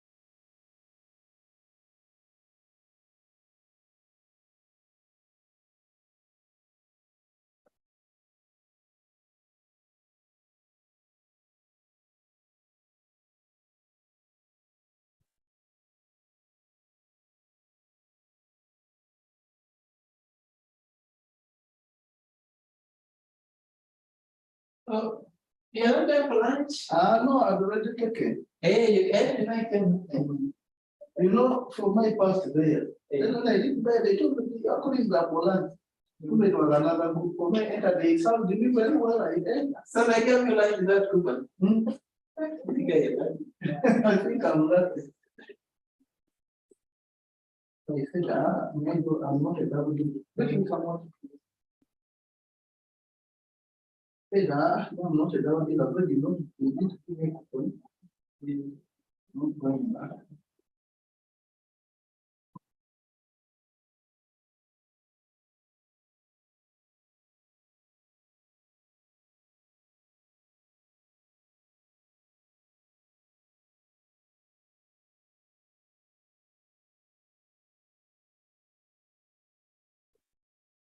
I'm going to chill it now.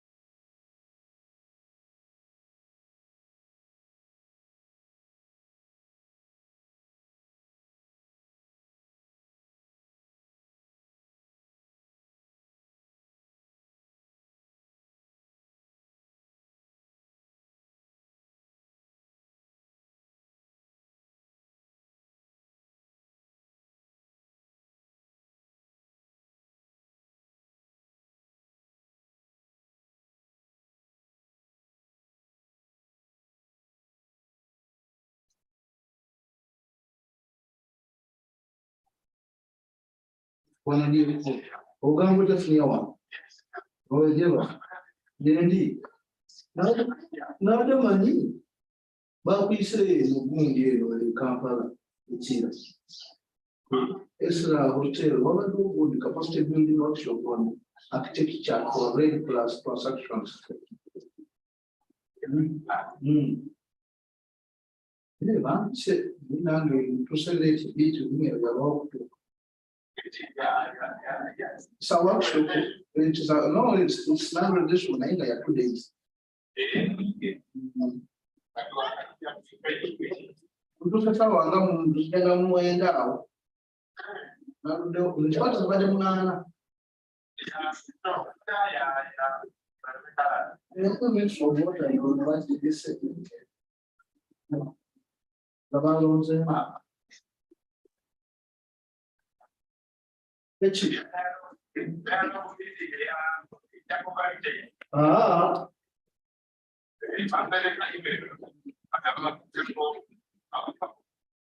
Quando doveva le valore che doveva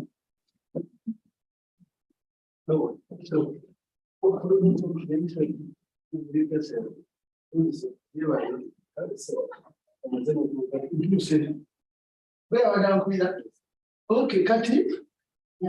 Of money of internal districts. Because I'm on a couch, I'm not going to hold this reputation.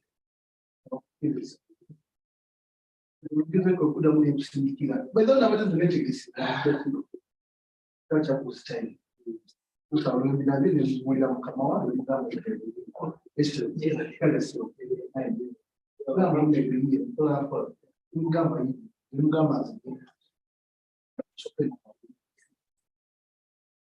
When I present power, I think I'm going to see you for the that is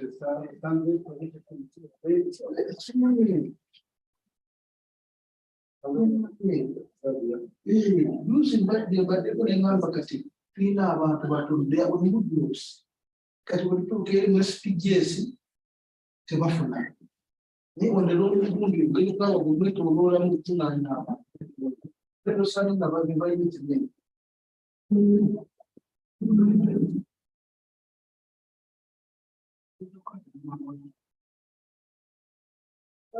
Why? You just have a so, how will you go?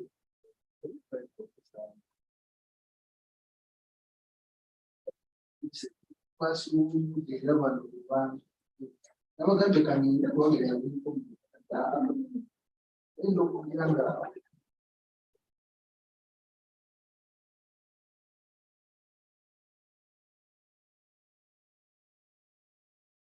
Nama sendiri apa lagi dia bilang saya tak.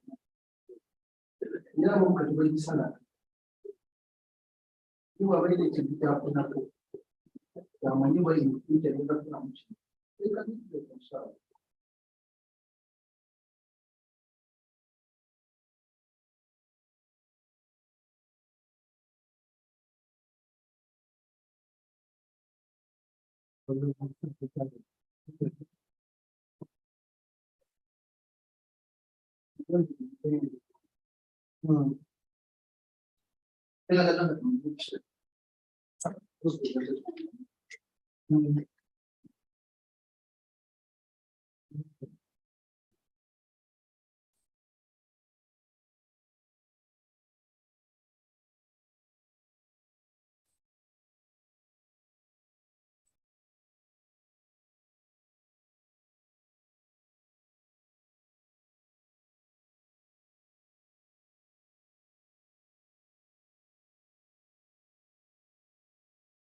The presentation is that gentleman presenting.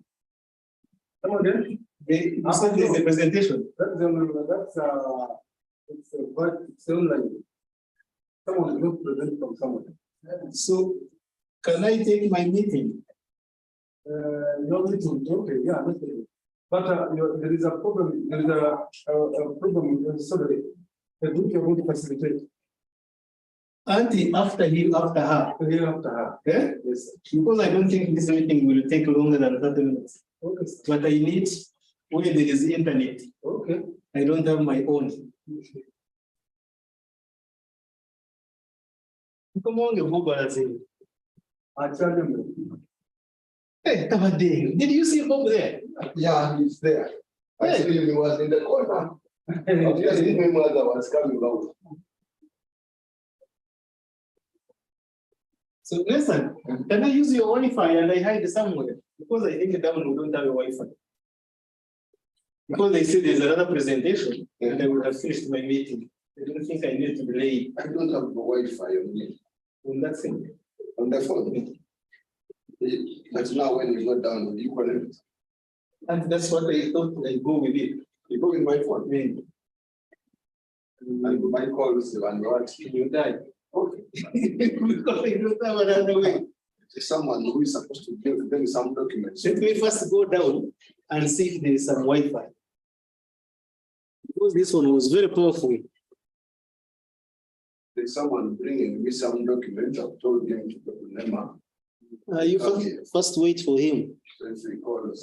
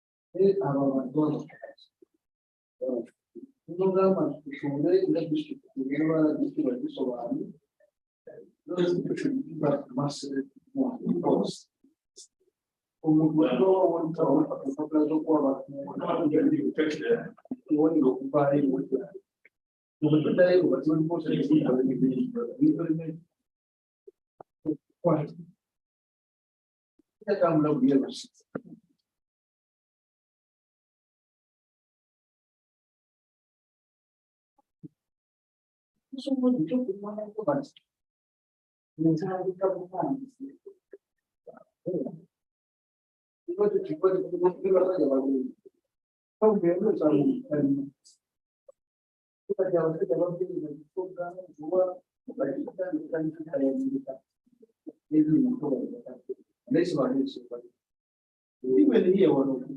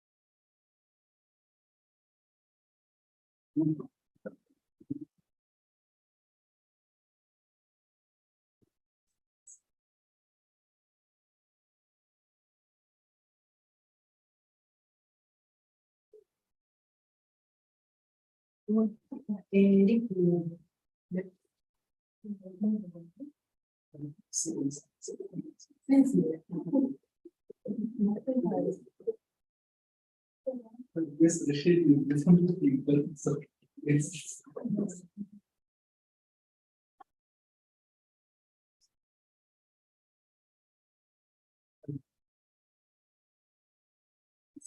So.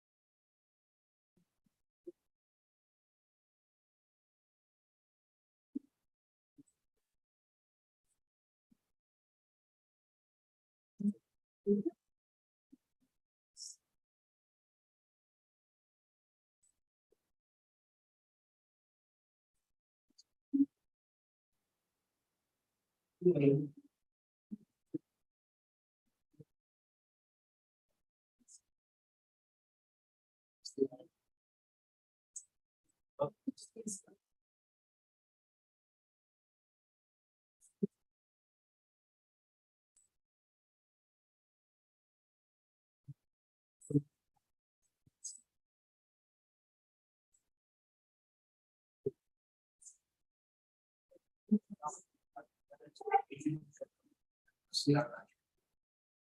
Oh, congratulations. Yeah. Like give you my.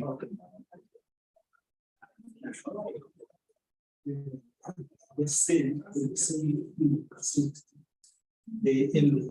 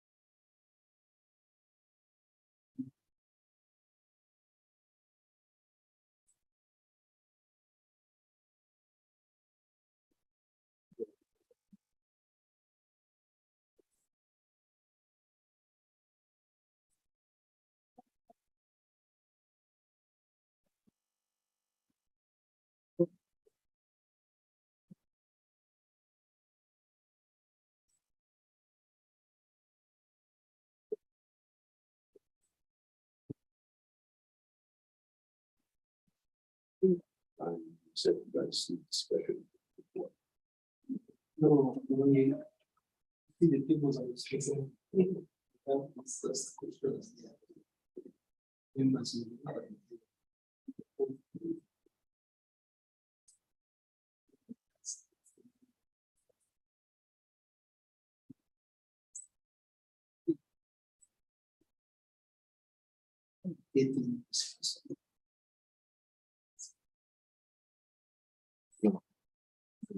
They want to do the same. With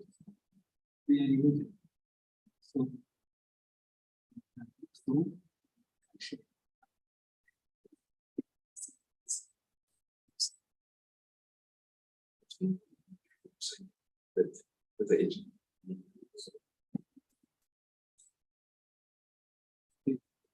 The number.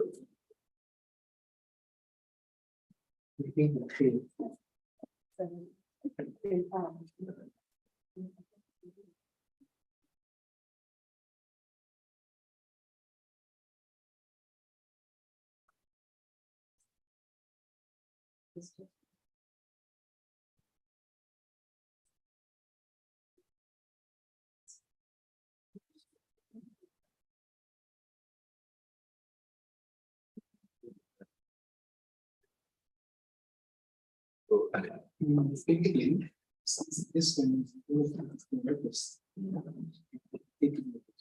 It's like supposed to be.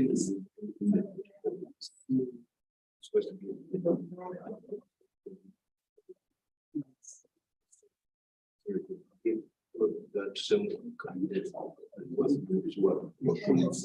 Yeah. both groups are the same. They share all the papers are made. Welcome back,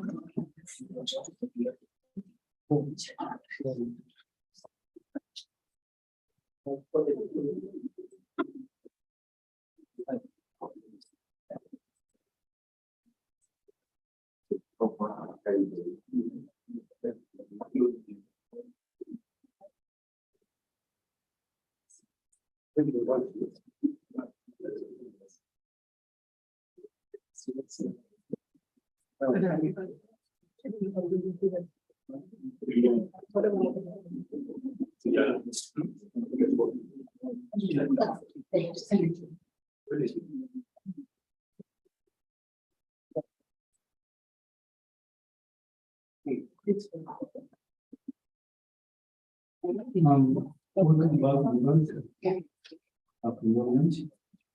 I know it was late. No, it's not late, but in two of us, I think what we need to discuss. So, my terms of reference ended before we went for lunch. Now, I'm going to go to the next person who will take you through another session. That is Madame Baptiste Christine. Madame Baptiste, welcome. Take you through the session.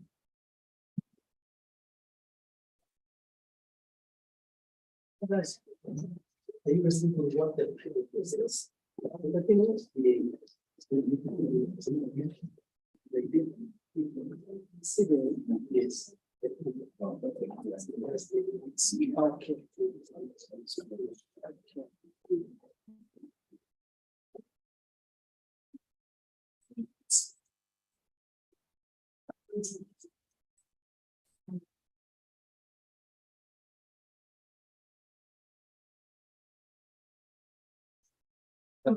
Good afternoon, everyone. Like I have been introduced, I'm Christy and welcome back from lunch. I hope you had a good one. I know we are behind, also behind time. So without wasting much more time, I request that we distribute into groups. On the program, we are supposed to have two groups still, but we had one on emerging issues in addressing and respecting safeguards. But we see this week directly into group two. So we are going to maintain group 2 and that A. We are going to have 2 groups, but we are all going to discuss the gaps of increased safeguards assessment. So the presentation that we had, I'm going to invite Xavier, who is going to give us the tool that is going to help us. But before that, I would like us to allocate ourselves to the 2 groups.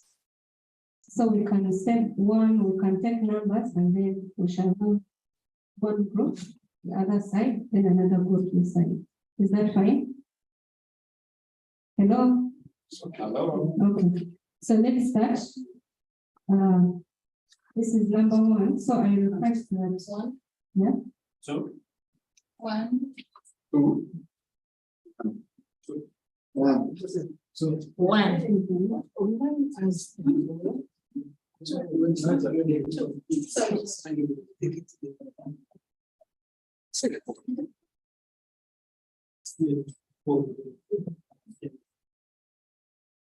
One.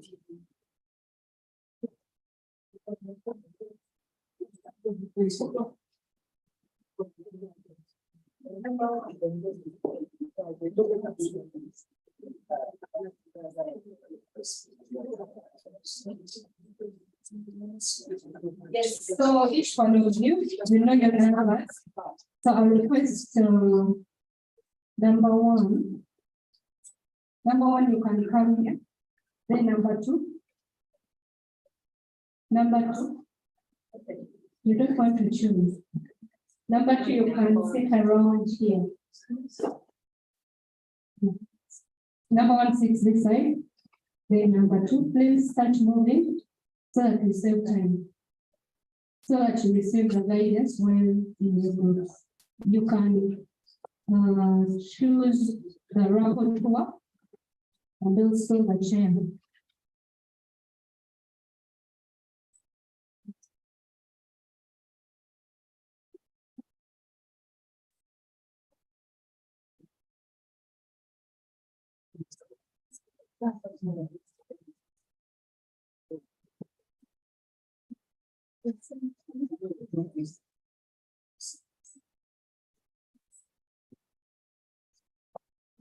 Please, could you kindly start moving because we are the one having ourselves here. Number 1, coming here.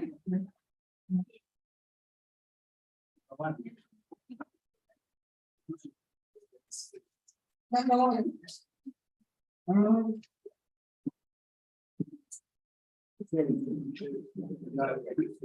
Number 2, the other side.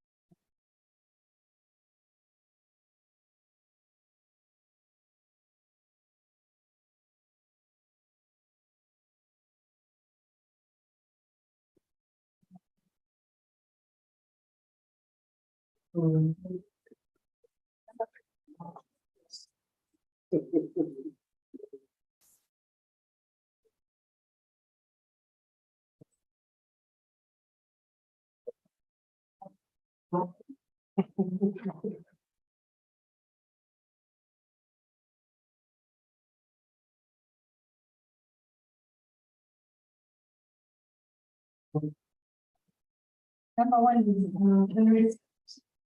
is well set. Number 2, you. I don't know the way to be able to discuss. Maybe some of you can bring the chair in the window.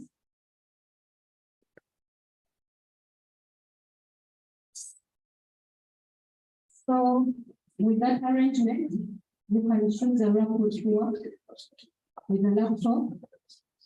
And then you have a screen.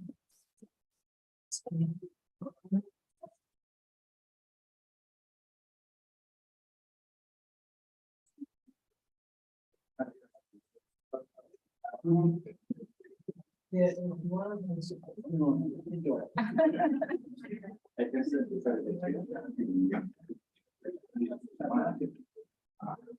Is going to say, on how we are going to be able to identify the words in what they are represented.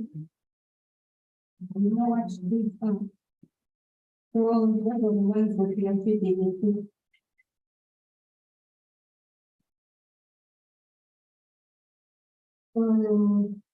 Let me write here. There is some request for that we share. We're going to share that too with the local tools.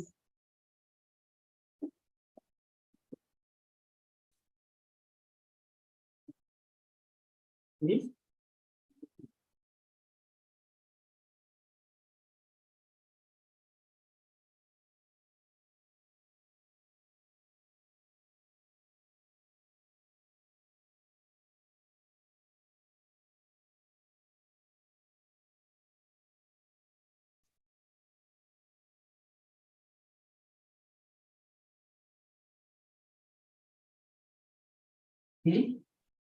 the moment I want to give the other table.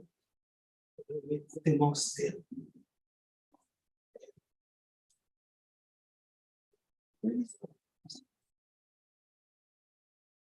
Yes, look forward to the password. Then it go up. So colleagues, good afternoon and welcome back from lunch. This is a fairly technical exercise and I pray for your patience. It's good for our country and it will earn us resources. So we are going to look at it the way we normally do our M&E. So if you go at the beginning,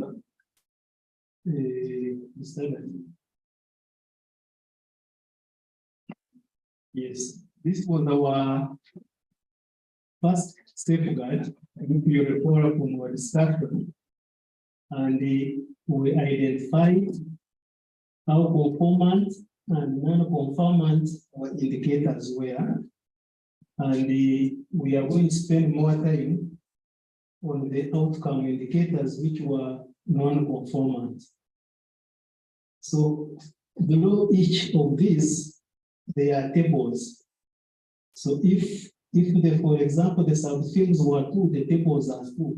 One for objectives of National Forest Program, and another one, for example, for international conventions and agreements. Now the tables down, after you go now down to the first table, we show the indicator required for that outcome, and then because there was no conformance, we prepared potential parameters to measure that outcome based on that indicator. So those parameters are inserted in.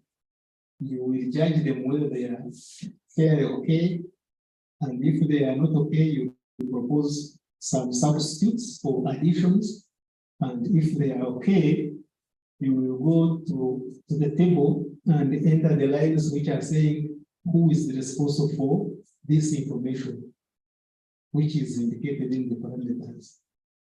So let's go through one example. This is the first table, for example. It is about the theme consistency with the objectives of national forest programs. Now, these are some of the parameters. For example, parameter 1 is saying level of consistency of the strategic options with the national policies, actions, and measures. The parameter 2, number of strategic options which are supporting policies, which have supporting policies, actions, and measures with those of the following national, sub-regional, and forest relevant policies. Parameter 3, presence and number of conflicts between related strategic options and those of the national forest and forest-related policies and programs. Or parameter 4, level of coordination between the multi-stakeholder arrangements at all levels.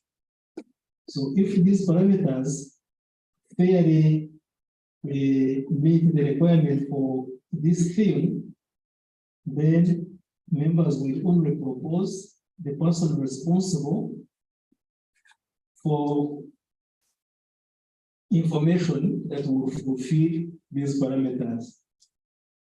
So for example, you can type in here and say parameter 1, the person responsible, maybe he is the assistant commissioner in charge of policy. Something like that. And for parameter 2, maybe you identify another person's responsibility. And then the other line says what would be the proposed time frame for the information of this nature that would fulfill or would show that we are meeting this parameter. If somebody came and asked that how can I know if the national laws and those which are proposed, actions proposed in the REDD strategy are working in tandem? Something like that. And then this line, actions identified for strong conformance, if members can list down some of the things that we needed to prove that these have been met, that will also be fine. And if there are any additional observations, that is what we fill in. So we are entering in these lines once we agree that the parameters reflect the requirement for this indicator. Let's use another example. For example, here, this is for scheme number 2, which was mentioning that the consistency with objectives of relevant international conventions. So, in order for you to know what the indicator mentions, this indicator is inside the table. So, the indicator says design and implementation of REDD actions have been consistent with or have complemented the objectives of identified, ratified, and relevant international conventions and agreements. So we know agreements which forestry tend to lead to the Climate Change Convention, the Biological Diversity Convention, the Ramsar Conventions, the United Nations Forum on Forests, and related conventions. Then to see if now here down the parameters listed will reflect the steps required to satisfy this indicator. So there are some parameters which are already proposed. We check with them and see if they are okay. In case they are not okay, you can modify them. If they are okay, you work the same delivery arrangements for those parameters. Start and continue. Yes, the same parameter responsible person who will be in charge. Next is another line here. The same and actions identifying for strong conformity and any additional observations. So we have 11 of these tables in that document, reflecting the outcome indicator of each of the sub-themes for each of the safeguards. So we thought that if we share, one group takes half, the other group takes another half. We could probably work through them faster than doing all of them together. So the first group would take the first 5, then the second group takes the next 5, and we will be done. So she will share with you on the computer this document. So what was printed did not include these tables. Because these tables, we added them in from a bigger report of the assessment. And it was also shared, but I don't know if it was also given to members.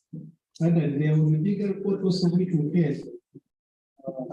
If it didn't, then this one is adequate.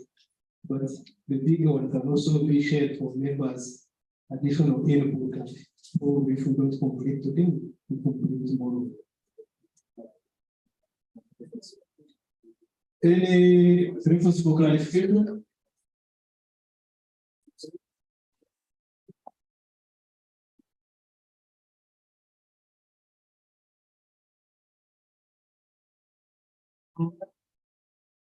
So once you have a computer, it will give you the document.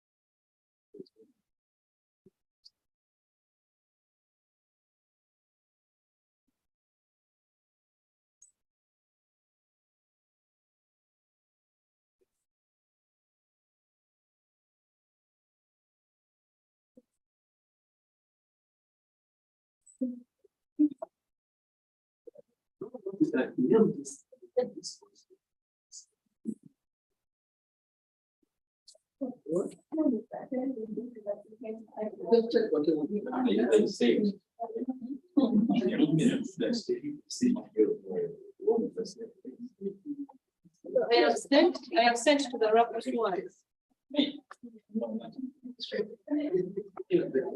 Please check your emails.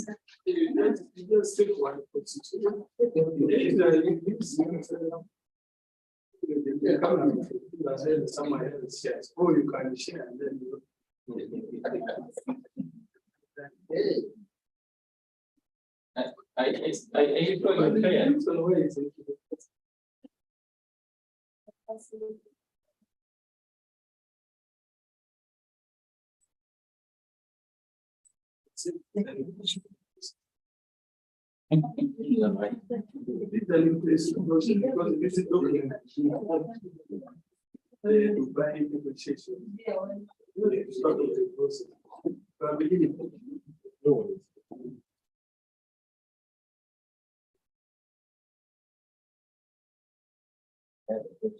Yeah.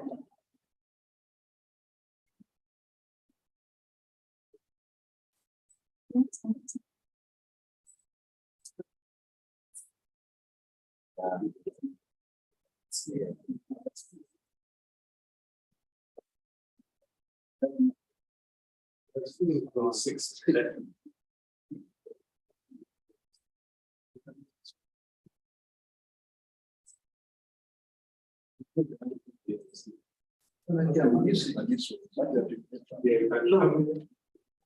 Yes. Yes,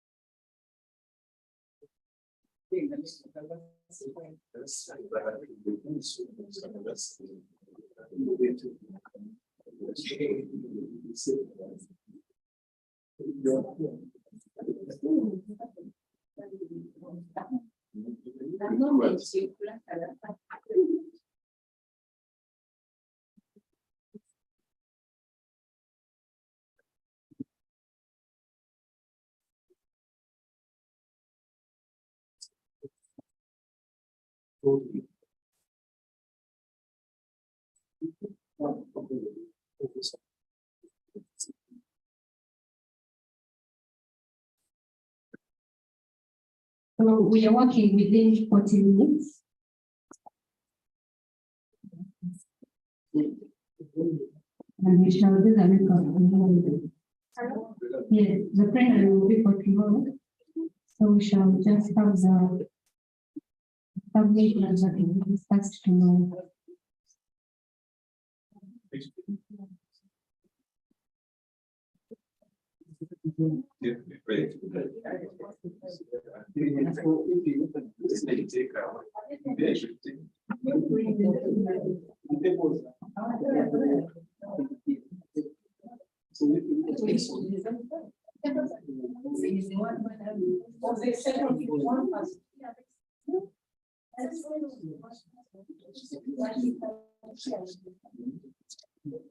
So we are taking.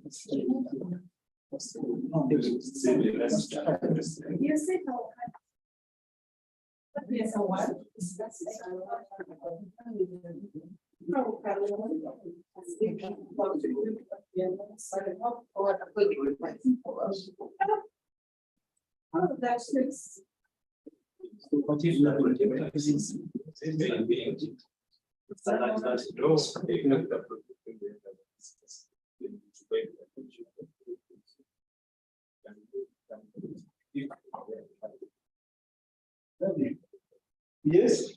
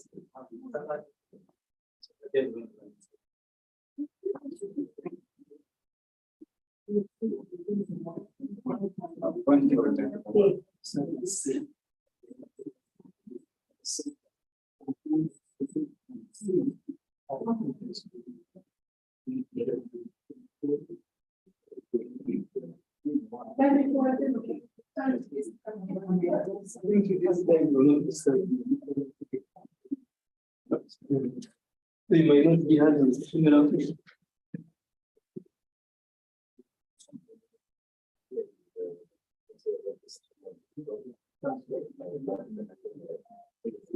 Thank you.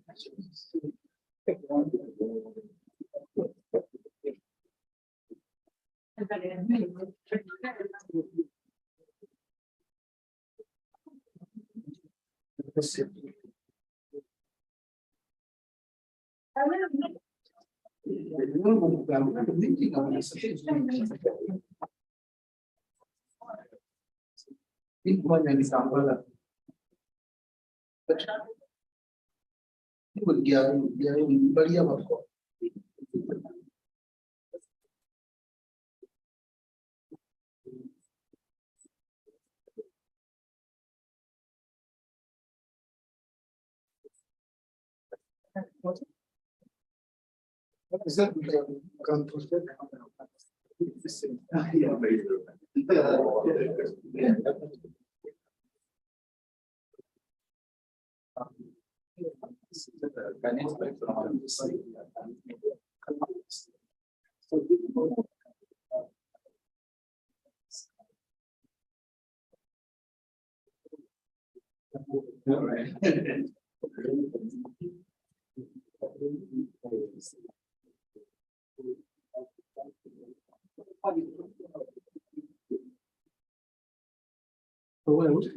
Yeah,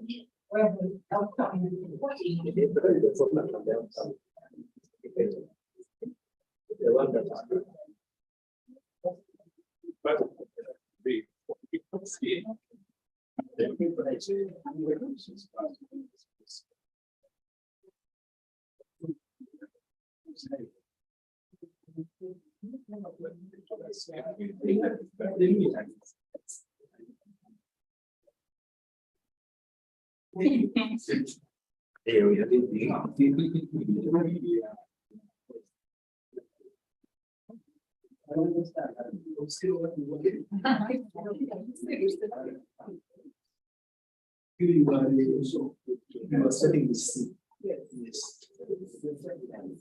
So when we are seeing this is the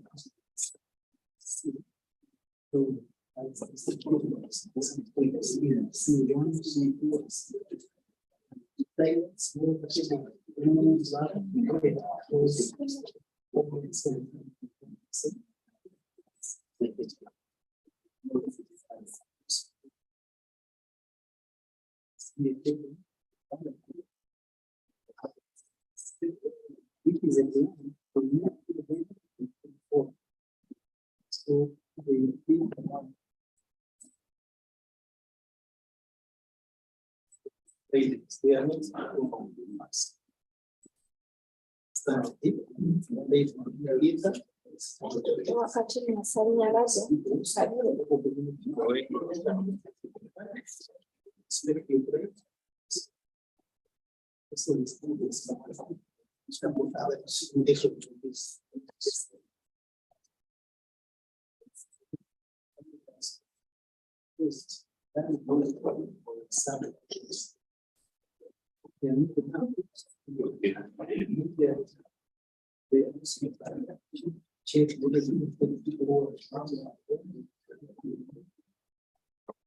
You're really for being important.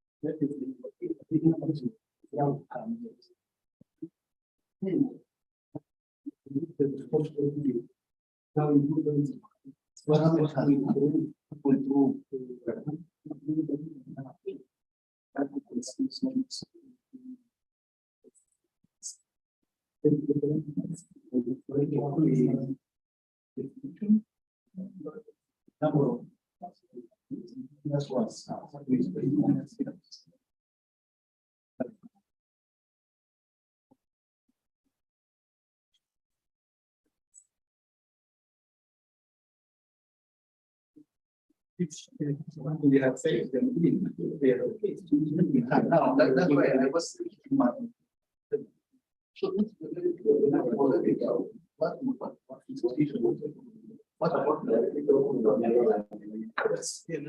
Those are all institutions. Those are all responsible institutions.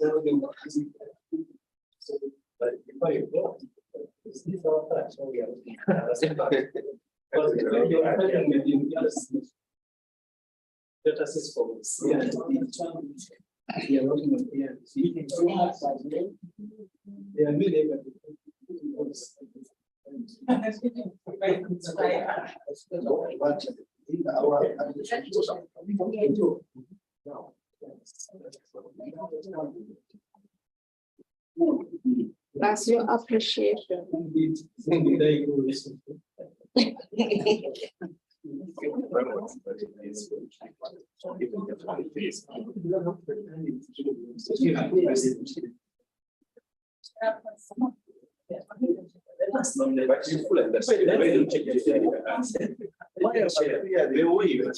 I came.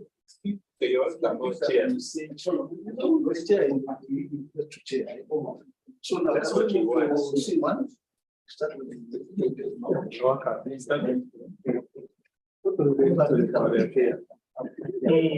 so fine. That would be, I think that's another 50. So if we are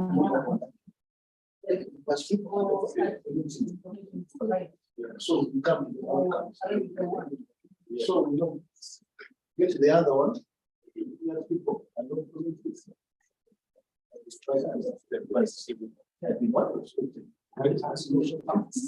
Yeah, went straight in the table.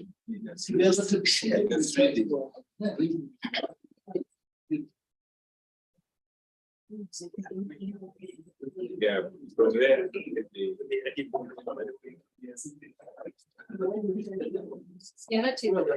That's why you started from.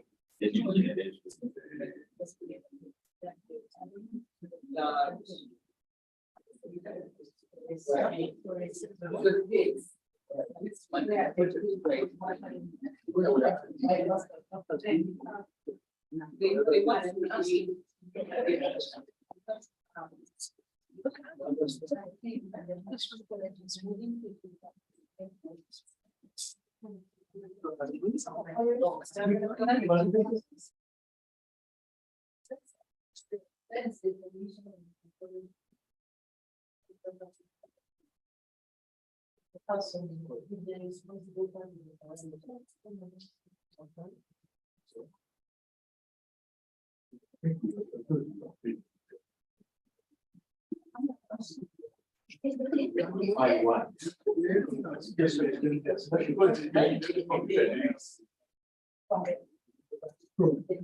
avoid the situation where we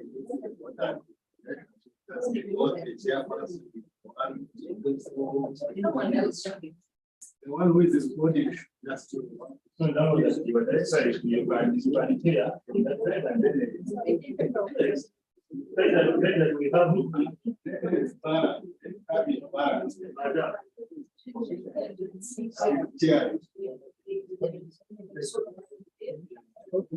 Remember, we are not here.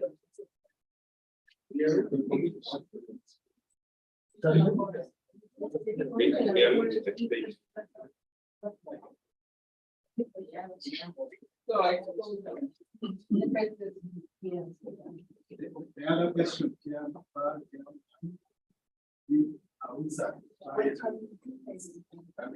we shall put that answer to the last time.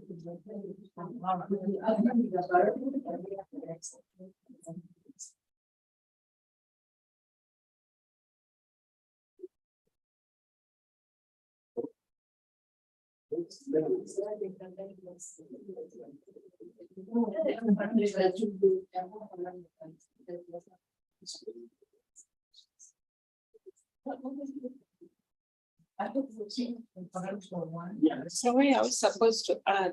Down. Can we go down? We add. I see here.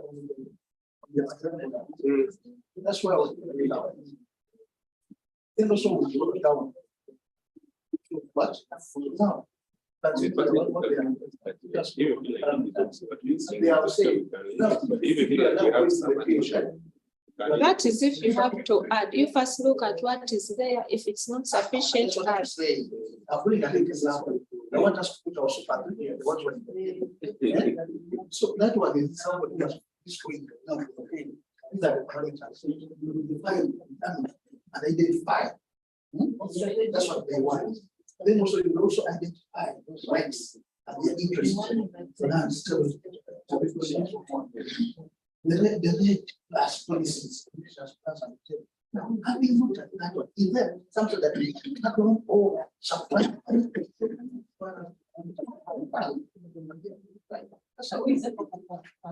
Yeah, that is. So let people read. If there is anything to add, we shall say we are adding. If there is nothing to add,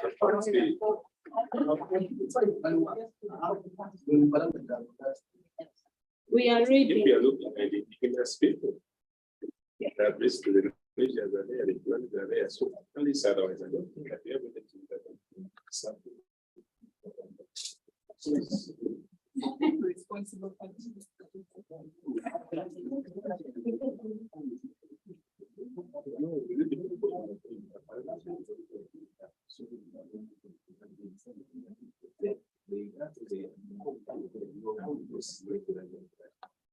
Really was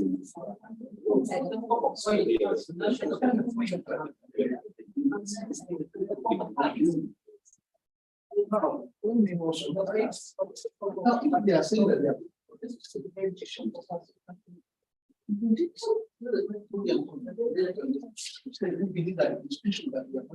Because we have so many institutions. You can't list them. No, this one. But again, if you go down, they are breaking it. They are breaking the institutions. No, that one is different. No, that one is different. The first one, institutions that are related to gender. We have Ministry of Gender. We have local governments. We have banking institutions. We have you see, if you start listing all, so maybe you can just say no.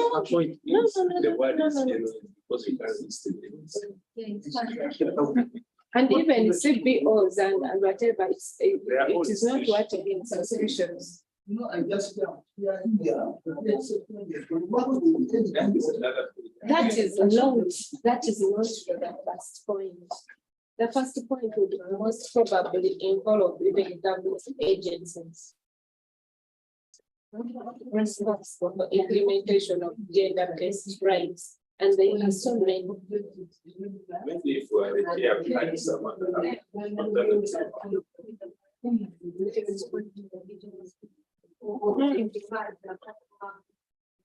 I think they are more responsible. Maybe what he wants is to say Supplement. for example. Maybe that. You can just say for example, but there are so many.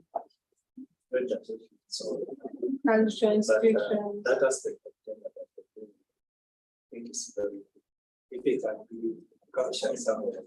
It is already. It's already captured. Once you say institutions, it is covered, unless you don't know what institution. That's why I told you. Don't generalize. They say institutions responsible. When The they word say a is- responsible body, it is already You understand? defining. The institutions are not responsible. Yes, they are that are responsible. This gender people want. Let's do those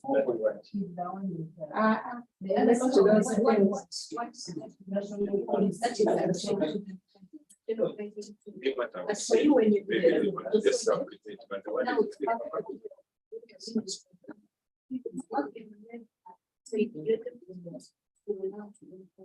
what I was saying. We have to you can't be specific.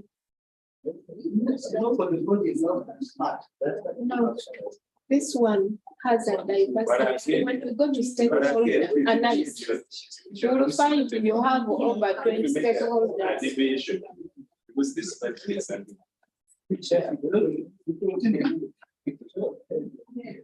But if you want to put, for example, but it is implied.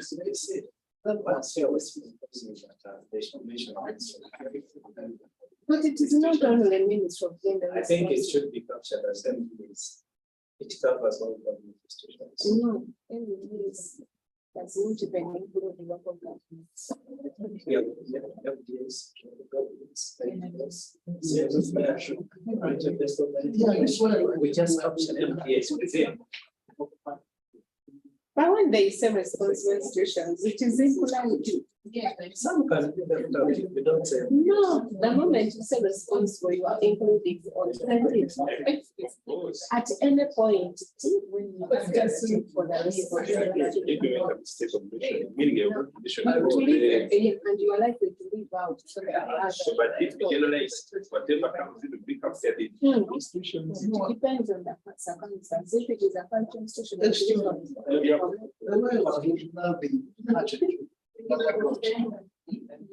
It's almost a subset of the other one. No. Because also the other part is saying that the last secretary, institutions responsible for interpretation of the transmission and report on the parameters of which parameters work with any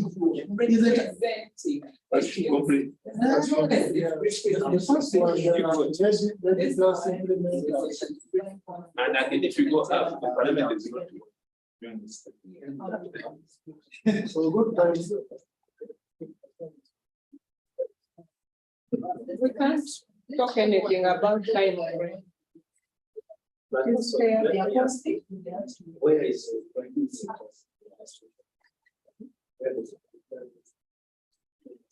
I think really that. Those are all institutions.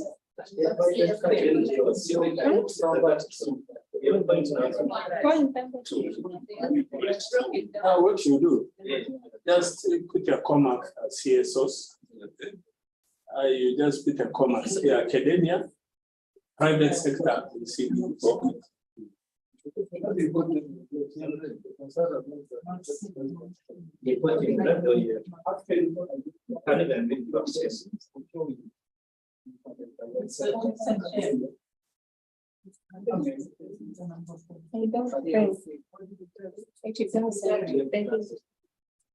No, they did only academic. No, but when they are doing research, they are not representing. When they are doing research, they are not representing. They are doing studies.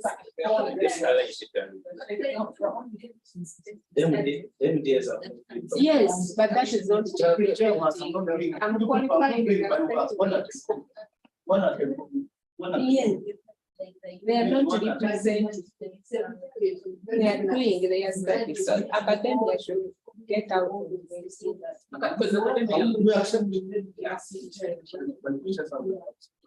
Another point.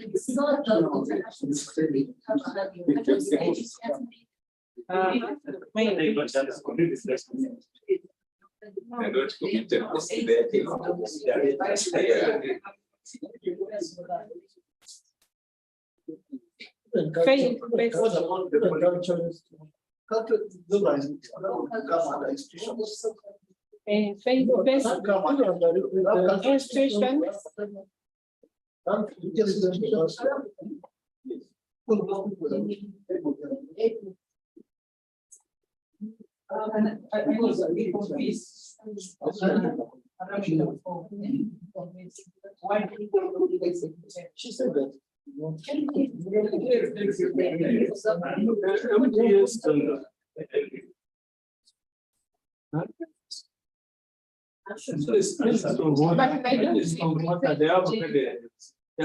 Like the minister was. Are we done with that one? Yes. It has already. People, we are moving for another side. That is a focal point.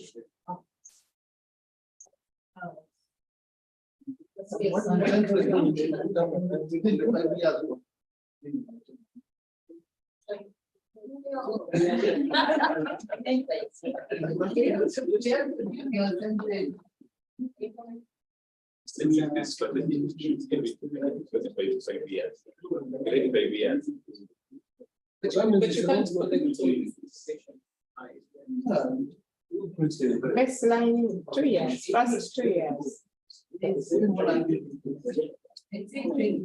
Hey, you know, you can implement and correct.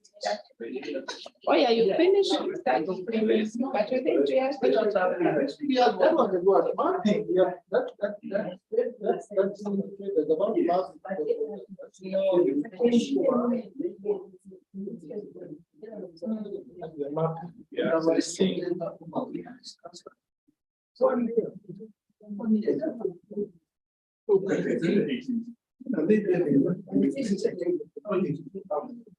But again, that is only by so that's why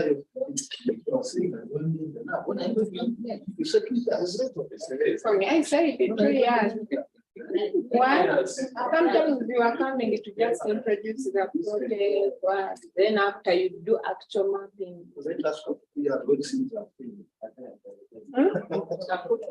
again, that is 1 to 2 years. That is the ambition. 1 to 2 years. She has already been to each other.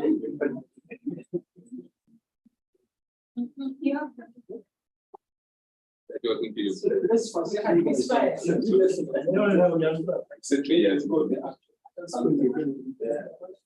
To be specific.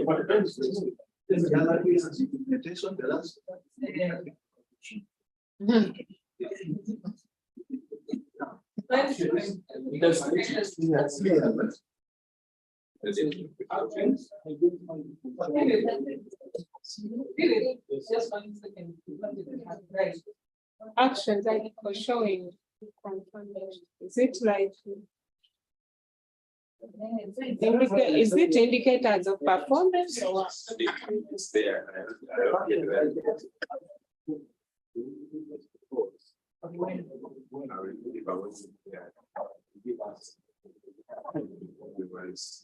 I think it is indicators of performance. Where do we have the stakeholder mapping?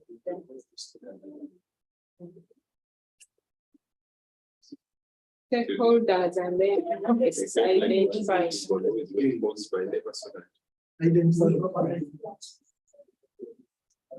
You first go down where we are supposed to put information. When they say actions, identify, showing, for comments. Me, I think we are looking at an activity indicator.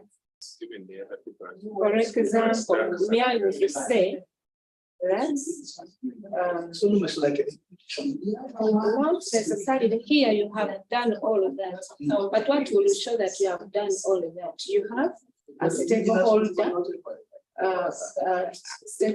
whatever interest and involvement, something must be done. You have identified stakeholders. No, it's not there. What will We need to show, bring something action. what will show that you have done all that above?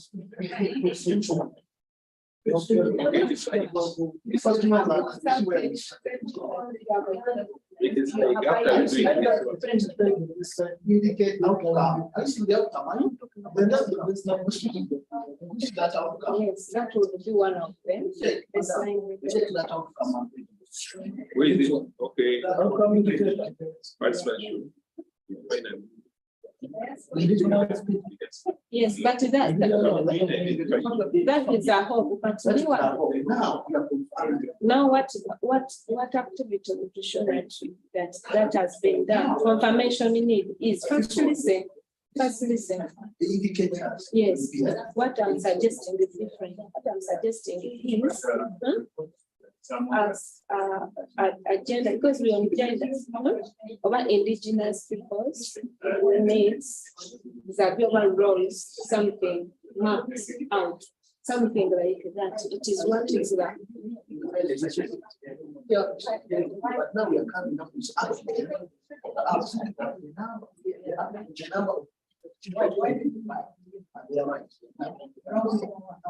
That's it.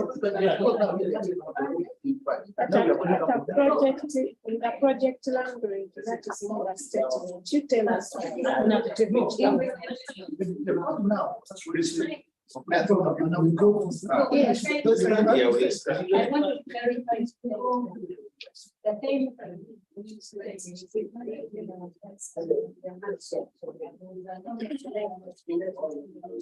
Why is the suggestion with the time?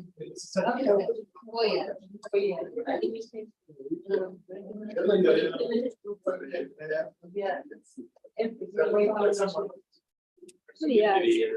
Yeah. No, there's some we are lacking there.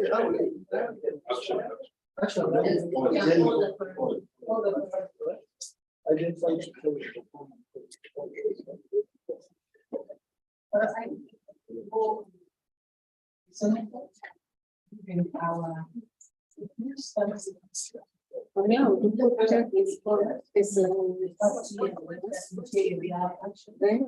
of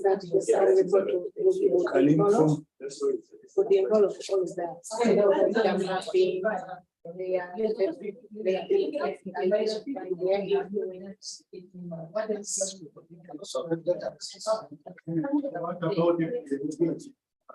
They need to identify that is the output at the end of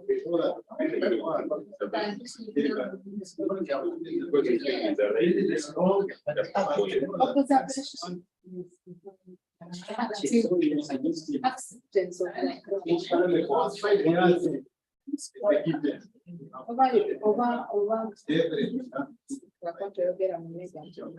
of resistance.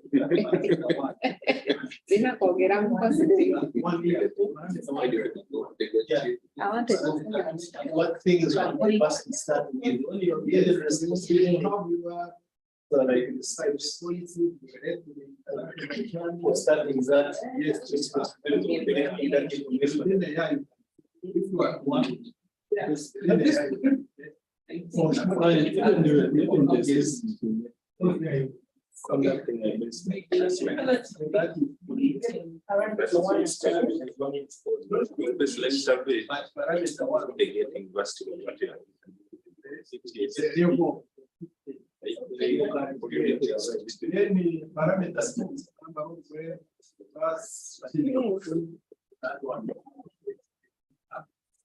but once the other two are done, This one is just also done. The other one was digital. Oh, yeah. It's not like one half. This one. They run by the parent. If you know the others,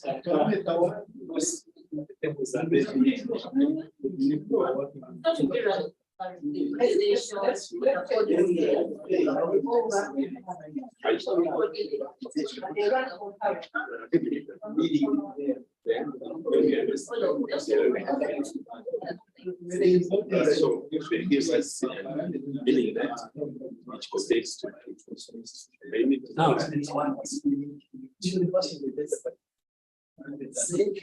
Oh, we need to make sure we can give them a chance to say. Actually, the people. What is the?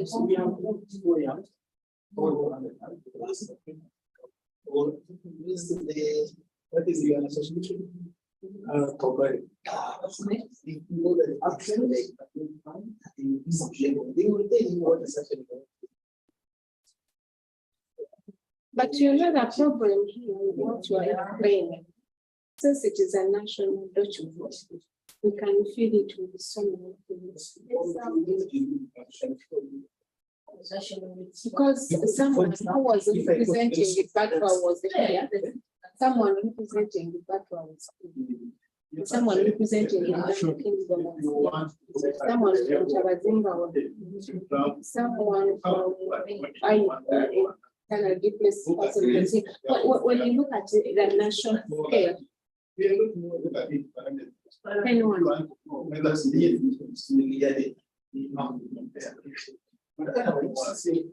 Then, for example,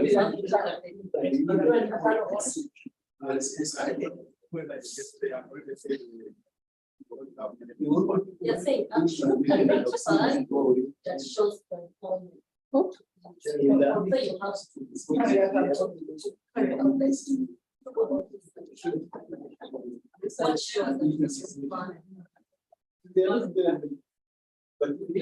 the example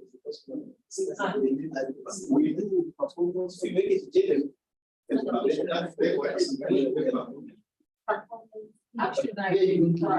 we give the example, you may be biased and not where we are putting examples. It is not okay. You say I've been complaining to both. I've been complaining to both. They take most of the projects in one region of the country. Because maybe most of the time you are putting those examples. And certain regions of the country for over 20 years, there are no projects going there. The problem comes from those examples you keep giving. That's an assistant. But when you see these are supporters giving their issues. So that's why it's we are all together. What they say. Now you said you want to have some things, but if you look at this, they will get us into But we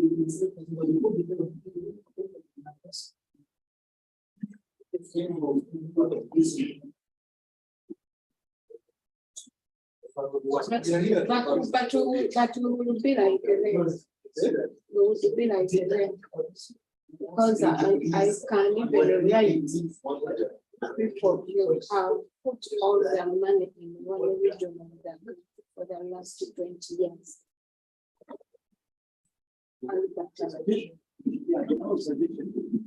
But what's the difference? So now this is the other we got to make a correction. Because for example, if I just put Katran and from that, I will forget about the pigeon.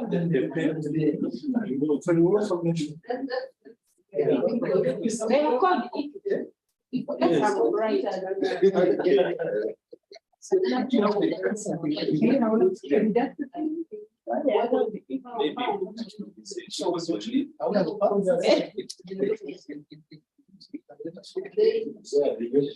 Okay, we could take examples. That will bias. It was bias.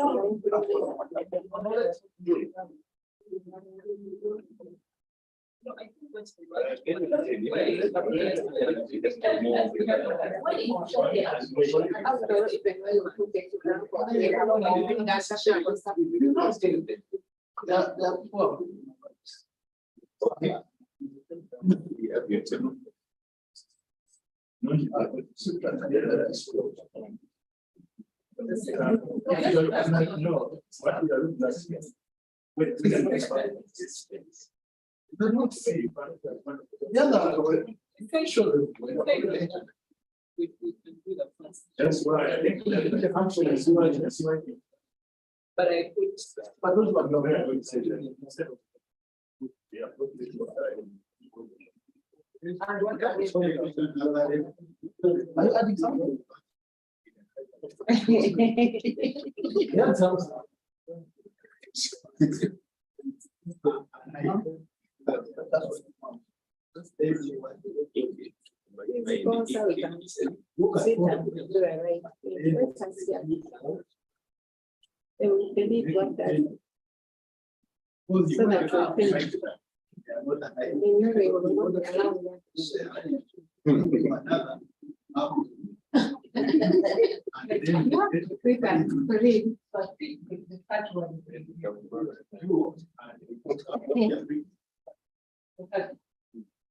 What is that?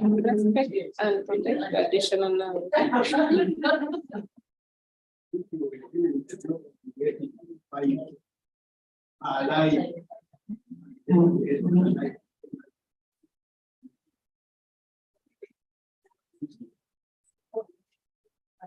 Identified and incorporated. You have to document it. I think for me, they are down parameters. To demonstrate traditional innovative practices, indigenous people's work has been identified and incorporated. Now, most times they identify and they say they have been incorporated and they have no evidence. They should identify, document, and then incorporate, such that identified, comma, document.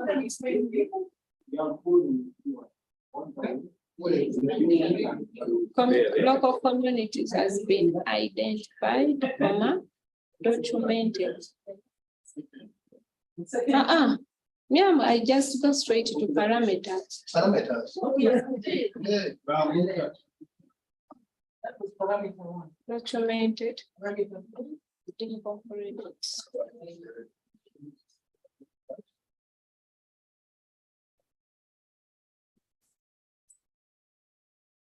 We have talked about indigenous knowledge, but it is not documented.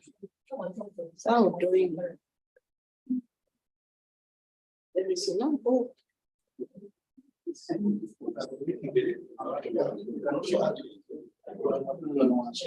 The one we are reading seems to be covering more. Yeah.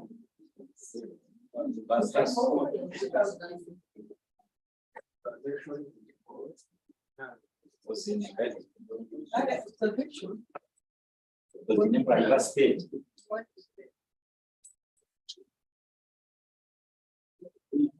Just can grab a box in the words there.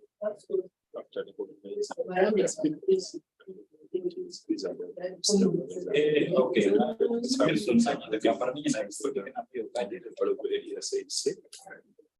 old tradition to the company. She was just saying how the other place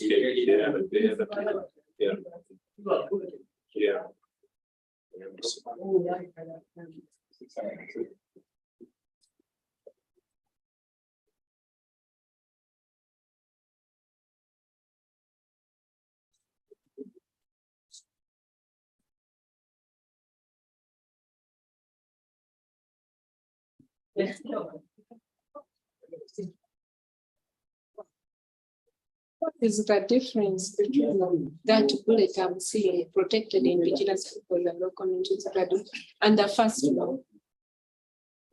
You recognize that? Protect.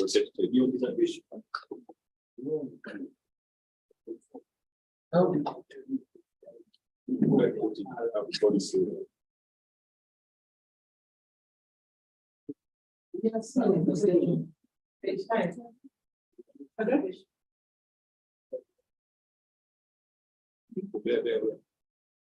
So they were asking, are they protected?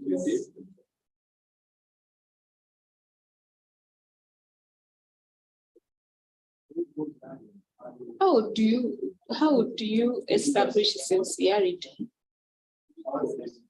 Maybe they are explaining them. They said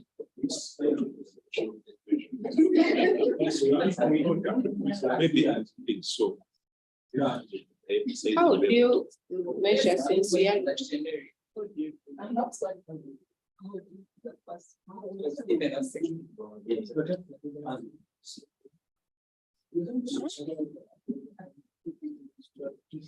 They seem not to be practical.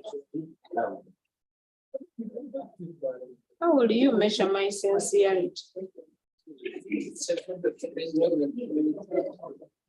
That is it. Yeah, you see it. Yes, they are, but me, I'm asking you, how will you measure my sincerity?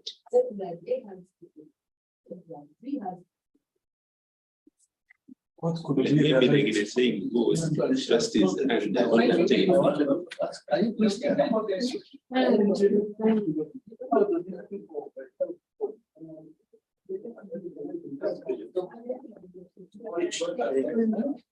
They ask about me. It is measurable.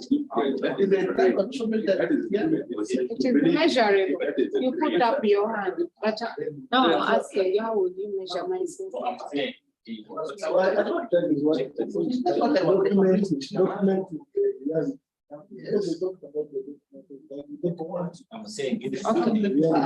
Let me read it again.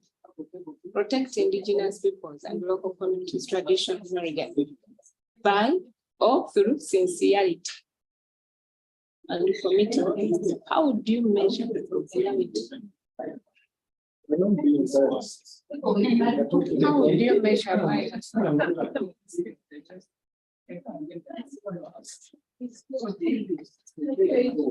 Sincerity and transparency. Transparency is measurable, but sincerity is not. I can measure transparency.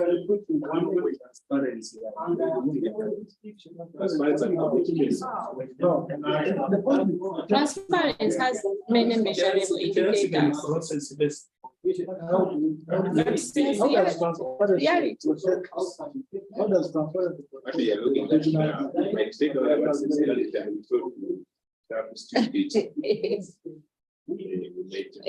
for me, they say what you don't agree with. For me, you know, technically, I don't agree with that expression.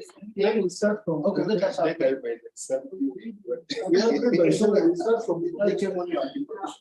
Say a person, for me, you can put a footnote. I don't agree with the expression sincerity. It doesn't make a measurable concept for me as me. I don't know that. So they highlight it and they don't Highlight it. You don't delete, but you put a note. Maybe that's how we need to make Or they replace it with a measurable indicator.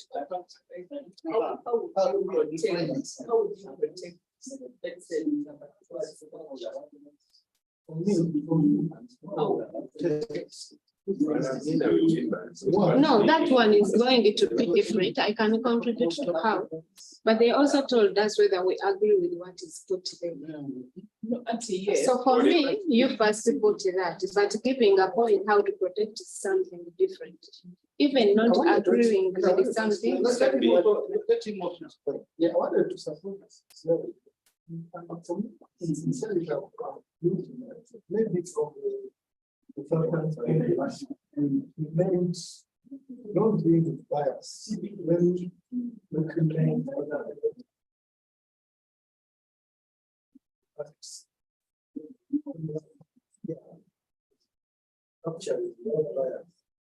But you know, when you're doing such a project, you don't depend on a person's moral behavior. You're supposed to put something which you can enforce. You get it? Something that you can enforce. So something you can't enforce, which is going to be done against a person's feeling, it's like bail. That is why I'm questioning it. Because whatever you cannot measure, you cannot enforce. No, response now. And why do we do documents and guidelines so that we can enforce the if you are going to depend on one free will. I think that would be you see that how they are people being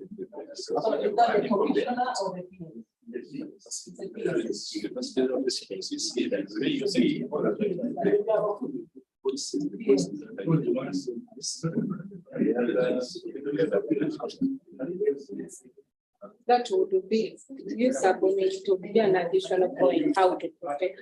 I say that. I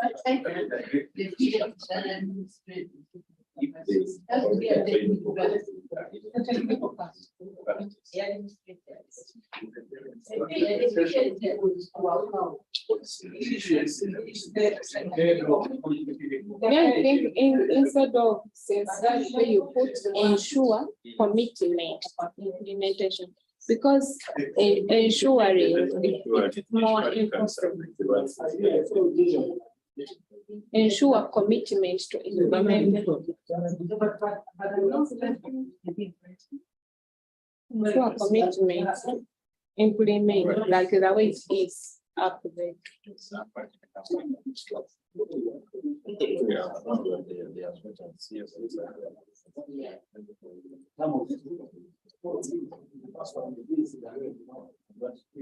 What we have added one by the line.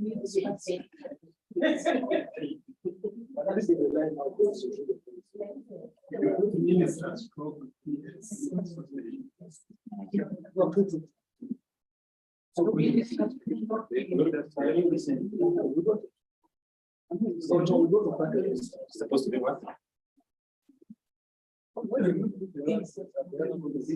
So the vibes you give us from the right seat there.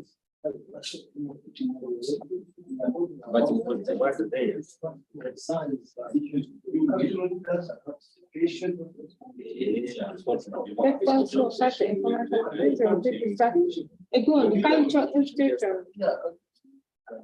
Even local governments, even CPOs and NGOs.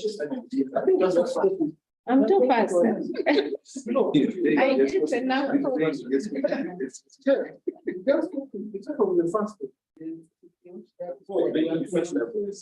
Because sometimes people that I have to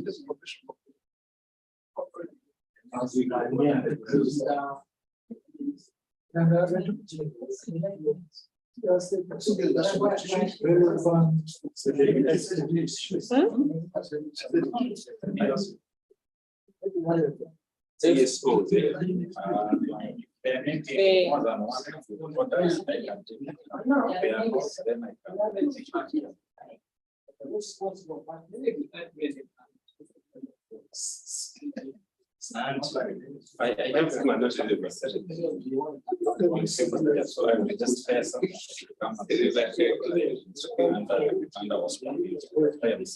Time frame. When it is all about protecting, I think it is throughout your project period. You're supposed to protect continuously. when I thought about what happened, how much time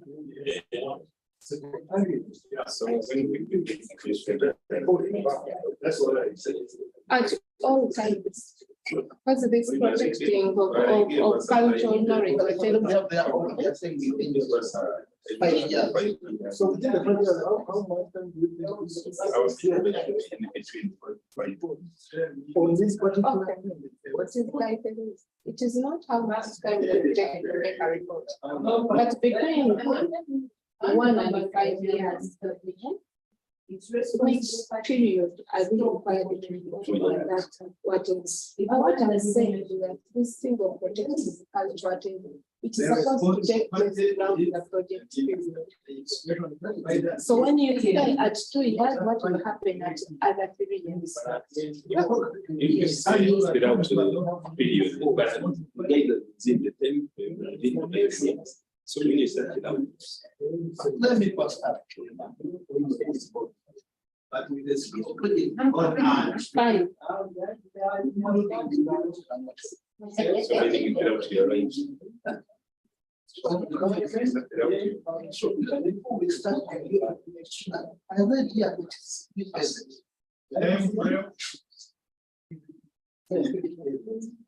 So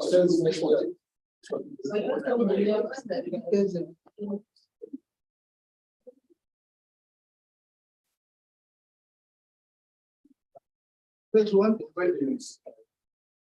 It's what? Readiness. That's true demonstration. Don't it depend on those things? Readiness. We started the part back over in 2010. Training the people about ready to ask. So the rate of implementation is So far, we have not a straight line. So far, we have how many others? We are not yet ready. So let us keep this one. Maybe we speak to Give it a time. You put 3 years. 3 years.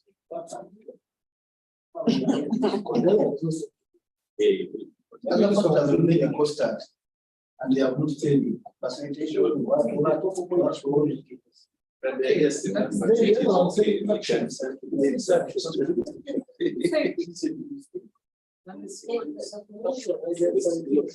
maybe we shall come back after the issue.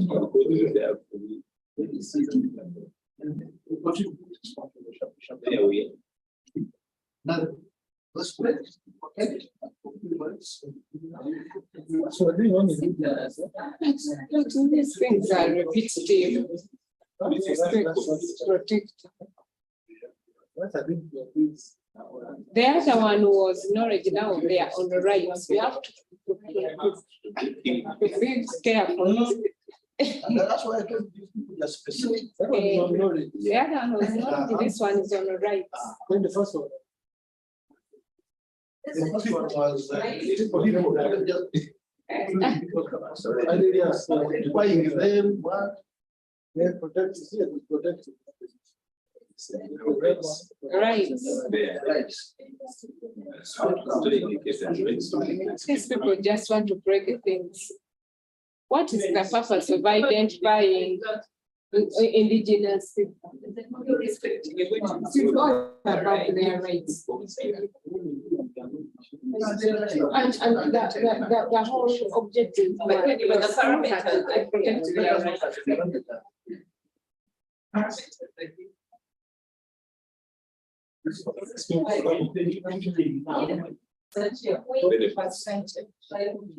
It is very popular. That one is what? For us? They are right. Okay, we can discuss them. We can agree. We can agree and leave. Yes.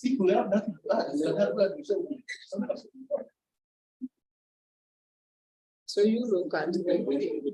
Yeah, I agree with all of them. Yeah.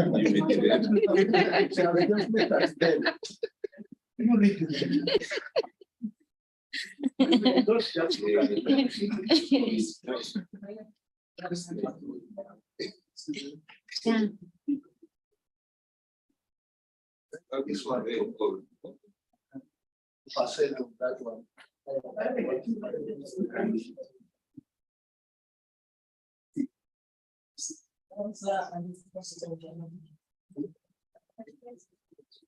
Titled it, documented, parameter number 3. I think extent to which Lands are mapped, titled, documented, and managed.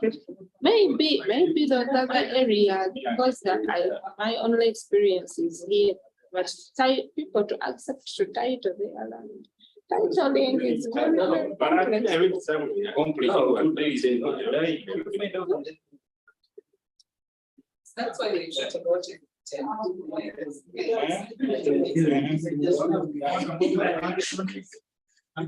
not then. Then in the three, I see we have been having this where we have been having a problem when negotiating. We were the concept. They have always been.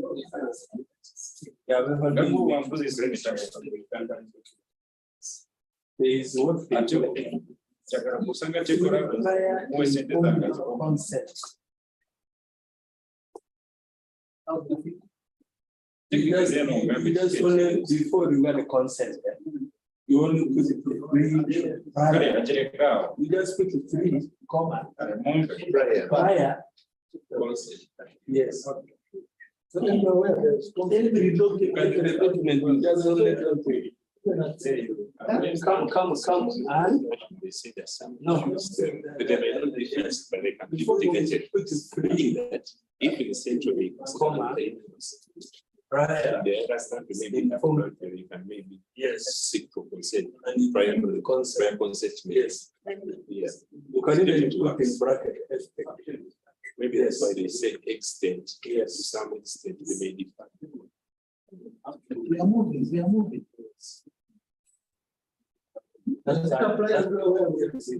Chairperson, don't forget to thank your team after work. Yeah, check the green. If you use this, this is space. On where they have been put there, seek a permission. It must be something which is voluntary. Because when you say permission, I don't know how. Let's go to the other end.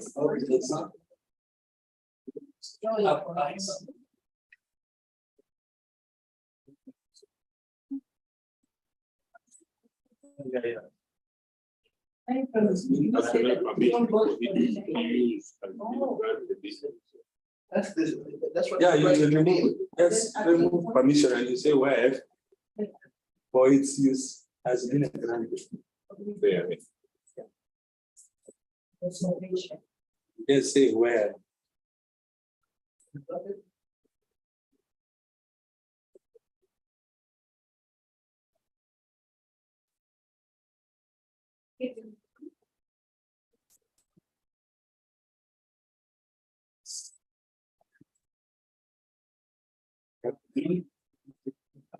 Yeah.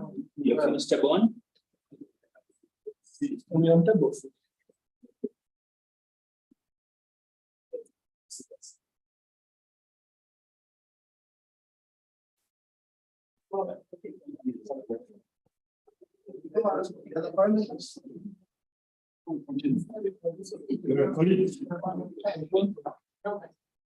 Good evening. When you look at your program, you'll realize that we have done very well, in my view. And we want to see how we can move forward and then close this day, which is a Monday. You know, Mondays can be quite tricky in terms of finding your way through there and through the jam and all this kind of thing. And given that this is a capacity building workshop or meeting, we believe that this exercise has built capacity to some degree already, you know, because we did it intended to make you consultants to our processes. But we just wanted you to dive into you know, some of these requirements, trying to understand how did we unpack the Cancun safeguards into 14 thematic areas and into 44 principles and criteria. So it's just one tactic that we're using to build additional capacity of yourself.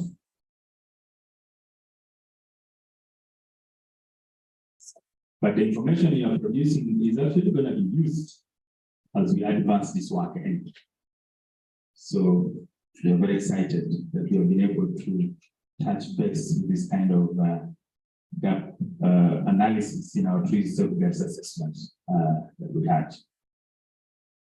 So I'd like to report, therefore, that we have tea, so I'm informed, and the only thing I can say as a way forward is that we shall continue from where we have stopped tomorrow morning.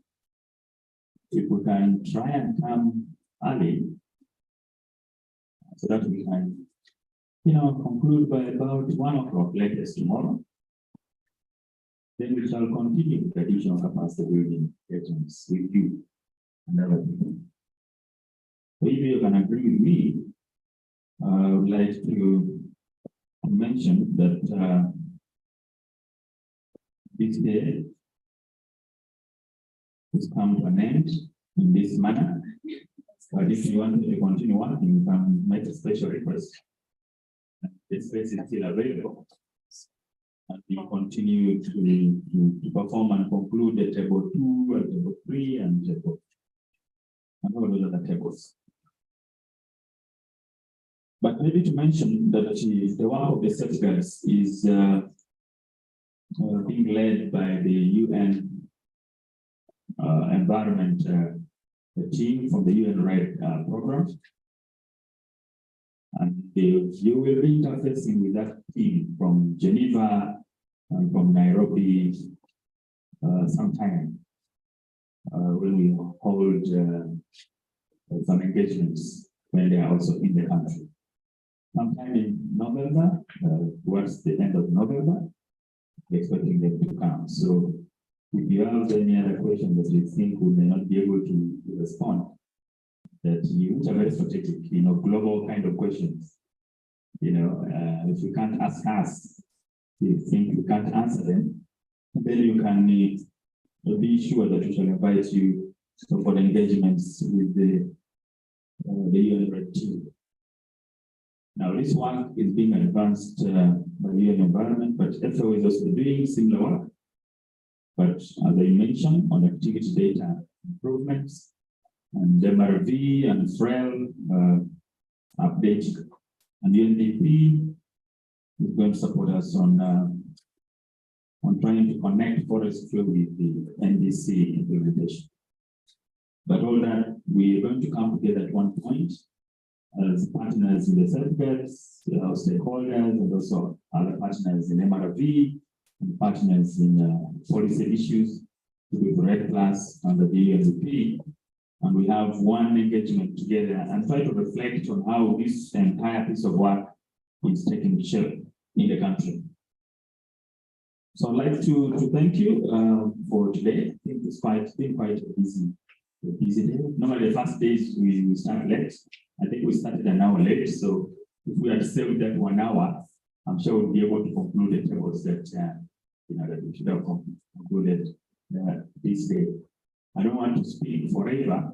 My job was just to let you know that we shall continue from there and way forward tomorrow. And I pray that you come early so that we are able to conclude the process, this meeting tomorrow very early, so that you can continue with the other piece of work that you might be having elsewhere. Now, tomorrow is a very interesting day because we want to look at what capacities we actually need as partners or stakeholders to advance the work of safeguards and the REDD Plus. So please come in big numbers so that you're able to understand what we need to do.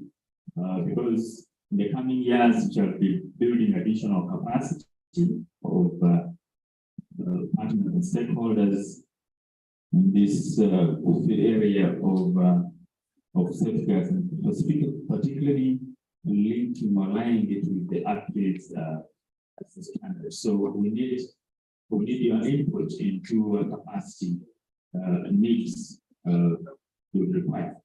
Now, while you're filling up this form, I know you identified some capacity gaps. Just keep them for the piece of work we shall have tomorrow, so that we will build on that as we discuss our capacity needs. I want to thank you, and I wish you all the best this evening, and may God be able to deliver you through the journey. Yes, thank you very much. I know that maybe you may want to do the administrative announcements. Maybe you can hand over this mic to the right two persons. Thank you so much, Commissioner.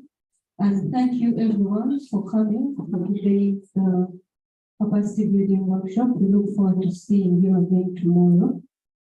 So for administrative related, we're going to handle that tomorrow. So tomorrow, all of you will be handled through your mobile phone numbers. So make sure you register the right phone numbers that are in your names, or you indicate the name in which that number is. Thank you so much. Jen Manson's back. Oh, there is also that was already announced. It is an appointment.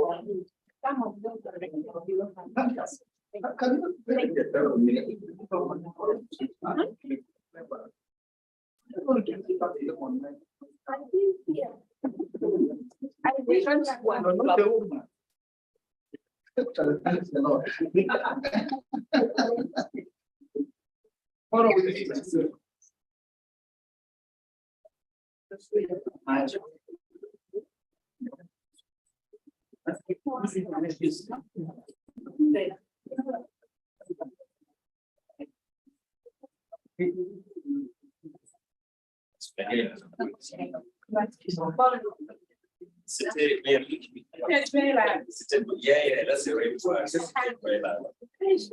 It's time.